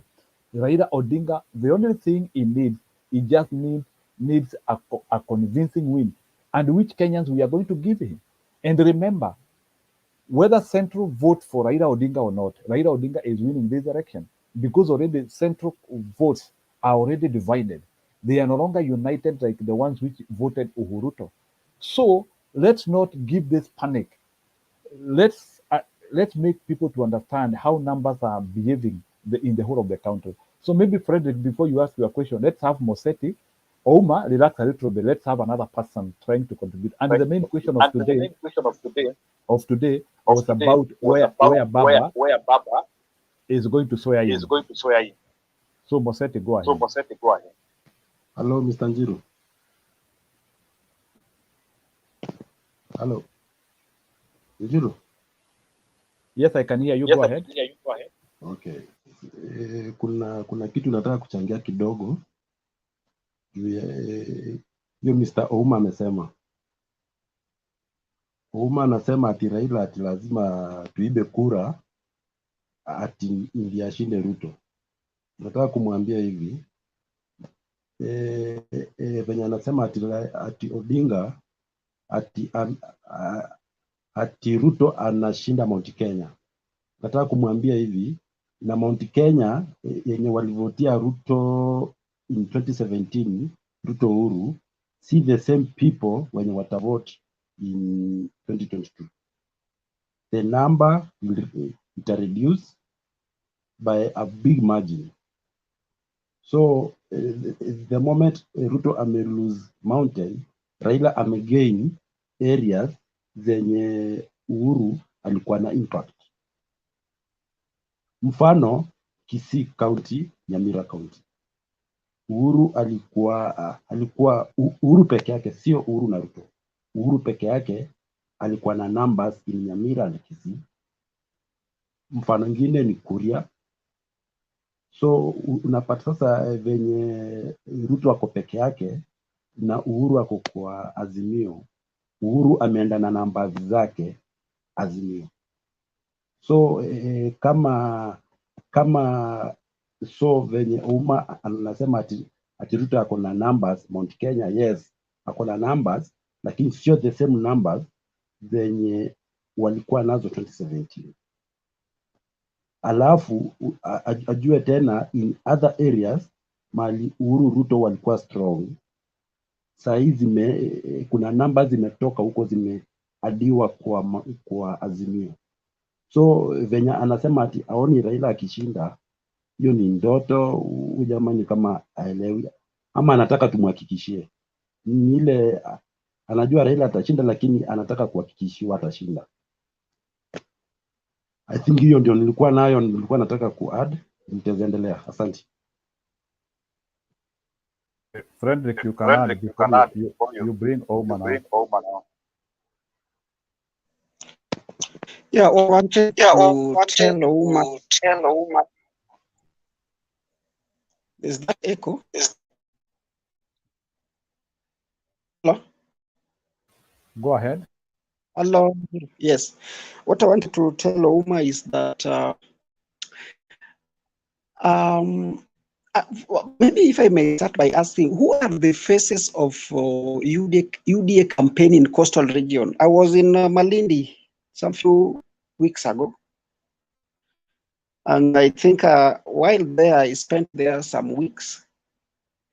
I was trying to inquire from the locals how deep-rooted the UDA and Kenya Kwanza is there.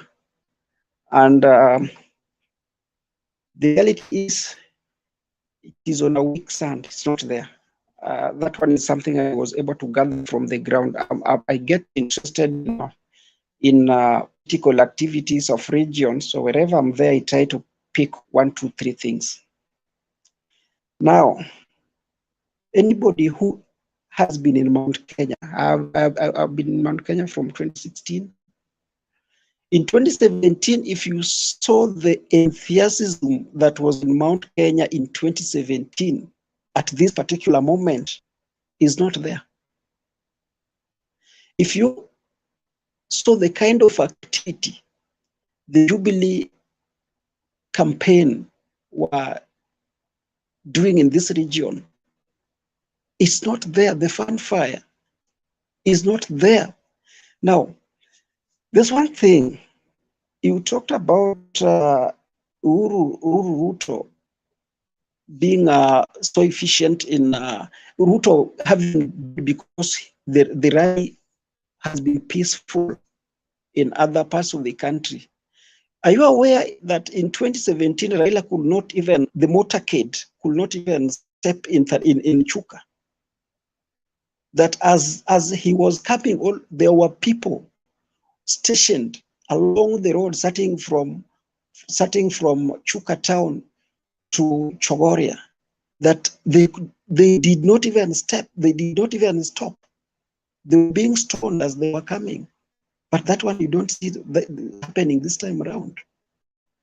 So anybody who has been in Mount Kenya will tell you for sure that the atmosphere has totally changed.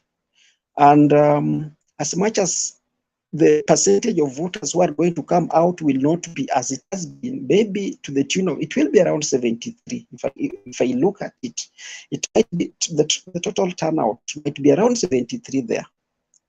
Now that already will have disfranchised the campaign of UDA. I don't see it coming beyond 80. Ikienda sana itakuwa 80. Now, with that 80, if you remove 20%, just 20% alone, you can see what kind of harm it will be. Now, there's this perception of Rift Valley that Ruto will get Rift Valley to 80%. I think if you look at it based on political maps, it doesn't add up, because Rift Valley is stretching all the way from Laikipia, if I'm not wrong, Njiru. Rift Valley is stretching all the way from Laikipia, and it is stretching all Trans Nzoia, Nakuru part, and all that part stretching down there. So the votes that you should be talking about is about 2.3 votes, 2.3 million around there. And probably 2.2, which is Kalenjin votes, purely Kalenjin votes. So that keeps away almost 1 million votes aside. So that translates to around 65% of votes from Rift Valley put together. So if you do that mathematics, still it doesn't add. I don't want to dispute Ruto getting votes as you speculate. I might be cautious in doing that. But if I look at mathematics, it doesn't add. Because if I compare the two campaigns, the campaign of Jubilee in 2017 and the campaign of UDA in 2017, according to you, which one will you rate as highly oiled? The 2017 campaign for the Jubilee was highly oiled. And the margin by which Jubilee won was probably around 700,000 votes. But every man, they removed everybody to go and vote, even those who are in the hospital. That one is not going to happen this time around. So you might have your opinion about the coming election, but with all fears that I might have, I think, like somebody said here, Ruto will hardly pull beyond 40%. He will hardly pull beyond 40%. 40% will be to the high extreme for him. Thank you, Njiru.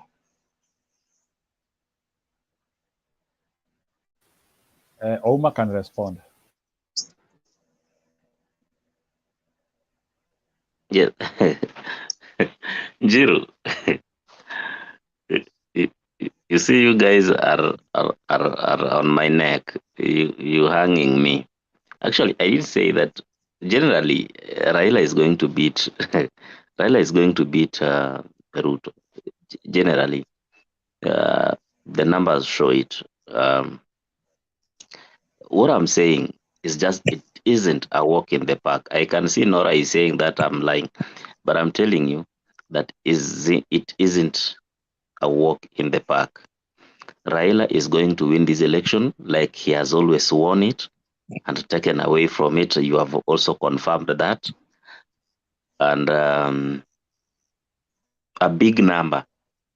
In fact, the person that is giving Raila even more challenge is Wajakoya.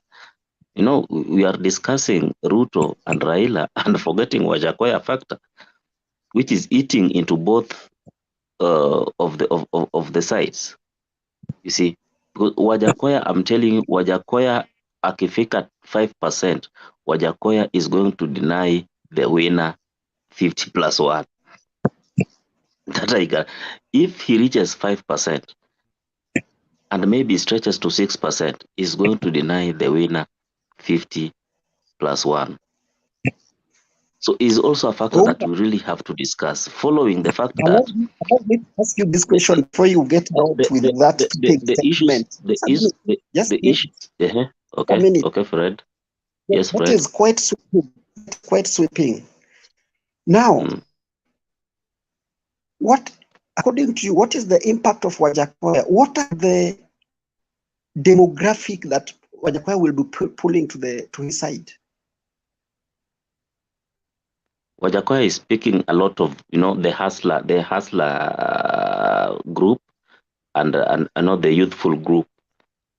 Wajakoya is speaking at a group, is speaking to a group that actually believe on those craftiness. And let me tell you, it's, you know, how Kenya like, you know, the Ulabalo, Kenya like to move with, you know, with that euphoria. Look at Nairobi. You let us give a good example with our capital city. Nairobi vote rogues. Those rogues speak to them than you know, pragmatism. You know, the arrogance speaks to them than pragmatism.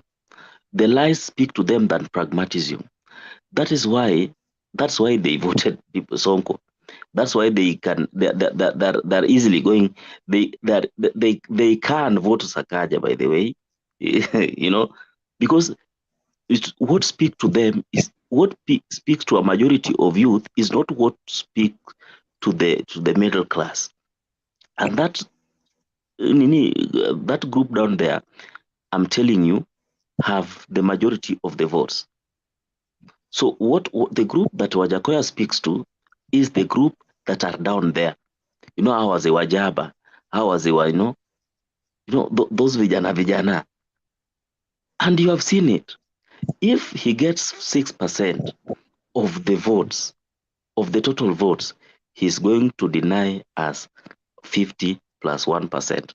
That's why I'm telling you, this race is a complicated race. We should celebrate as early as this.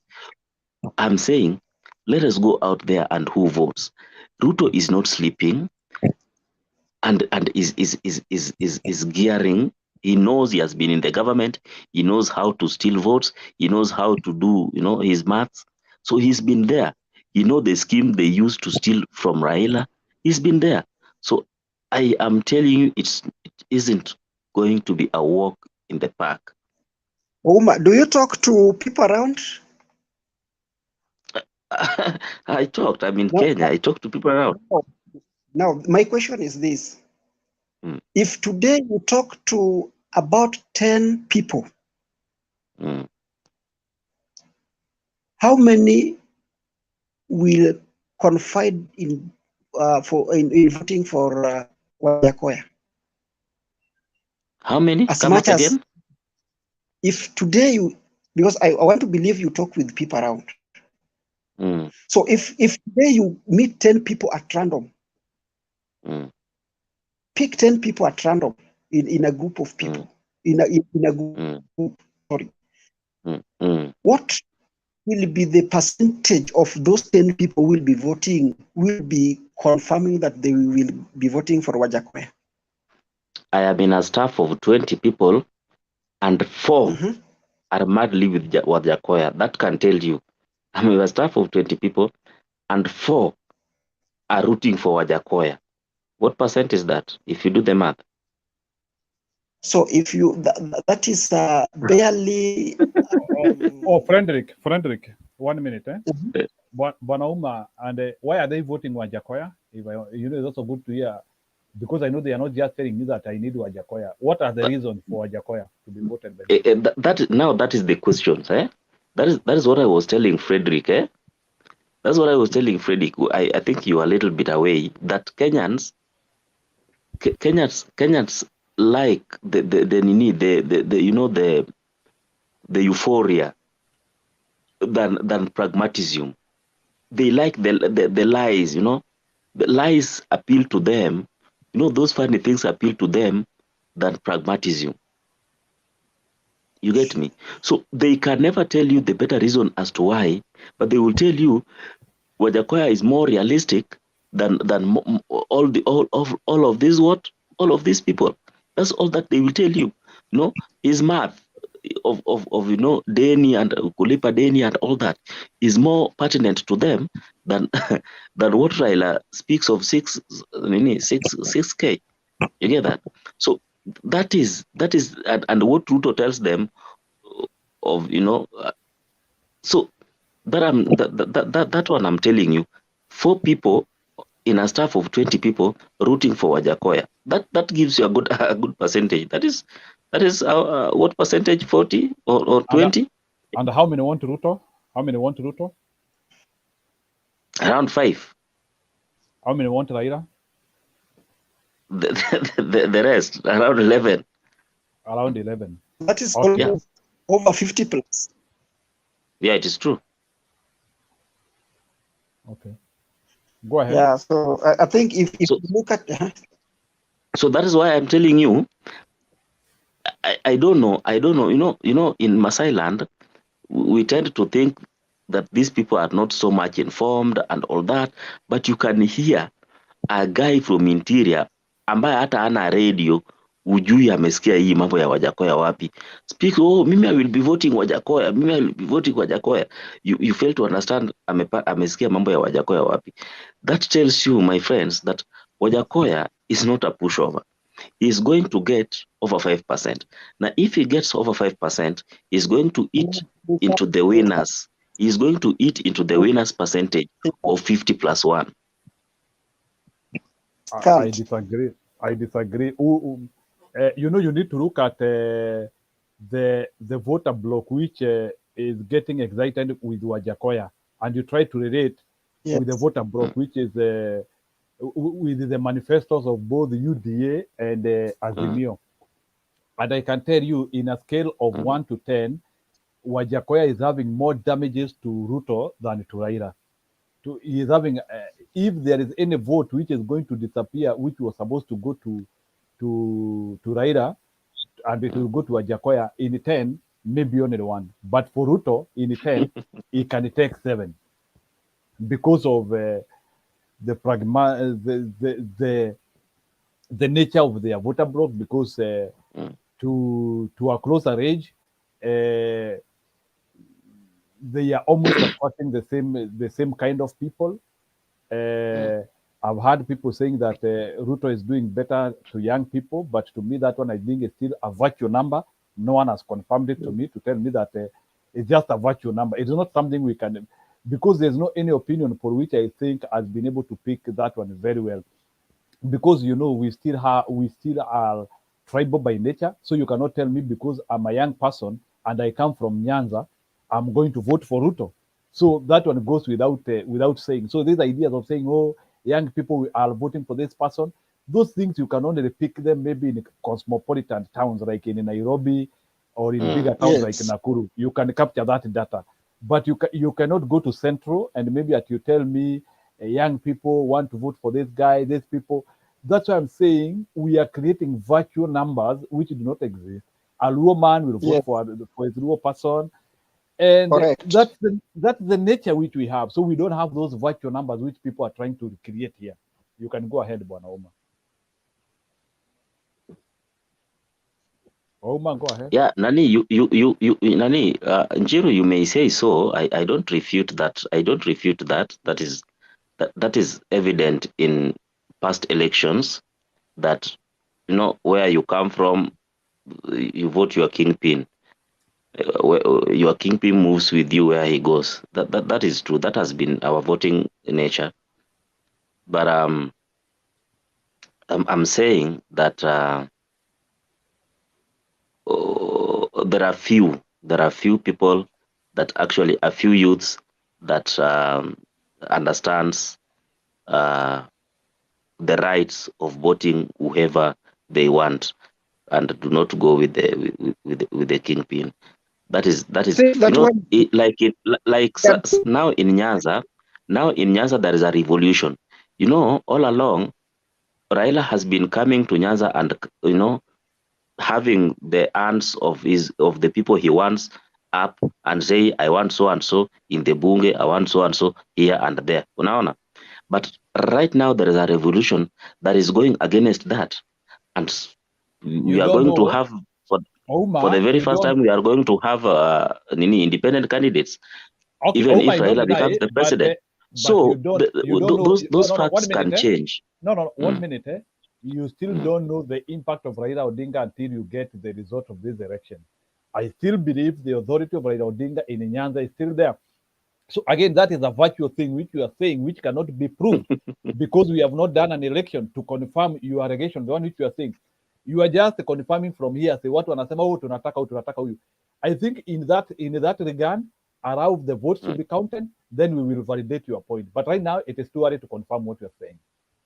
That one is unconfirmable, and you know. I think you are just becoming adamant to understand, but I tell you, I come from, you know the Rahela that has always been. It is, you can see Raila today, but the Raila today is not the Raila of 2007, is not the Raila of 2013, is not the Raila 2017. Raila That wa sai mzee, nini imebadilika? Raila that wa sai mzee, even the voice is becoming, is becoming, weak and weaker. You get that? Raila that had the voice of command is not the Raila of today. That is the truth. It is not that Raila that was so much energetic, running up and down and doing all those sorts of things. You get that? So things also change. They change. The Raila of 2007 is wacha tusikie mama akukonfirmia. different from the Raila Eliza, of ngoja kidogo. 2022. Ouma kidogo. Wacha Eliza tuambie. Yeah. Eliza akisema ni ukweli nitakubali. Eliza, ati Raila wa leo sio Raila wa jana? Wait. Hello. Unmute. Nimemwanmute, ana shida. Ongea Eliza. Nasema Ouma, Yes, Madam Raila Eliza. will remain Raila until he retires. Nothing is changing from Raila. Let me tell you. There is nothing. If you are, kama wewe ni ule Miguna, I think you are coming from Miguna side. But Raila, hata kama unasema ati sauti yake still people wanakubali ni mama Raila. ameongea na mimi nimekubali Raila ni yule tu. Leo hata Baba, it will always be baba. Hakuna vile utasema ati sauti ya mtu. Huyo mzee hata wewe huwezi fanya hiyo trip yenye huyo mzee anafanya na kuongea vile huyo mzee anaongea. You cannot. Don't compare Raila with another person, please. Raila will always remain Raila until he retires. That is the time people will say, I wish ungekuwa na Raila. But the time Raila ataretire, that is the time we'll say now Raila amechoka. But this time he's still on the race. And he will retire as a and president. he's doing marvelous. Okay, Eliza, confirm that. And he is going to retire as a president. We need Yeah, that and one. he's going to retire as a president. So, where you are Jaluo, instead of you to support your Jaluo, you are coming with another succession, the one cannot help you. You are supposed to say, now this is the time of Jaluo people to come out and vote for Raila to go for presidency. Eliza. Don't say Raila ameisha wati. Raila is still commanding even kila mahali, hata huko Ujaluoni, my friend. Hata sahi mimi ninatoka Wasingishu. Eliza, hata baba amekuwa sasa baba wa Central sasa. Yes. Tumeanzia At least kumshare sasa, tumeanzia you kumshare. see, you see So where you are missing the mark. you Where you are cannot missing, say, you you are people missing the Wajaluo, point. let me tell you, you are now like Nani. I can say, and I want to say, you are coming like Miguna amejaribu kufight Raila, akamfight, bado alirudi kwake. Wakati wamemdeport, now he's fighting Raila when he's in Canada. Same thing with the Obado. Obado amekulia kwa chama ya baba for 10 years. Now because baba was not supporting him because of kuua wasichana wa shule, now he's going to Ruto because baba was not supporting him. So if you are that kind, because even now we are not seeing your face, you are that kind of the people who cannot support your people. You are supposed to support Raila until the end, the first and the end. Eliza, And I'm Raila prepared. That's why, anasikika kila kona yote. You cannot tell me that Raila is not Raila Eliza, for the I've got other your day. point. Raila is not for Eliza, I've got your point. 2017. Raila saizi hata Jiro, akisimama control the saizi. debate so that I respond to Eliza, please. No. You have made me get annoyed because the name I'm Wacha seeing Eliza here, you are aongee, Jaluo and you are tumeongea talking sana. about like that. Wacha Eliza aongee for the next 5 minutes, then you will respond. Don't worry. Nimeshasikia Continue being in the debate. Continue being in the country. nimeshasikia point yake, but nimeshasikia point yake and I need to respond. Sijamaliza. Nataka amalize, nikupatie Endelea. the fact. Sijamaliza. Okay. Nataka Okay. nikupatie the fact ya Ouma nyinyi ndio watu wenye mnafaa kutoka na mshike baba nguo. Wanasemanga hata kama yenu ni mbaya, hiyo yenu kufa naye. Kufa na huyo wenu. Saizi kila watu wanakufa na huyo Raila. Ukienda Western, ukienda wapi, every and each one they are dying with him. Why you people you are saying you see Raila is not the Raila of 2017? Put him the Raila of 1992 now. Because even now Central now wamemshika mkono. And the way Central they wameshika mkono, Baba is going to win and is going to be strong and strong. Yeah. So you wacha kusema story ati Raila is not the Raila one. Raila is still that one, even akisimama saizi pale juu na aseme today you people election will not be done. Inaitafanyika upendo usipopenda. Eliza, 1 minute. I want to confirm to you. I want to tell Ouma one thing. Even Raila in the grave, hata ile siku ataenda kwa grave, he will remain the Raila that I bereta. To me, yes. Raila hata ibadilika hata kwa kaburi. Mimi I will honor him. Now I want to respond. As a serious Kenyan. Okay, I want to respond. The only point I've got from Eliza is that I am a Luo and therefore I should support Raila. I haven't said I don't support Raila. I support Raila 100%. I have voted in this country since 2007. 2007 was my first voting. And I voted him all along. I'm supporting him even right now. When I say Raila that was there in 2017, that was so much energetic and commanding, is different from Raila we have today.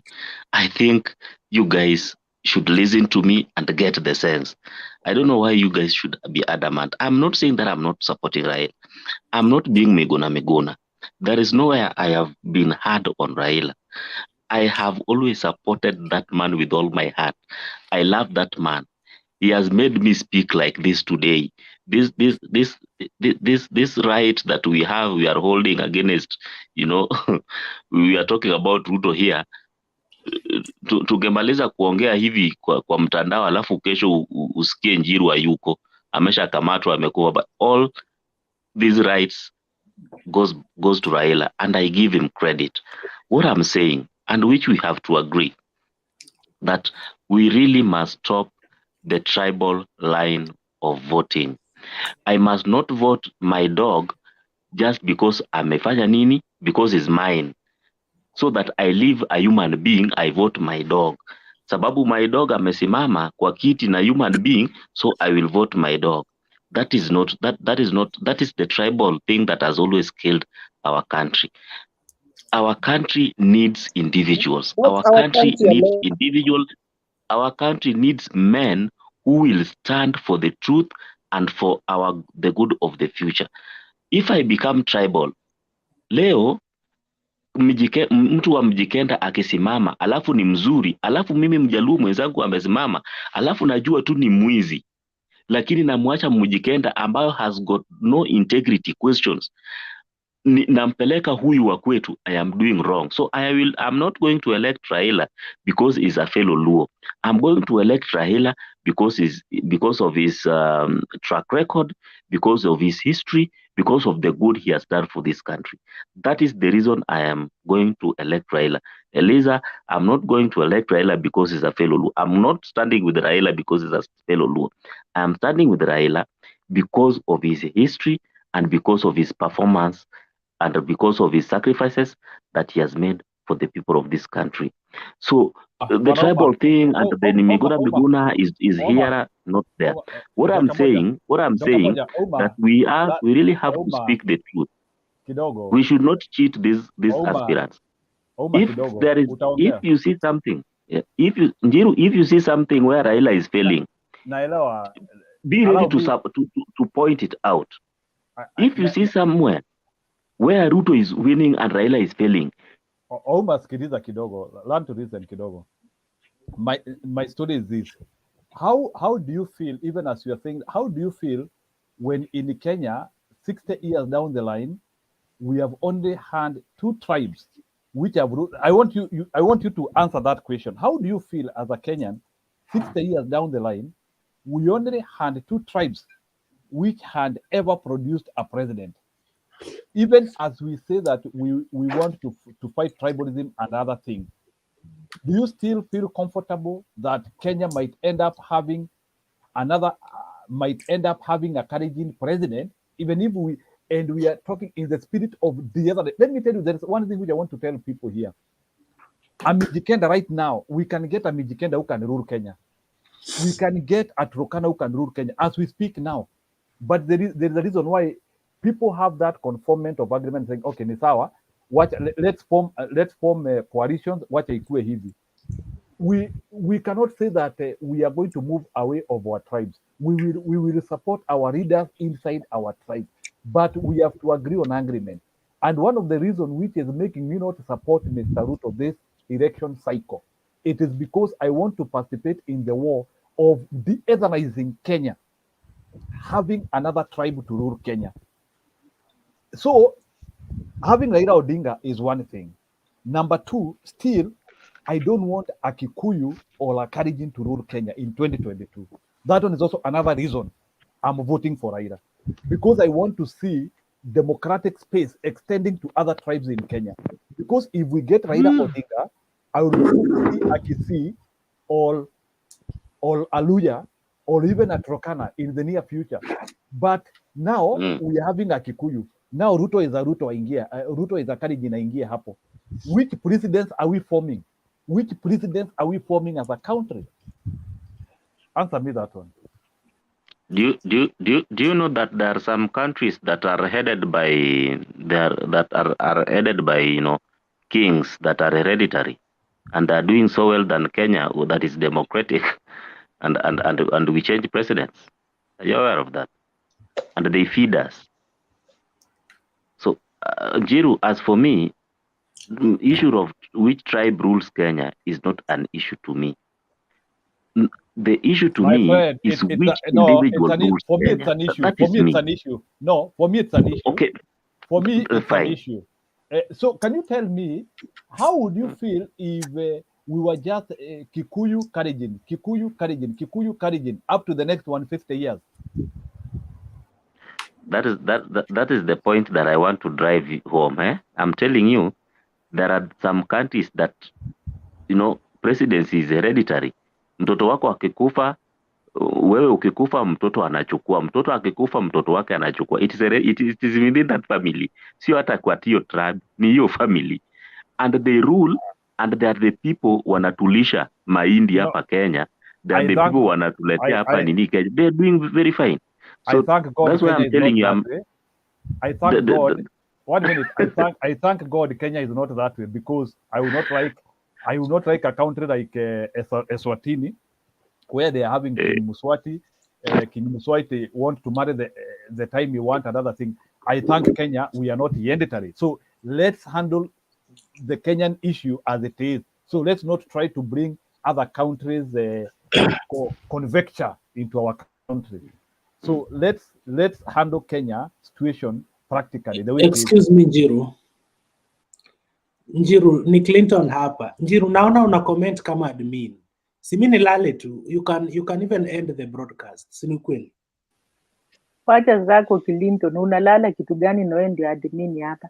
So wewe Clinton kuja kwa studio. Wacha zako. Njiru, si unaweza end broadcast.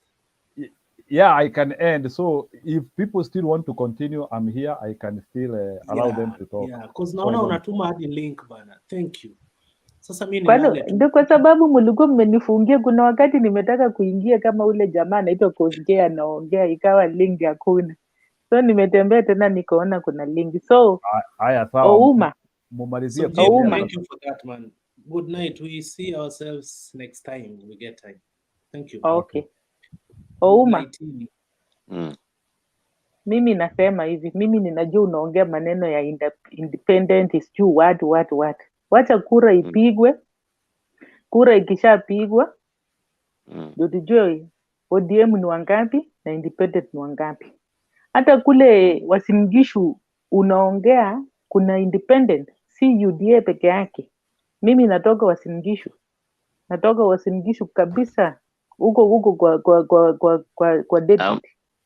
How many of your family members are supporting Raila? Many. First, wacha nikwambie, you are going to surprise because I'm coming from Uasin Gishu. You know, Uasin Gishu people, there is majority hawaongeangi because the way they know, unajua tu vile kunaenda, because you cannot go against Mr. Ruto, si ndio? But there is people they wonder in heart hapa kwa roho, wamebeba siku ya debe ndio unajua.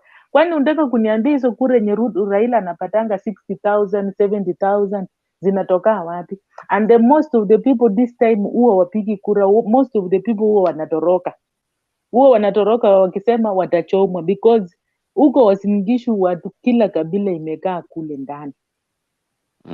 kule ndani. So hauwezi kuniambia, unaangalia hata ile the other time wakati Raila huenda Uasin Gishu. Yeye huenda Uasin Gishu, ukiangalia Eldoret mahali panaitwa Langas. Ukienda Langas ni watu gani wamejaa Langas? Ni full of Wajaluo ndio wamejaa Langas. Ukienda Huruma ni full of Wajaluo wamejaa Langas na Waluya kule. So wakati ikifikanga ile wakati ya kura, because they know hapa watatuchoma, watu huwa wanatoroka wapigi kura.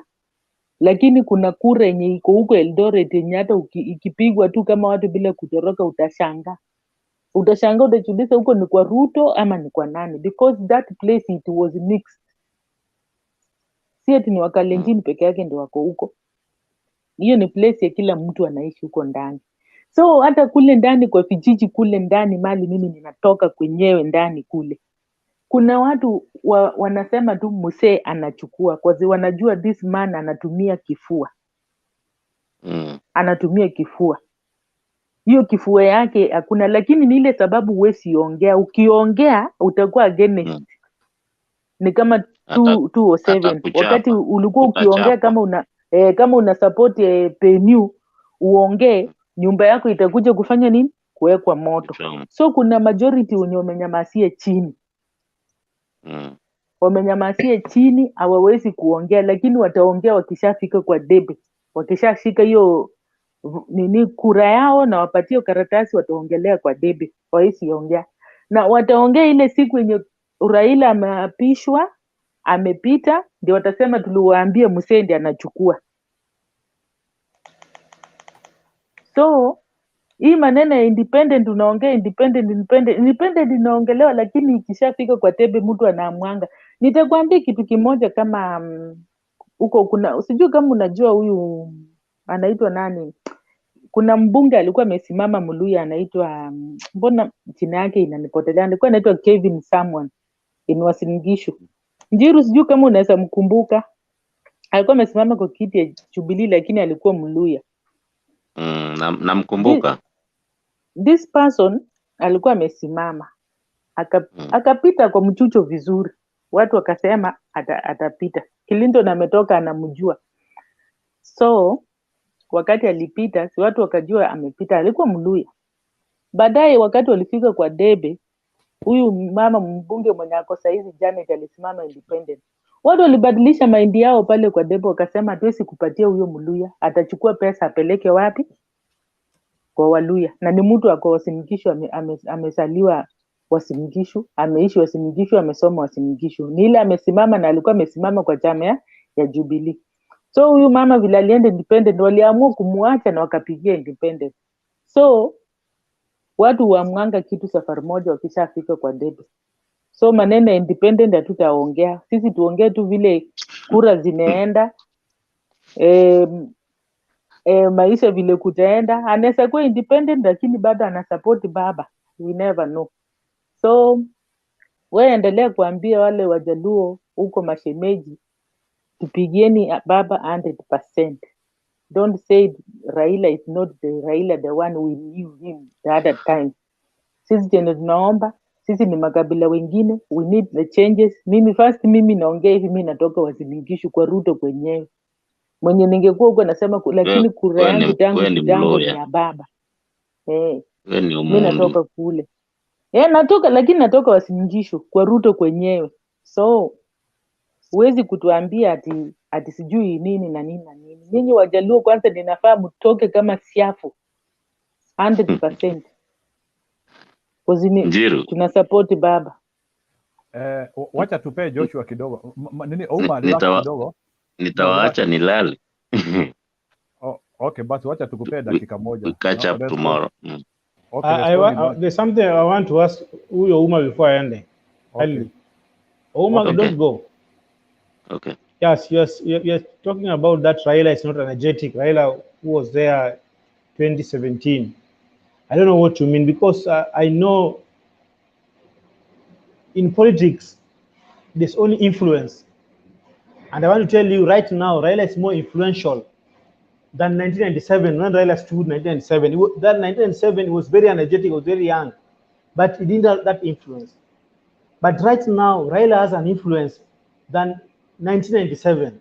So when you're saying that Raila is not energetic, I don't know which kind of energetic you want. I don't know in terms of physical, that is very strong, because I know right now, this is the time Raila has a lot of influence than any other years he has been, because this time he has even managed to influence the government. The other years, not influencing the government. So when you're telling that Raila is not energetic and don't know what, I don't know what you mean. I don't know what you mean. Can you clarify what you mean about saying Raila is not energetic? I don't know.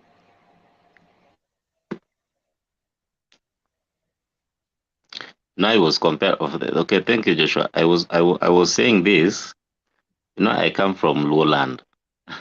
I come from lowland, and I know how Raila has been commanding the Luos. I know how he's been commanding us. Somebody, I think it was Elizabeth, who said that who is this? The governor for Migori. Eliza, you are here. You said about something, governor for Migori. I don't know what. The governor for Migori in 2013 was a governor with a PDP. He was not an ODM. Nini. It is only 2017, and the ODM had to woo him because he was more popular back to ODM, so that they have the governor there for ODM. But even if he did not go with ODM, he could have still have gone with the PDP or even any other party. So that is Nyanza, that is Migori, the core of Nyanza and ODM. We are not saying that Raila is not influential. Raila is very influential. But what I'm saying is that the way Raila used to command, the command that he used to have in 2007 and in 2013 is not the command that is having currently, even in Luo Nyanza. Remember, Saizi, his friend Orengo is literally crying his tears off so that he can win Siaya gubernatorial. He is crying. His lieutenant Wanga is crying, literally begging the people not to shame him, not to shame her and Raila. Nyong'o, at least Nyong'o is doing better. Nyong'o his place is at least so, but initially Raila could come to Homa Bay and say msicheze hapa na atutukani kabisa Homa Bay, and the next day people are all voting his person. He could come to Siaya and say nione mtu anaongea mambo ya nani hapa, mambo ya mtu mwingine hapa, mtu ni Orengo, and everybody the next day wana dance that tune. Raila left Homa Bay, but the next day there was a big rally in Homa Bay. People attended like hell, and people were saying, no, we are not going that way, we are going this way. So I am trying to give you the picture as it is now, not as it was. You see, or how you know it. I'm giving you the picture in relation to how the Nyanza people feel Raila at the moment. That is what I was giving. Because I have been there. I started voting Raila in 2007 up to date. And I know how he's been, commanding us comparatively. That's what I was saying, Jiro and Joshua. Yeah, I think the dynamic of politics of 2007 and right now are different. Remember, 2007, we had only one party, that is ODM in Luo Nyanza. Right now, under Azimio, we have several parties. That's why people have so many options. Are you getting me? So you cannot compare 2007. I'm telling you right now, if you have only ODM alone in Nyanza, they could have turned the line. That's why they use the name of Raila. Even Kidero. Kidero is saying that I'm with Baba. But just give me the seat. If you go to Siaya, Gumbo is saying that I am with Baba. If you go to Migori, Pesa is saying, why don't they support Ruto? If Raila is not referential, they could have supported Ruto and then you see. Now, I'm telling you, Maginga, if Raila is not referential, they could have supported Ruto and you see if they are going to win election. But now they're using the name of Raila. That's why they're winning election. Even Obado, for him to be governor of Migori, he has used the name of Raila. For them to reach it, they could have said that now we want to use Ruto and then you see. But now they're using the name of Raila. What they say. Let me finish. They are using the name of Raila because they know that name is influential. They could have used Ruto, and then you see them if they're going to win this election.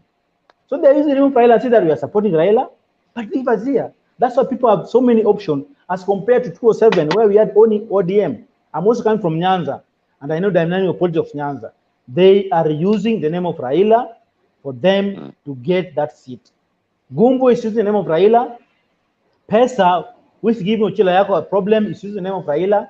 Kidero, who is an independent candidate, is using the name of Raila. Even in the banner, they must put the name. They must put Raila there and Martha Karua. So don't tell that Raila is not influential. But right now, let me finish. Let me tell you. Let me finish first, Maginga. Right now, Raila is influential even in Central. Leaders within Central, since I started voting in 2002, since 2002, I've not even seen a single day Central MPs or any leader from Central supporting Raila. This is the first time. So I'm wondering when you say that it's not influential. I don't know. You're not only putting it in the perspective of Nyanza. Take all the whole country.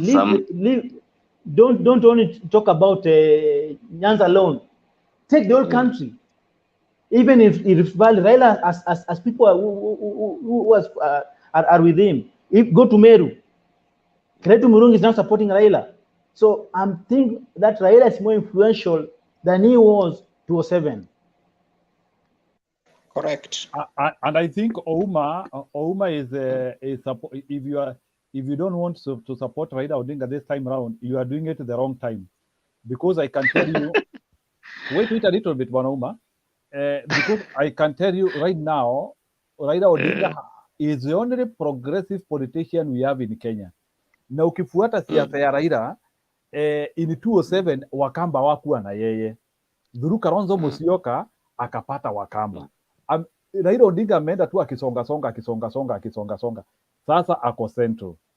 And the people in the central are going to vote him in millions. Njiru. You see, Njiru, Nani Frederick, just a minute. You see, you people are missing a point. You're missing a point. I'm telling you, Raila is influential. Actually, like Joshua is saying, those people are using Raila's name even on their banners because on presidency, in presidency they are supporting Raila. But hapa chini tunapanga, hapa chini tumesema tupangwingwi, lakini pale kwa presidency we shall give Raila 100% because Raila needs the votes of independent candidates and he needs the votes of watu wa chama and anataka votes wa watu wa Azimio. So that's why we are saying hizi chama ambazo ziko kwa Azimio watajipanga, the governors and the MPs watajipea wao. Nani anaitana? Dakika moja uma. Contrary to what Raila wants as an ODM 6 piece. That is what they're saying. Yes, Njiro. There is no problem. I think it is Frederick. 1 minute. There is no problem hata Raila akiitisha 6 piece ama ile kitu anaitisha. All what Raila wants is is people to gravitate towards him. So whether Raila itishe 6 piece ama asiitishe, and Nyanza people are free to vote for the people they want, but we cannot say that because Nyanza people have voted for people who maybe Raila Odinga maybe was not supporting, it does not mean that Raila Odinga has lost the grip. You need to understand that democracy also has levels, and these people are just practicing the democracy from within, and it can be practiced. Jiru, you are using a wrong word. Losing the grip is a very wrong one. Raila can't lose the grip of his people. I am saying Raila doesn't have... Wewe ndio ulileta hiyo mambo hapa, sio mimi. Losing the grip. Wewe ndio ulianzia. Okay. Jiru. Kiprop aseme. Okay, Kiprop sema kidogo. Kiprop is saying something. Okay. Hi guys. Hi. Thank you. Nimeingia saizi. I've had your conversation. Jiru? Oh, I've had your conversation and I'm from Rift Valley. Maso Baringo. And we I'm supporting Raila myself. I'm a Kalenjin. Okay, Kiprop dakika moja. This is a confirmation ile nimeambia watu hapa. Uhuru got 88% in 2017 and because of watu kama akina Moi na watu wengine wa Kombaringo, huyu jamaa ameenda. Nadhani hajaenda, nadhani kuna kitu tu imefanyika. So Bwana Uma, what I was saying as we wait for him is that is a confirmation, na tumekuwa tukisema hapa hata ijamaliza dakika, hata hujaenda kulala, tumekuambia vizuri sana already. Even Baringo is slipping away from Ruto. He cannot recreate 8%. Alafu sasa wewe na watu wengine, hata sio Moi peke yake, ni ya politics ya Baringo, sababu hata ya mabuduki, unajua nini, kuna historia ya cat rustling, kuna mashida mingi ziko Baringo. Richard wewe Uma, wewe weka taa tukuone, mbona huku kwa giza? No, I'm on bed. Okay, wait. You are in bed. Okay. Okay, so tomorrow come. Okay, Bwana Uma, nataka unisikilize. Bwana Uma, I'm the least person to talk for a whole day here about Raila Odinga and you want me to start convincing you. Ile kitu iko, wewe pigia baba tarehe 9, tarehe 10 nitafute, uanzie kuniuliza kwa nini. Umeisikia ile kitu? That is why you go wrong, Jiru. Mimi sijaskata. Mimi nimeshawaambia again and again. Mimi kura yangu ni Raila. It has always been Raila. Tuache historia. Haya, wacha Ouma, tuongee stories zingine ambayo itajenga maisha. Ni aje? Swali nyingine unataka ipeleke wapi? Hiyo ndio ilikuwa swali ya leo. Ouma, before you go, where do you want swearing in to happen? Where do I want? unataka baba aapishwe wapi? Ama utaki baba aapishwe? Unajua hata hatujajua. Sasa unajua baba sasa hivi sijui mpeleke stadium gani. Ile Kimarinya haijaisha. Maana Kamarinya haijaisha bado. Maana naona Uhuru Park ni mdogo. Hii ambao wanasema Uhuru Gardens ni mdogo. Mimi sijui Kasarani ni mdogo. I see Raila is going to have a wonderful, one of the most special, swearing in and ceremonies and inauguration that would take the world by storm, following his struggle and the wide range of connection and friendship that he has amassed all over time. So I know he's going to have visitors, and Kenyans are going to walk by foot from Baringo to Nairobi, Western to Nairobi, wherever that Nini is going to take place. We really needed a stadium like that one of Wembley for Raila's, inauguration. These stadiums in Kenya, I don't see a stadium that befits him. Yeah. Kwanza mimi nitaenda nilale huko kwanza.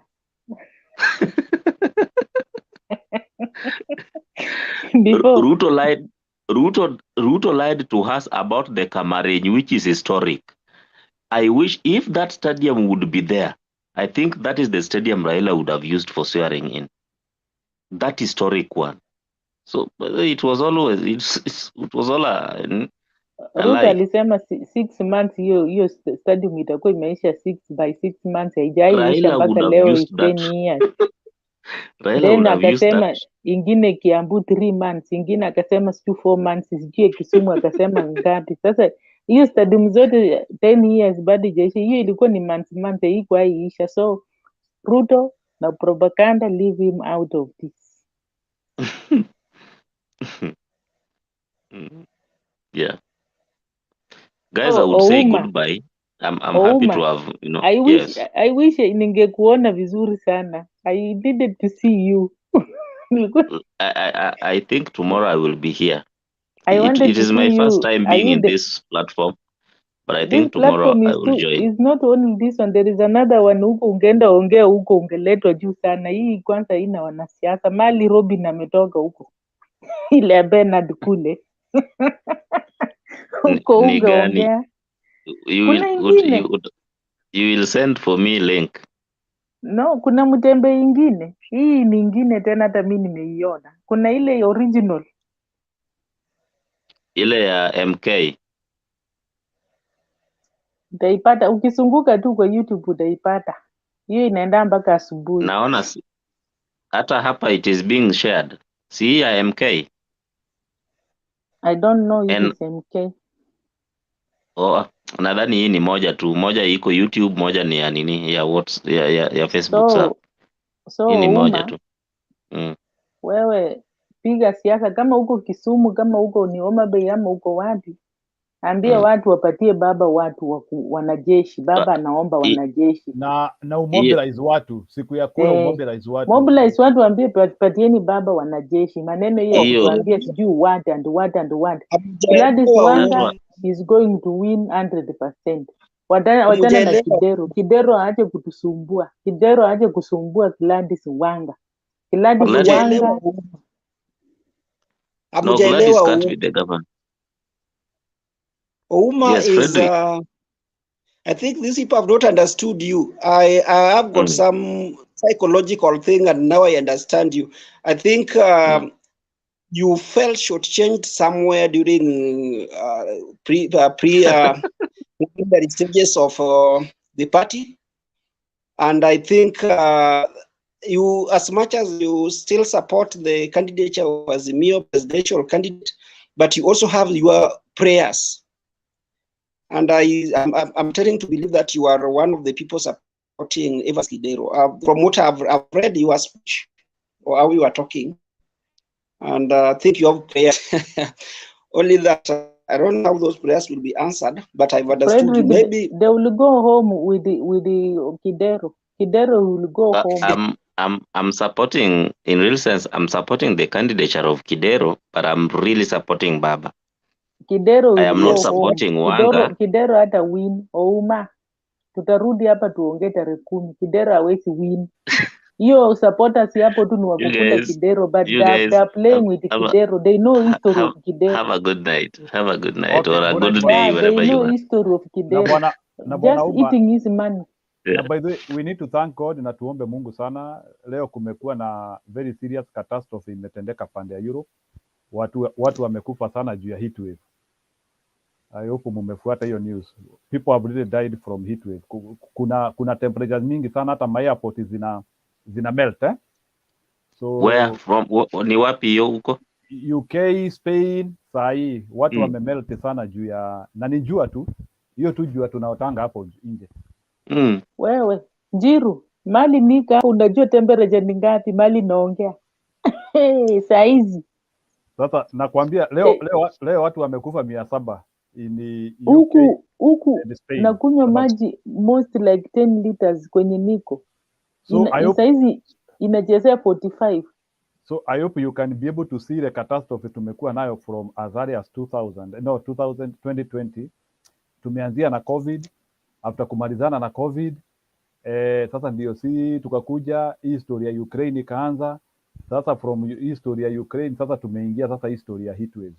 So we really need to pray for the world, na wale watu ambao wanaamini tuanzie kukua Wakristo kamili, tuombe zaidi. Wale Waislamu wakuwe Waislamu vizuri. Sijui shida ni nini, lazima tuombe Mungu ili Mungu atuhurumie. So let's pray for the world. Things are not very good. There are so many catastrophes happening everywhere. I don't know what is the problem. Go ahead. Nakwambia hiyo joto huku mali niko ni kubaya. Haya, sawa. So Mama Rose, salimia watu. Huyo Rose ameingia, ni muda ni kumuona. Habari zenyu? Jema kabisa. Na hii si ya Kikuyu usiongee Kikuyu. Hakuna shida. Mimi hata nimelala, nimesikia hiyo umesema ya Europe, ndio nilikuwa nasikiza tu kama nimelala. Hiyo Njiro unasema ni nini? Mimi sijasikia. Kuna heat wave imegonga watu huko UK na Spain. Ujaona? Mbona sisi tuko neighbor na Spain, sijasikia. Mimi nimeshinda kwa nyumba leo, sijaenda job. Iko it is in the news. What happened?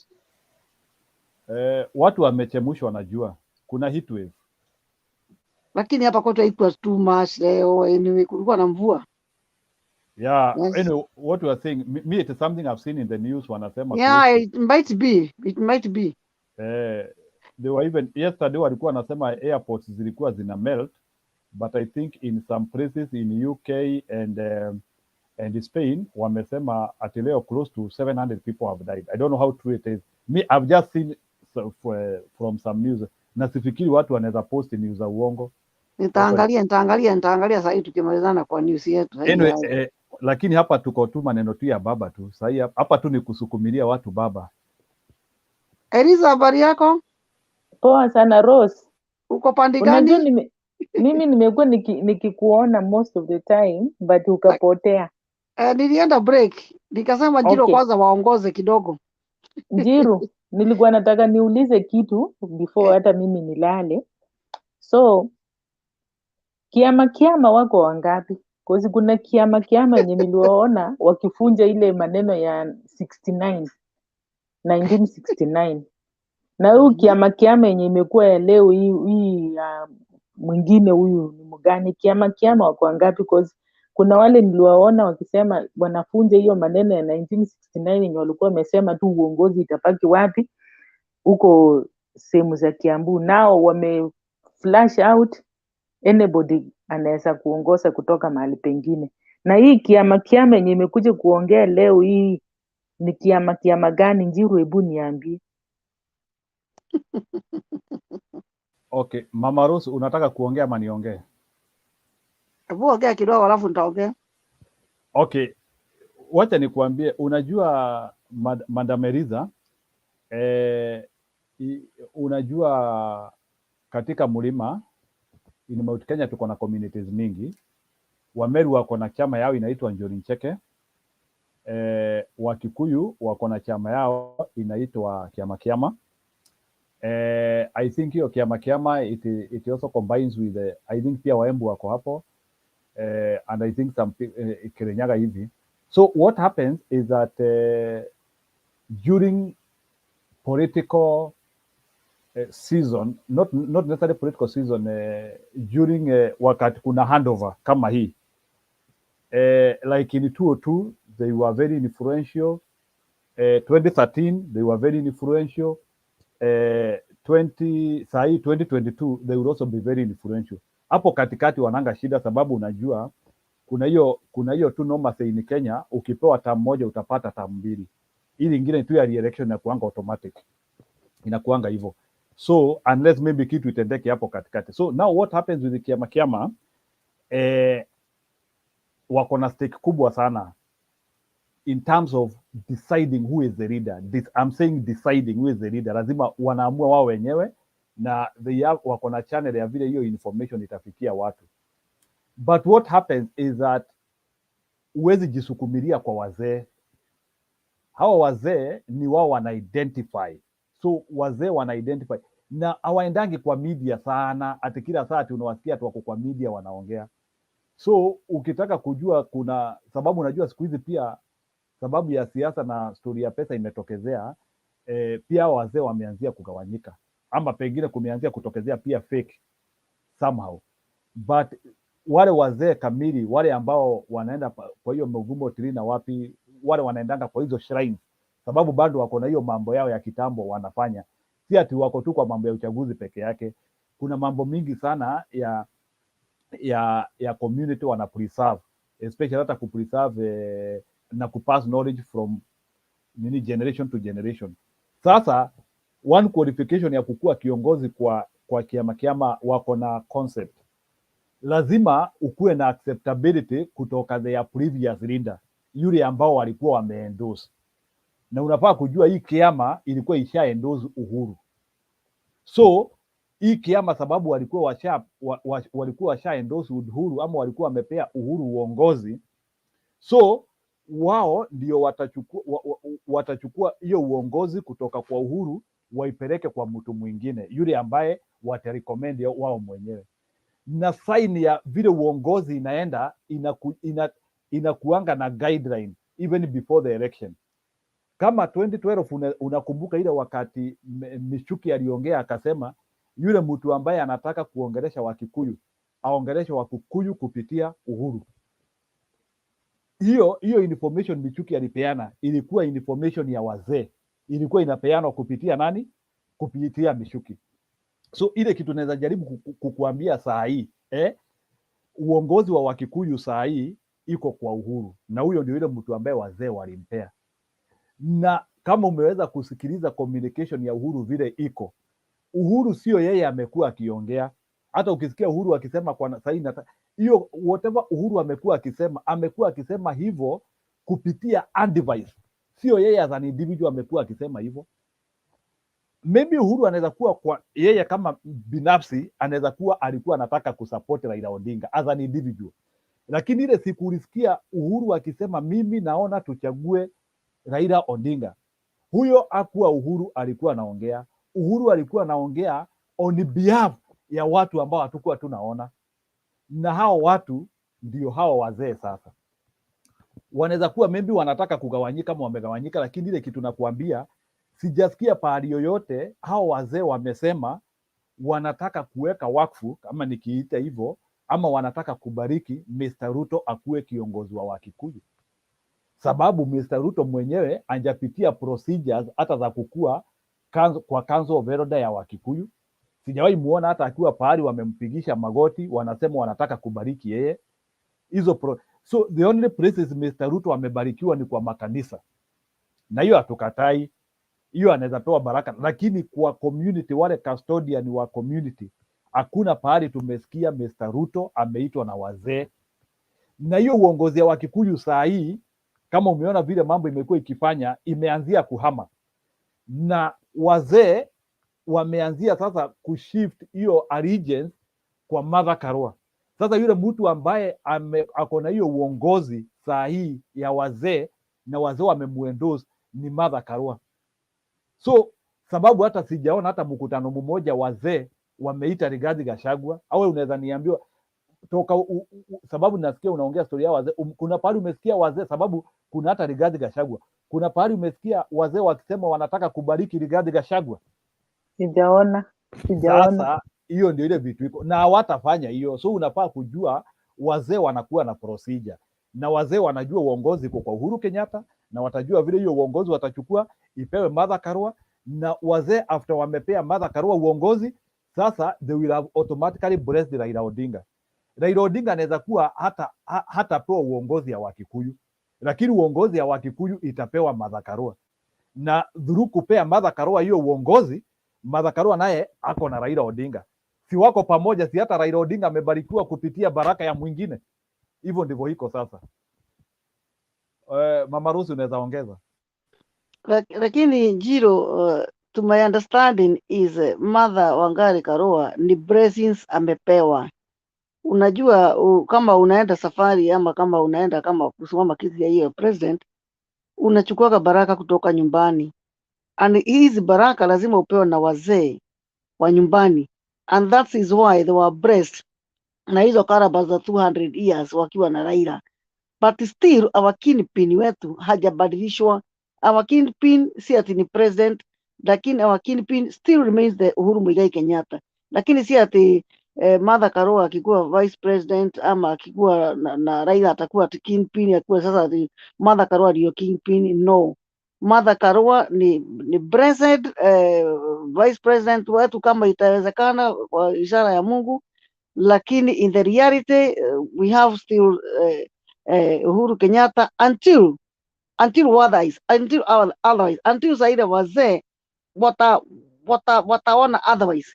Sababu hiyo kitu kama unaweza kukumbuka ni hiyo kingpin Uhuru alipatiwa na akina Jenga Karume akiwa very young, by the way, sijui alikuwa kitu kama 40 ama 40 something hapo until now, na anaweza kukaa nayo mpaka tupate mtu mwingine ule ambaye atasimamia nini.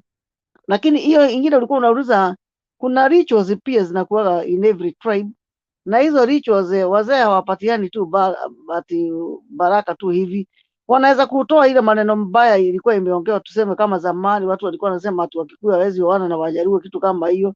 Those rituals zinatolewa na wazee and they know how they remove them. Wanachinja and they do a lot of their culture things na wanaondoa hiyo. Sasa wale watu walikuwa wanasema ati Raila akiongoza ati Wakikuyu atapatwa na laana, ati mzee Jomo Kenyatta alikuwa amesema nini. All those things are gone, sababu wale wamefanya celebration za culture na wametoa hiyo kitu. So wale Wakikuyu wanadhania ati sababu sasa ati kulikuwa kumesemekana ati Wakikuyu wasije wakaoana na Wajaruo ama wasiwe wakavote kwa Wajaruo. That is history now, because president ule ako saa hii Uhuru Muigai Kenyatta anajua the culture. Na kama mnaweza kukumbuka, kuna wakati tulisikia sijui sani yake alioa kwa Wajaruo, na kuna wakati alifanya hata rituals na Wamasai, ikasemekana sijui his father kuna blood yao na Wamasai, kitu kama hiyo, and they did these rituals. Sasa rituals ziko na every tribe, kuna ni kama laana, kuna njia ya laana na kuna njia ya kutoa laana. So hizo laana sasa already zimetolewa. Now we are free and we can even vote for Raila and nothing can happen, sababu hata hatujui ubaya wa Raila ama nini, na kule walikosania na wale walikuwa wamekosana na yeye, we don't know. Nile tu tulikuwa tumetambazwa tu maneno, tunaambiwa si mzuri, lakini na sisi tunashika. Ni kama sasa tunapata maneno ya Ruto ni mwizi, Ruto ni nini, lakini maneno nyingi ya Ruto si ati tunaambiwa, tumejionea ya Ruto ni ukweli. Rose, tumechomewa kanisani ABCD, hiyo ni maneno ya Ruto ya ukweli, unaona. Ruto. Lakini maneno ya Raila ya Wajaruo, in fact hata Wajaruo wengi wameoa Wakikuyu sana.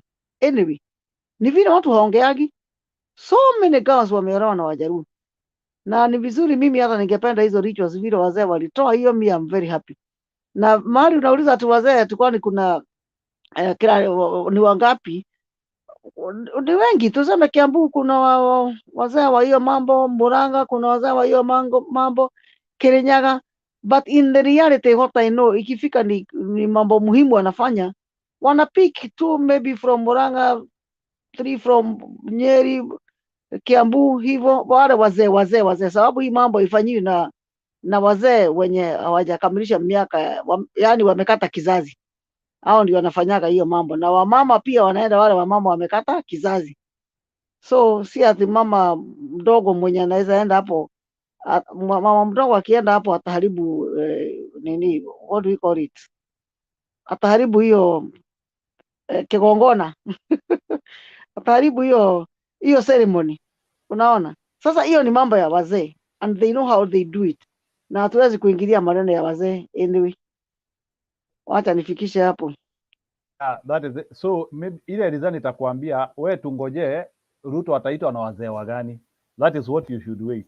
You wait for. Sasa Njiru, Labda ataitwa ni wazee wa kina Gachagua tangu akuwa huko miaka 4 hajaiitwa na wazee, ndio saizi ataitwa. Sasa hiyo ndio tunangojea sasa, kama kuna wazee maybe ataenda apee tu pesa kidogo wakubali. Si umeona hata akina Muiru wameombea yeye sana, hata walikuwa wanatoa sauti wanagurumba kabisa. Muiru sasa, unajua wanatafuta pesa. Unajua Muiru vile alisimama kwa president aliishiwa, sasa walikuwa wanatafuta kukula Ruto. Si niliona mahali picha zingine huko Central, hiyo manyumba za UDA sasa zinapakwa nyekundu, wanasema rent asilipwi sasa. Si niliona kuna picha nimeona mahali watu wanapaka nyekundu sasa. Elisa, uko pande gani? Uko Nairobi wapi? Mimi siko Nairobi. Uko wapi? Mimi niko Uasin Gishu. Uasin Masama Uasin Gishu ama whatever anyway. Mimi natoka kwa Ruto kwenyewe. Na huko watu wanasema nini wanamchagua? Huko unajua huko kuna wenye wananyamasia kwa roho. Unajua huko ukiongea utapigwa makofi. Huko unajua watu wetu wanafatanga tu. Utachomewa nyumba usiku. Utachoma usiku. Sasa, unanyamaza.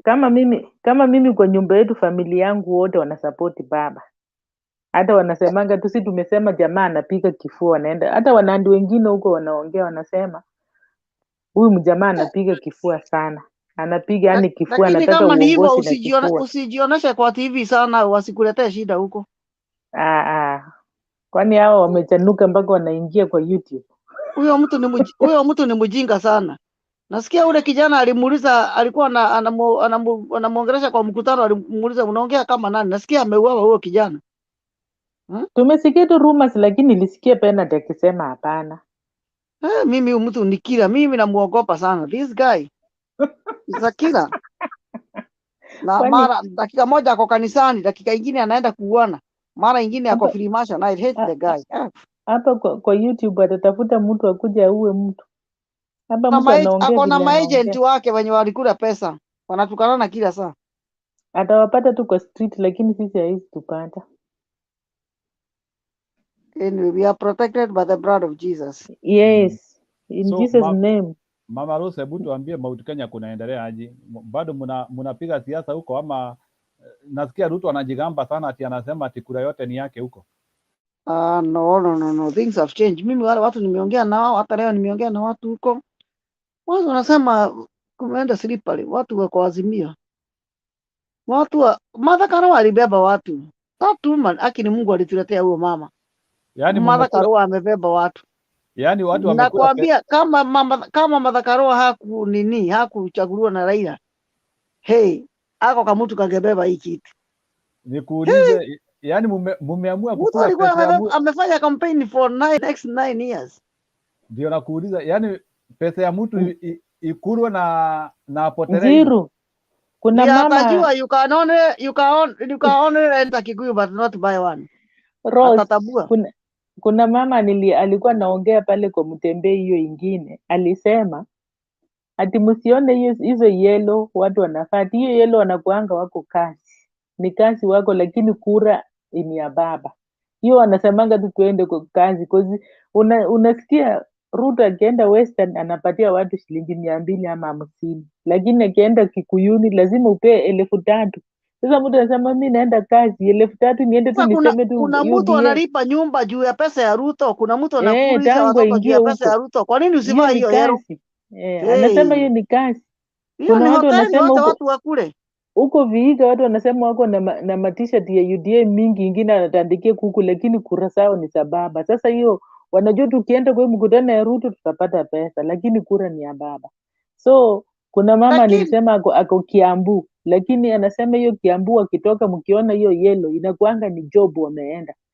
Kama hakuna siku hizi tunaona imeanza kupunguka kwa sababu pesa imeisha. Lakini honestly Ruto shida yake ni kivuli. Mimi namchukia tu kwa kivuli. Kama sio kivuli, ni mtu anaweza kuwa mtu mzuri, lakini ni mtu ako na kivuli na ni mtu anapenda kushika sheria na mkono. Hiyo ndio shida yake. Siku atatulia, akifikisha pale kama miaka 60 70, tutamchagua siku moja, but not now. Akiweka kivuli chini. Na hiyo mashida yote ametuletea. Kivuli yake ni mbaya. Rose, mtu na tabia yake. Mtu na tabia yake. Anasema sio sasa. Akifikisha kama 78 years yuko akuwe amechange. Maybe watu watafikiria, but not now. Hata ile ng'ombe msee haichenjingi. Hata ng'ombe msee haichenji. Mtu na tabia yake anakuanga, hata kiseeka mtu na tabia yake ni hiyo hiyo. Hii ni mtembei gani uko ndani leo? Hii si ya Bernardini gani? Hii ilikuwa ya Clinton akaniachia tu. Unajua siku hizi we want to send baba to State House. Mna mtembei ngapi? Mimi najua Kikuyu mtembei na Bernard. Hii ni gani tena? Wewe jua mtembei ziko mingi. Mtembei anatembea. Na kuambia guy. Mnataka tunyamaze? That's good. Keep on fighting. Sasa tunafanya kitu inaitwa kumagaria baba wega. Aishi baba atatukumbuka siku moja vile tumefanyia kampeni baba. Tulianza kitambo sisi. Atakumbuka. Tulianza kitambo hii kampeni ya baba. Kwanza ule msichana anaitwa Shiko.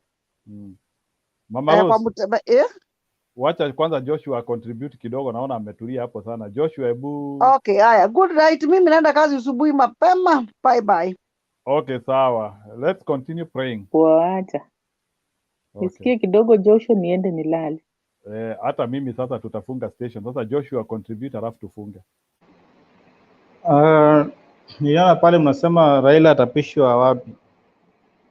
I still don't know. I'm still wondering. Because hata ile wakati wa mock swearing yake ya 2018, it was just a mock swearing. It was not a real swearing.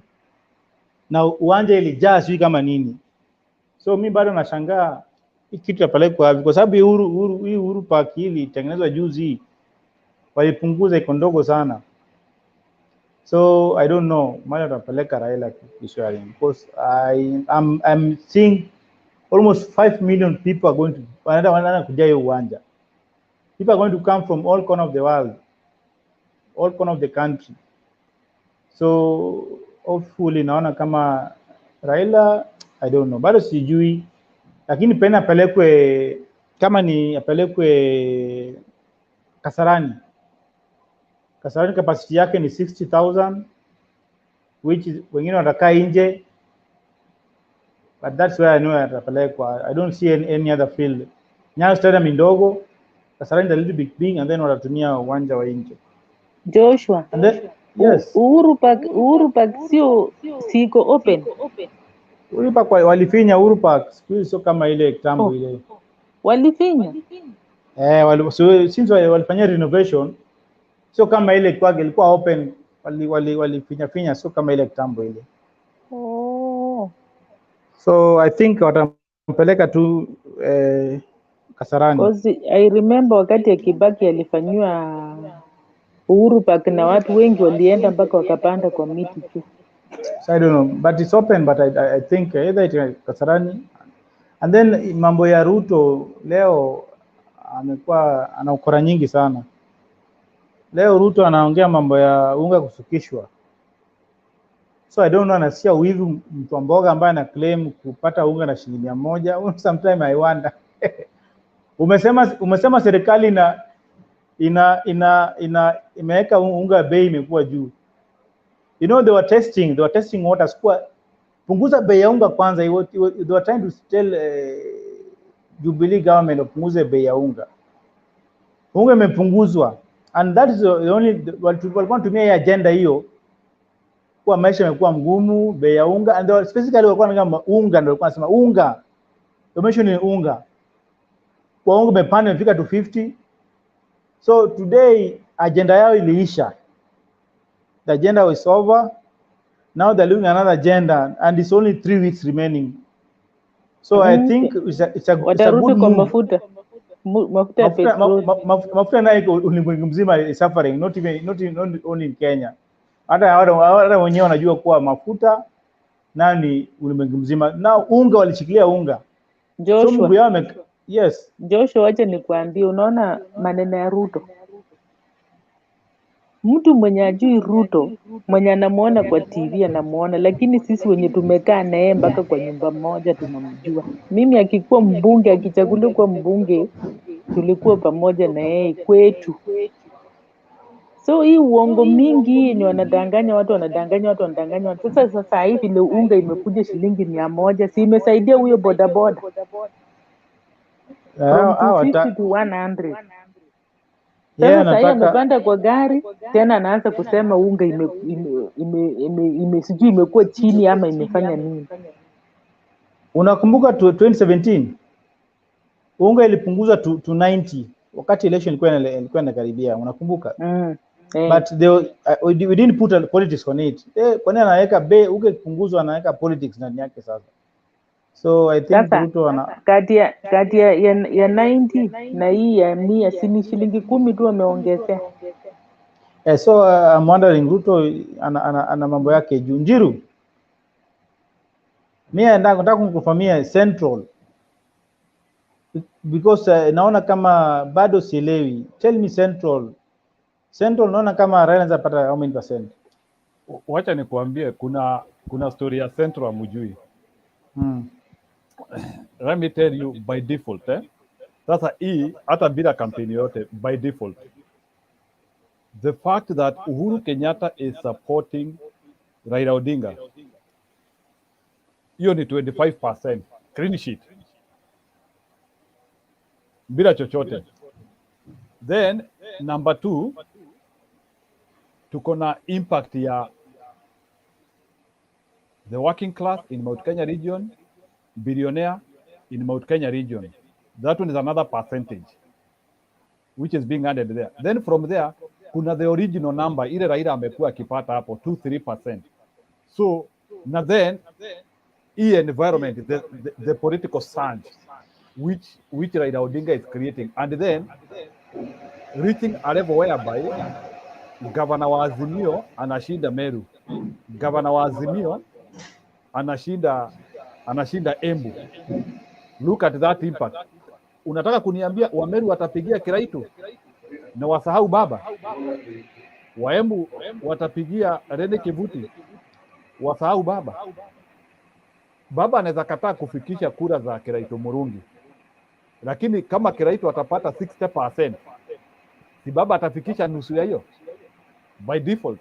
So ile kitu tunajaribu kusema hapa, the worst which Mount Kenya itapata ama itapea baba ni 30%. But again kuna kitu kingine hapa kuelewa. In Mount Kenya watu hawajachangamuka, hiyo enthusiasm hakuna. So you can be assured that voter turnout Mount Kenya haitafika 85%. Voter turnout Mount Kenya itakuwa around 70 to 75. Meaning that we will not be able to mobilize all the votes like we mobilized in 2017. So Mount Kenya ni headache ya Ruto to make sure that every vote goes to the polling station. But for Baba, he doesn't need to use a lot of energy kupeleka watu kwa polling station. But it is a must Ruto aende na atengeneze ile kumera kama siafu. He has to do that if he has to win. But what Baba need to do is wait for the voting day. Ile kura yote itapigwa, ikipigwa kura 10 yeye ako na share yake, ikipigwa kura 100 yeye ako na share yake. So nasema Ruto ako na a lot of pressure from Mount Kenya to make sure that all those votes go to the ballot, and not forgetting that majority ya wale watu wana support Ruto sana huko Mount Kenya, majority sisemi ati ni wote, he also has good people, lakini kuna watu hawa makarikari 10 au watu wengine hawana kura. Hata ukiona watu wamebeba manini, wamevalia matishati mingi. Yes, I understand Ruto also has decent people in Mount Kenya, but they are not as many. Go and listen to teachers, listen to people, farmers, what mtu akona kitu yake ya kufanya, wako Azimio. Ruto tu akona watu tu wanashindanga kwa barabara, hawana kitu ya kufanya. So what I'm trying But to say, Njiru, niliona Isiolo huyo governor wa UDA step down, ametoka UDA step down, amesupport ule candidate wa independent ambaye anasupport baba. nini Isiolo hata it is extremely Azimio, hii hata tusiongee, sababu unajua Isiolo walipigia Uhuru. So those are some of the counties ambazo zinakuwa transferred kwa baba through guest ya kusapotiwa na Uhuru. We have Isiolo, tuko na Mandera, akina Samburu. Unaona hizo kaunti zote ziko hapo, hizo kaunti zote zilikuwa za Uhuru na zimeanzia kuhama kwa baba. So hapo Ruto hana kitu. So ndio nakwambia Ruto ile kitu ako nayo ni mdomo mingi na kelele, but ukiangalia vile kura inaanzia kujiconsolidate, I can tell you and I can confirm to you hapa, it will be very difficult for Ruto to galvanize votes anywhere. The only place anaweza galvanize kura ya Wakale, hiyo nakubali, hiyo ako nayo, lakini kura ya Wakikuyu he cannot galvanize it. Na ukitaka kujua, hebu niambie credible people who are supporting Ruto and who can be able to make sure that people go to vote for him. Ni akina Didi Nyoro, ni akina Kangata. Look at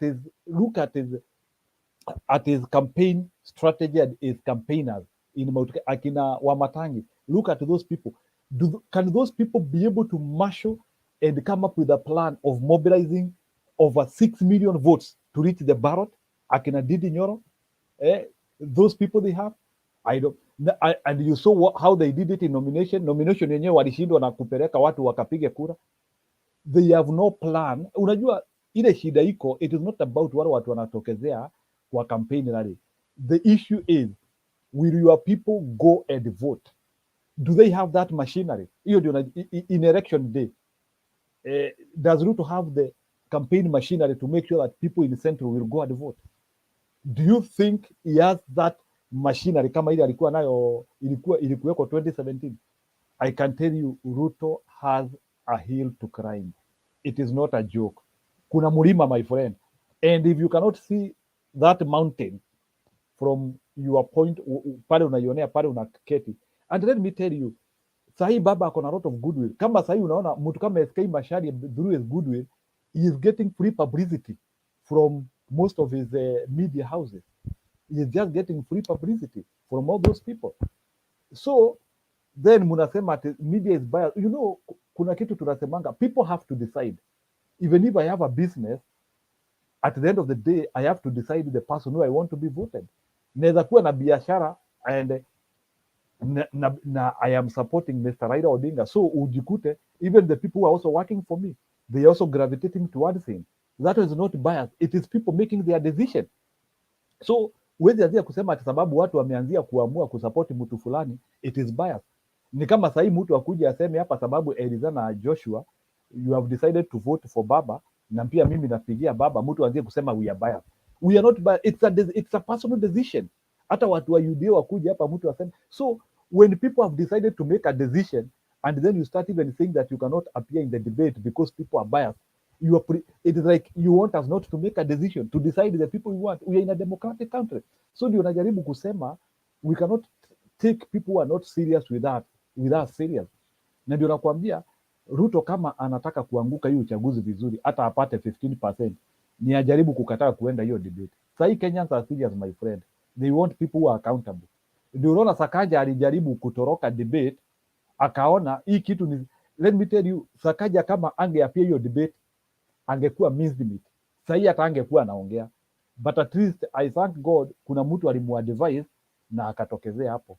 Hata hii akina Rigathi Gachagua na Ruto wanasema wapi debate, wajaribu kutokuja hapo, hata wasiende kwa campaign rally, itakuwa imeisha hivyo, because Kenyans are serious na wataki watu wako na hii maviburi na watu wanajifanya. Right now Kenyans are tired because of what is happening, cost of living. Tuko na mashida mingi, tunataka kulipa maloni na vitu vingine.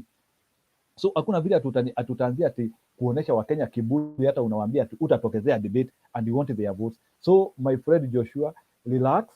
Kura ya baba Mount Kenya inaanguka vizuri, and na mutahesabu hiyo kura tarehe 9, mutakuwa mnashangaa. And by the way, I'm very happy of the way the issues are. We can be optimistic, but I'm very happy because the numbers which you'll get there, hata mutakuwa mkisema kweli hii watu ya Central wana decide. And I can tell you there is no way in which Uhuru has 0 votes for baba in Mount Kenya. Hata kama tunataka kuficha vichwa zetu kwa mchanga, Uhuru has a lot of votes. Hiyo kura yake moja, it will amount to 3 to 4 million votes in Mount Kenya region. And that's where the magic number is. The fact that Uhuru decided not to support Ruto, that was the death of Ruto's campaign strategy. Na ndio unasikia kila saa anajaribu kuambia Uhuru, tuachie huyu mtu wa kitendawili tumenyane na yeye. Kama ako na nguvu, kwa nini anaambia Uhuru amuachie? Why is he kwa nini anaambia Uhuru niachie huyu mtu nimalizane na yeye? If he thinks Uhuru is just a pushover, somebody with no influence, kwa nini anaambia Uhuru tuachie huyu mtu tumalizane na yeye? If he is that strong, si angewapiga wote wawili? Sababu yeye anasema ako na kura na kura yake sijui hawezi bia nini, hata anasema yeye hata ndiye deep state mkubwa kuliko wengine. If he is that powerful and strong, apige Uhuru, apige Raila, apige akina Matiang'i hao wote, aende akiwacharaza wote, aende hiyo ma-DPK achape hao wote, everywhere aende akiwapiga. Lakini uwezi anzia kukuja kwa watu waanzie kusema muniachie huyu, ati muache ati na huyu mtu aache kujificha pande ya rais. So kama yeye anajua ako na nguvu and he is that powerful, si amenyane na wao. Kama ako na hiyo nguvu, mbona anaambia Uhuru aache? Kama yeye ako na nguvu na amesema atawashinda, si ashinde Raila. In fact ni side Ruto ameshindwa na kujua ni mtu mgani wanashindana na yeye. Ruto anashindana na Raila, so every time anaenda kupigana na Uhuru, hiyo ni kura anamwaga, sababu the moment you start fighting Uhuru, kuna mtu unakanyanga vidole na sio mtu mmoja. So I wish Ruto can understand that yule mtu anapigana na yeye ni Raila. That's why you should be hammering. But the moment you start fighting Matiang'i, unapiga Wamarwa, unapiga Uhuru, unakanyanga million of people in other areas. Hii siku ametusi Wamarwa na kuita Wamarwa mama, uliona ni watu wangapi walitokezea? So Ruto kama anataka at least hata kura 3,000,000, ajue he is competing with Raila Odinga. But the moment unaenda kupiga watu wengine, people will riot. That's what I can add for you. Sawa Njira, I was worried na Central, lakini kama umeambia Central liko intact, then that you're good to go. Na huu Kang'ata anashinda Murang'a. I'm not saying Central is intact. Mark my word. I'm not saying Central is intact. At least good votes will come from there. Good votes which will give a win, and that's what we want. Kang'ata niona anasema yuko juu Murang'a. Is it true? That is fabrication, my friend. But it was the same opinion star Tifa ambaye ilimoredesha Raila juu ndio ilitoa hiyo Kang'ata kuwa iko 62%. Jamel Kamau yuko 18%. 13. So I want to ask you a simple question. Jamil Kamau is a formidable candidate. Even the last election, he got close to over 30%. Really? You want to tell me, signed your Jamil Kamau amefikisha 18%? Kang'ata is not campaigning. Kang'ata is not strong. Kang'ata is not enthusiastic. Kang'ata is not optimistic. Is not hopeful. I don't think he is the change which people want. So what I know is that Kang'ata might be ahead, but giving Jamil Kamau 18, to me, it didn't sound practical. Niliona hapo there is no in which Jamil can be having 13. Yes, UDA can be very popular in Murang'a as they claim, But giving Jamrek 18%, to me, it was not practical. What I know, Jamrek will get around 40. He might win, depending with how the wave will continue, because people are deciding.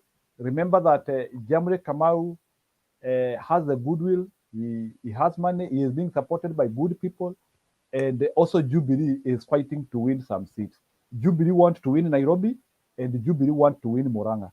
Remember, Murang'a is the Kenya House of Billionaires, and matajiri wengi sana wanatoka hapo, and I know what they want.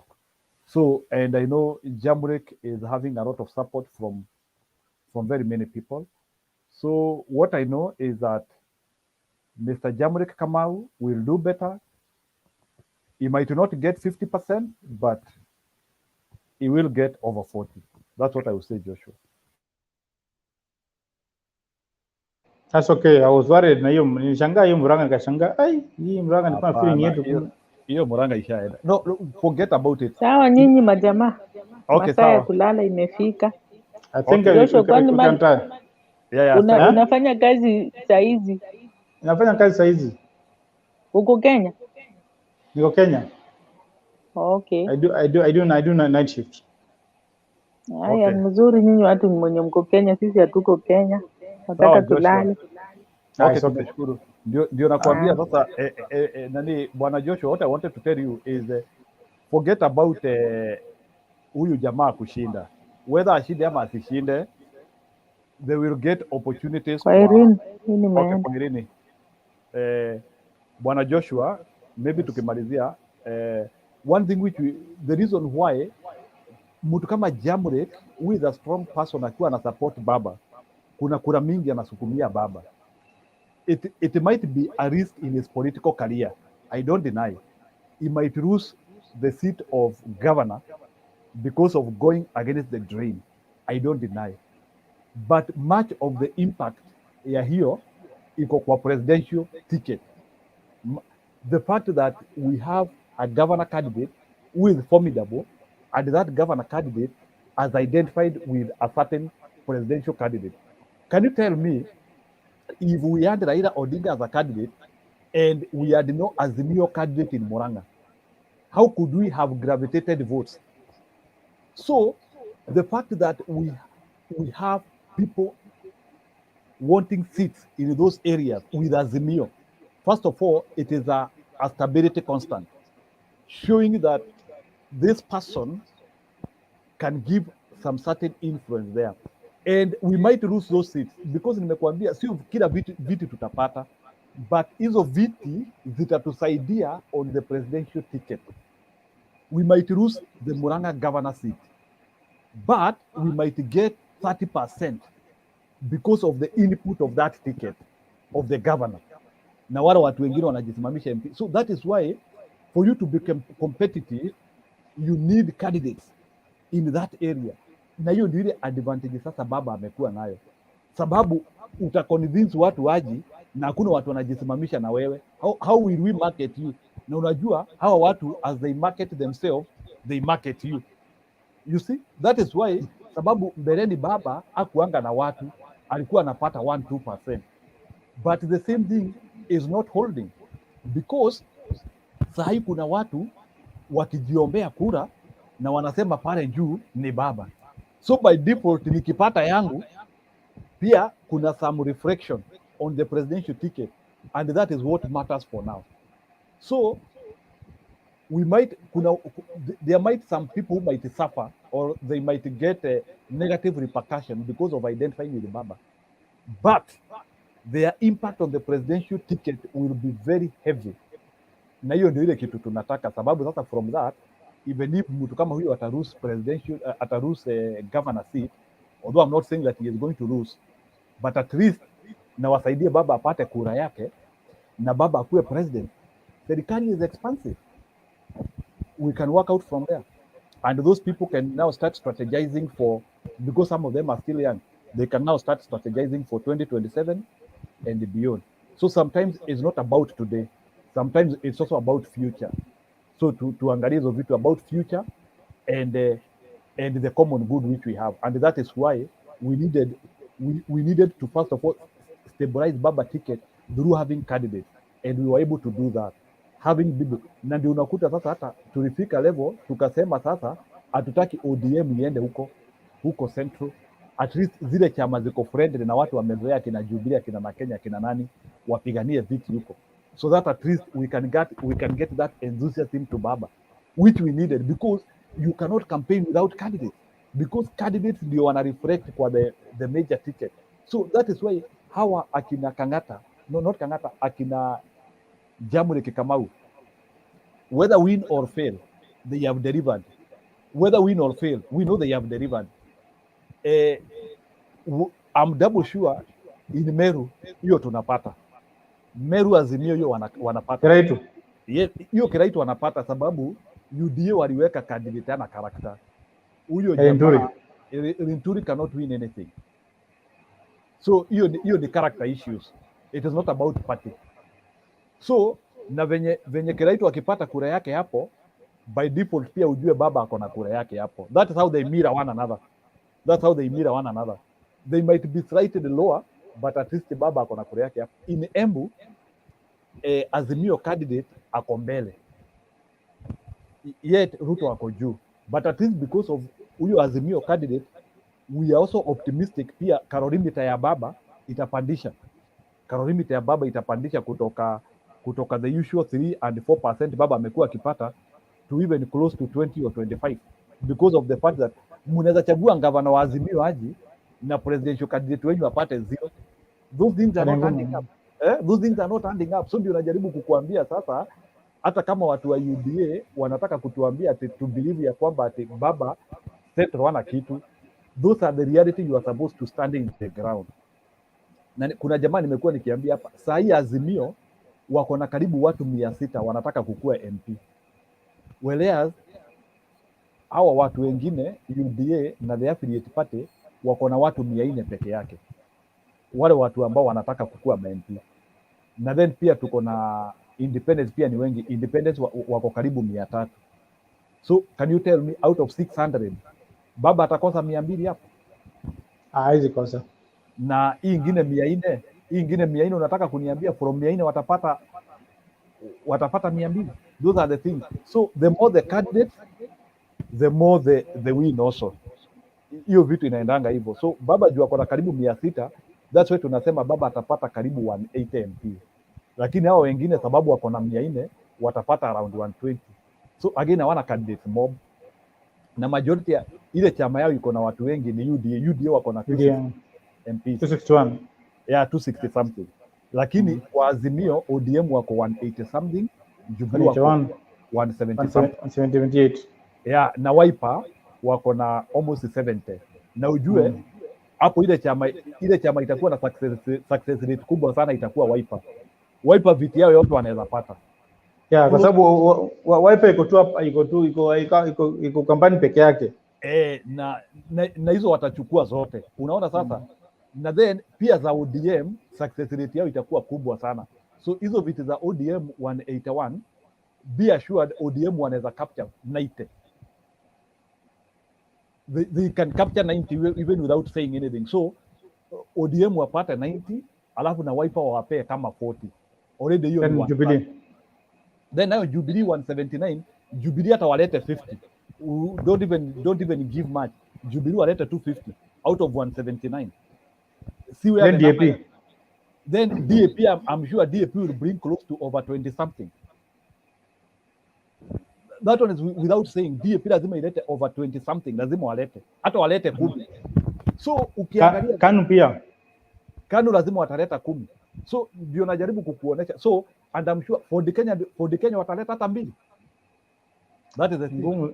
Ngumu sana because for Kenya iko tu Western peke yake, na buja hapo Western ndio kuna ANC.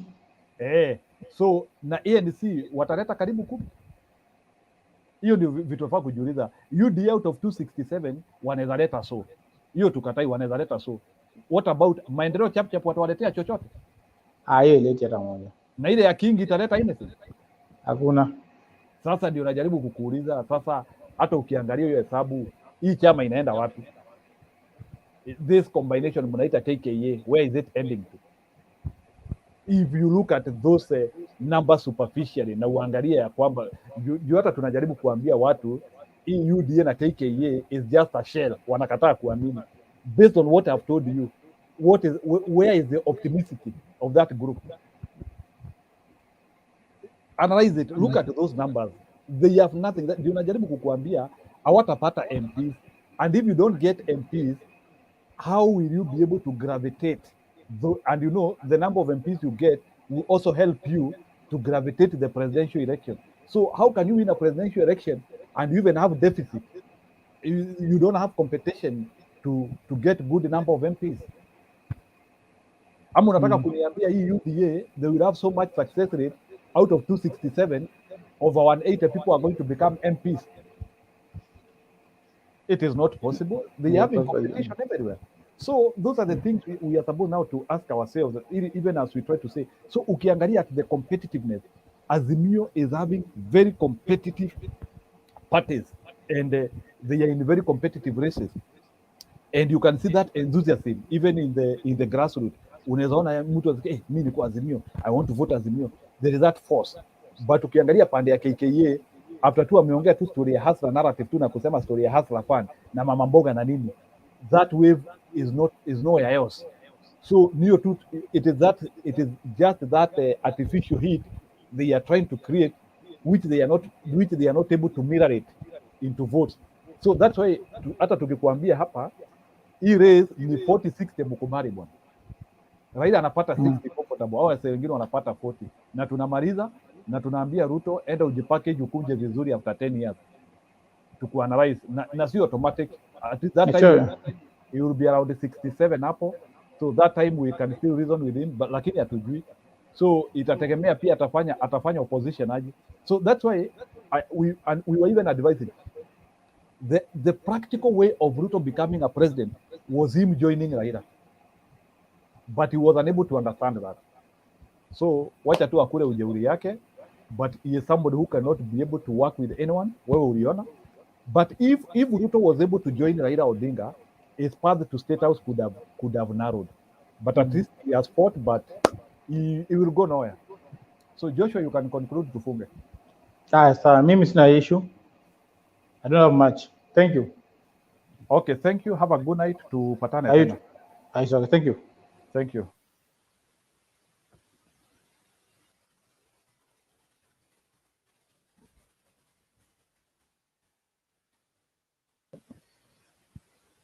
Okay, thank you all. Tumefunga.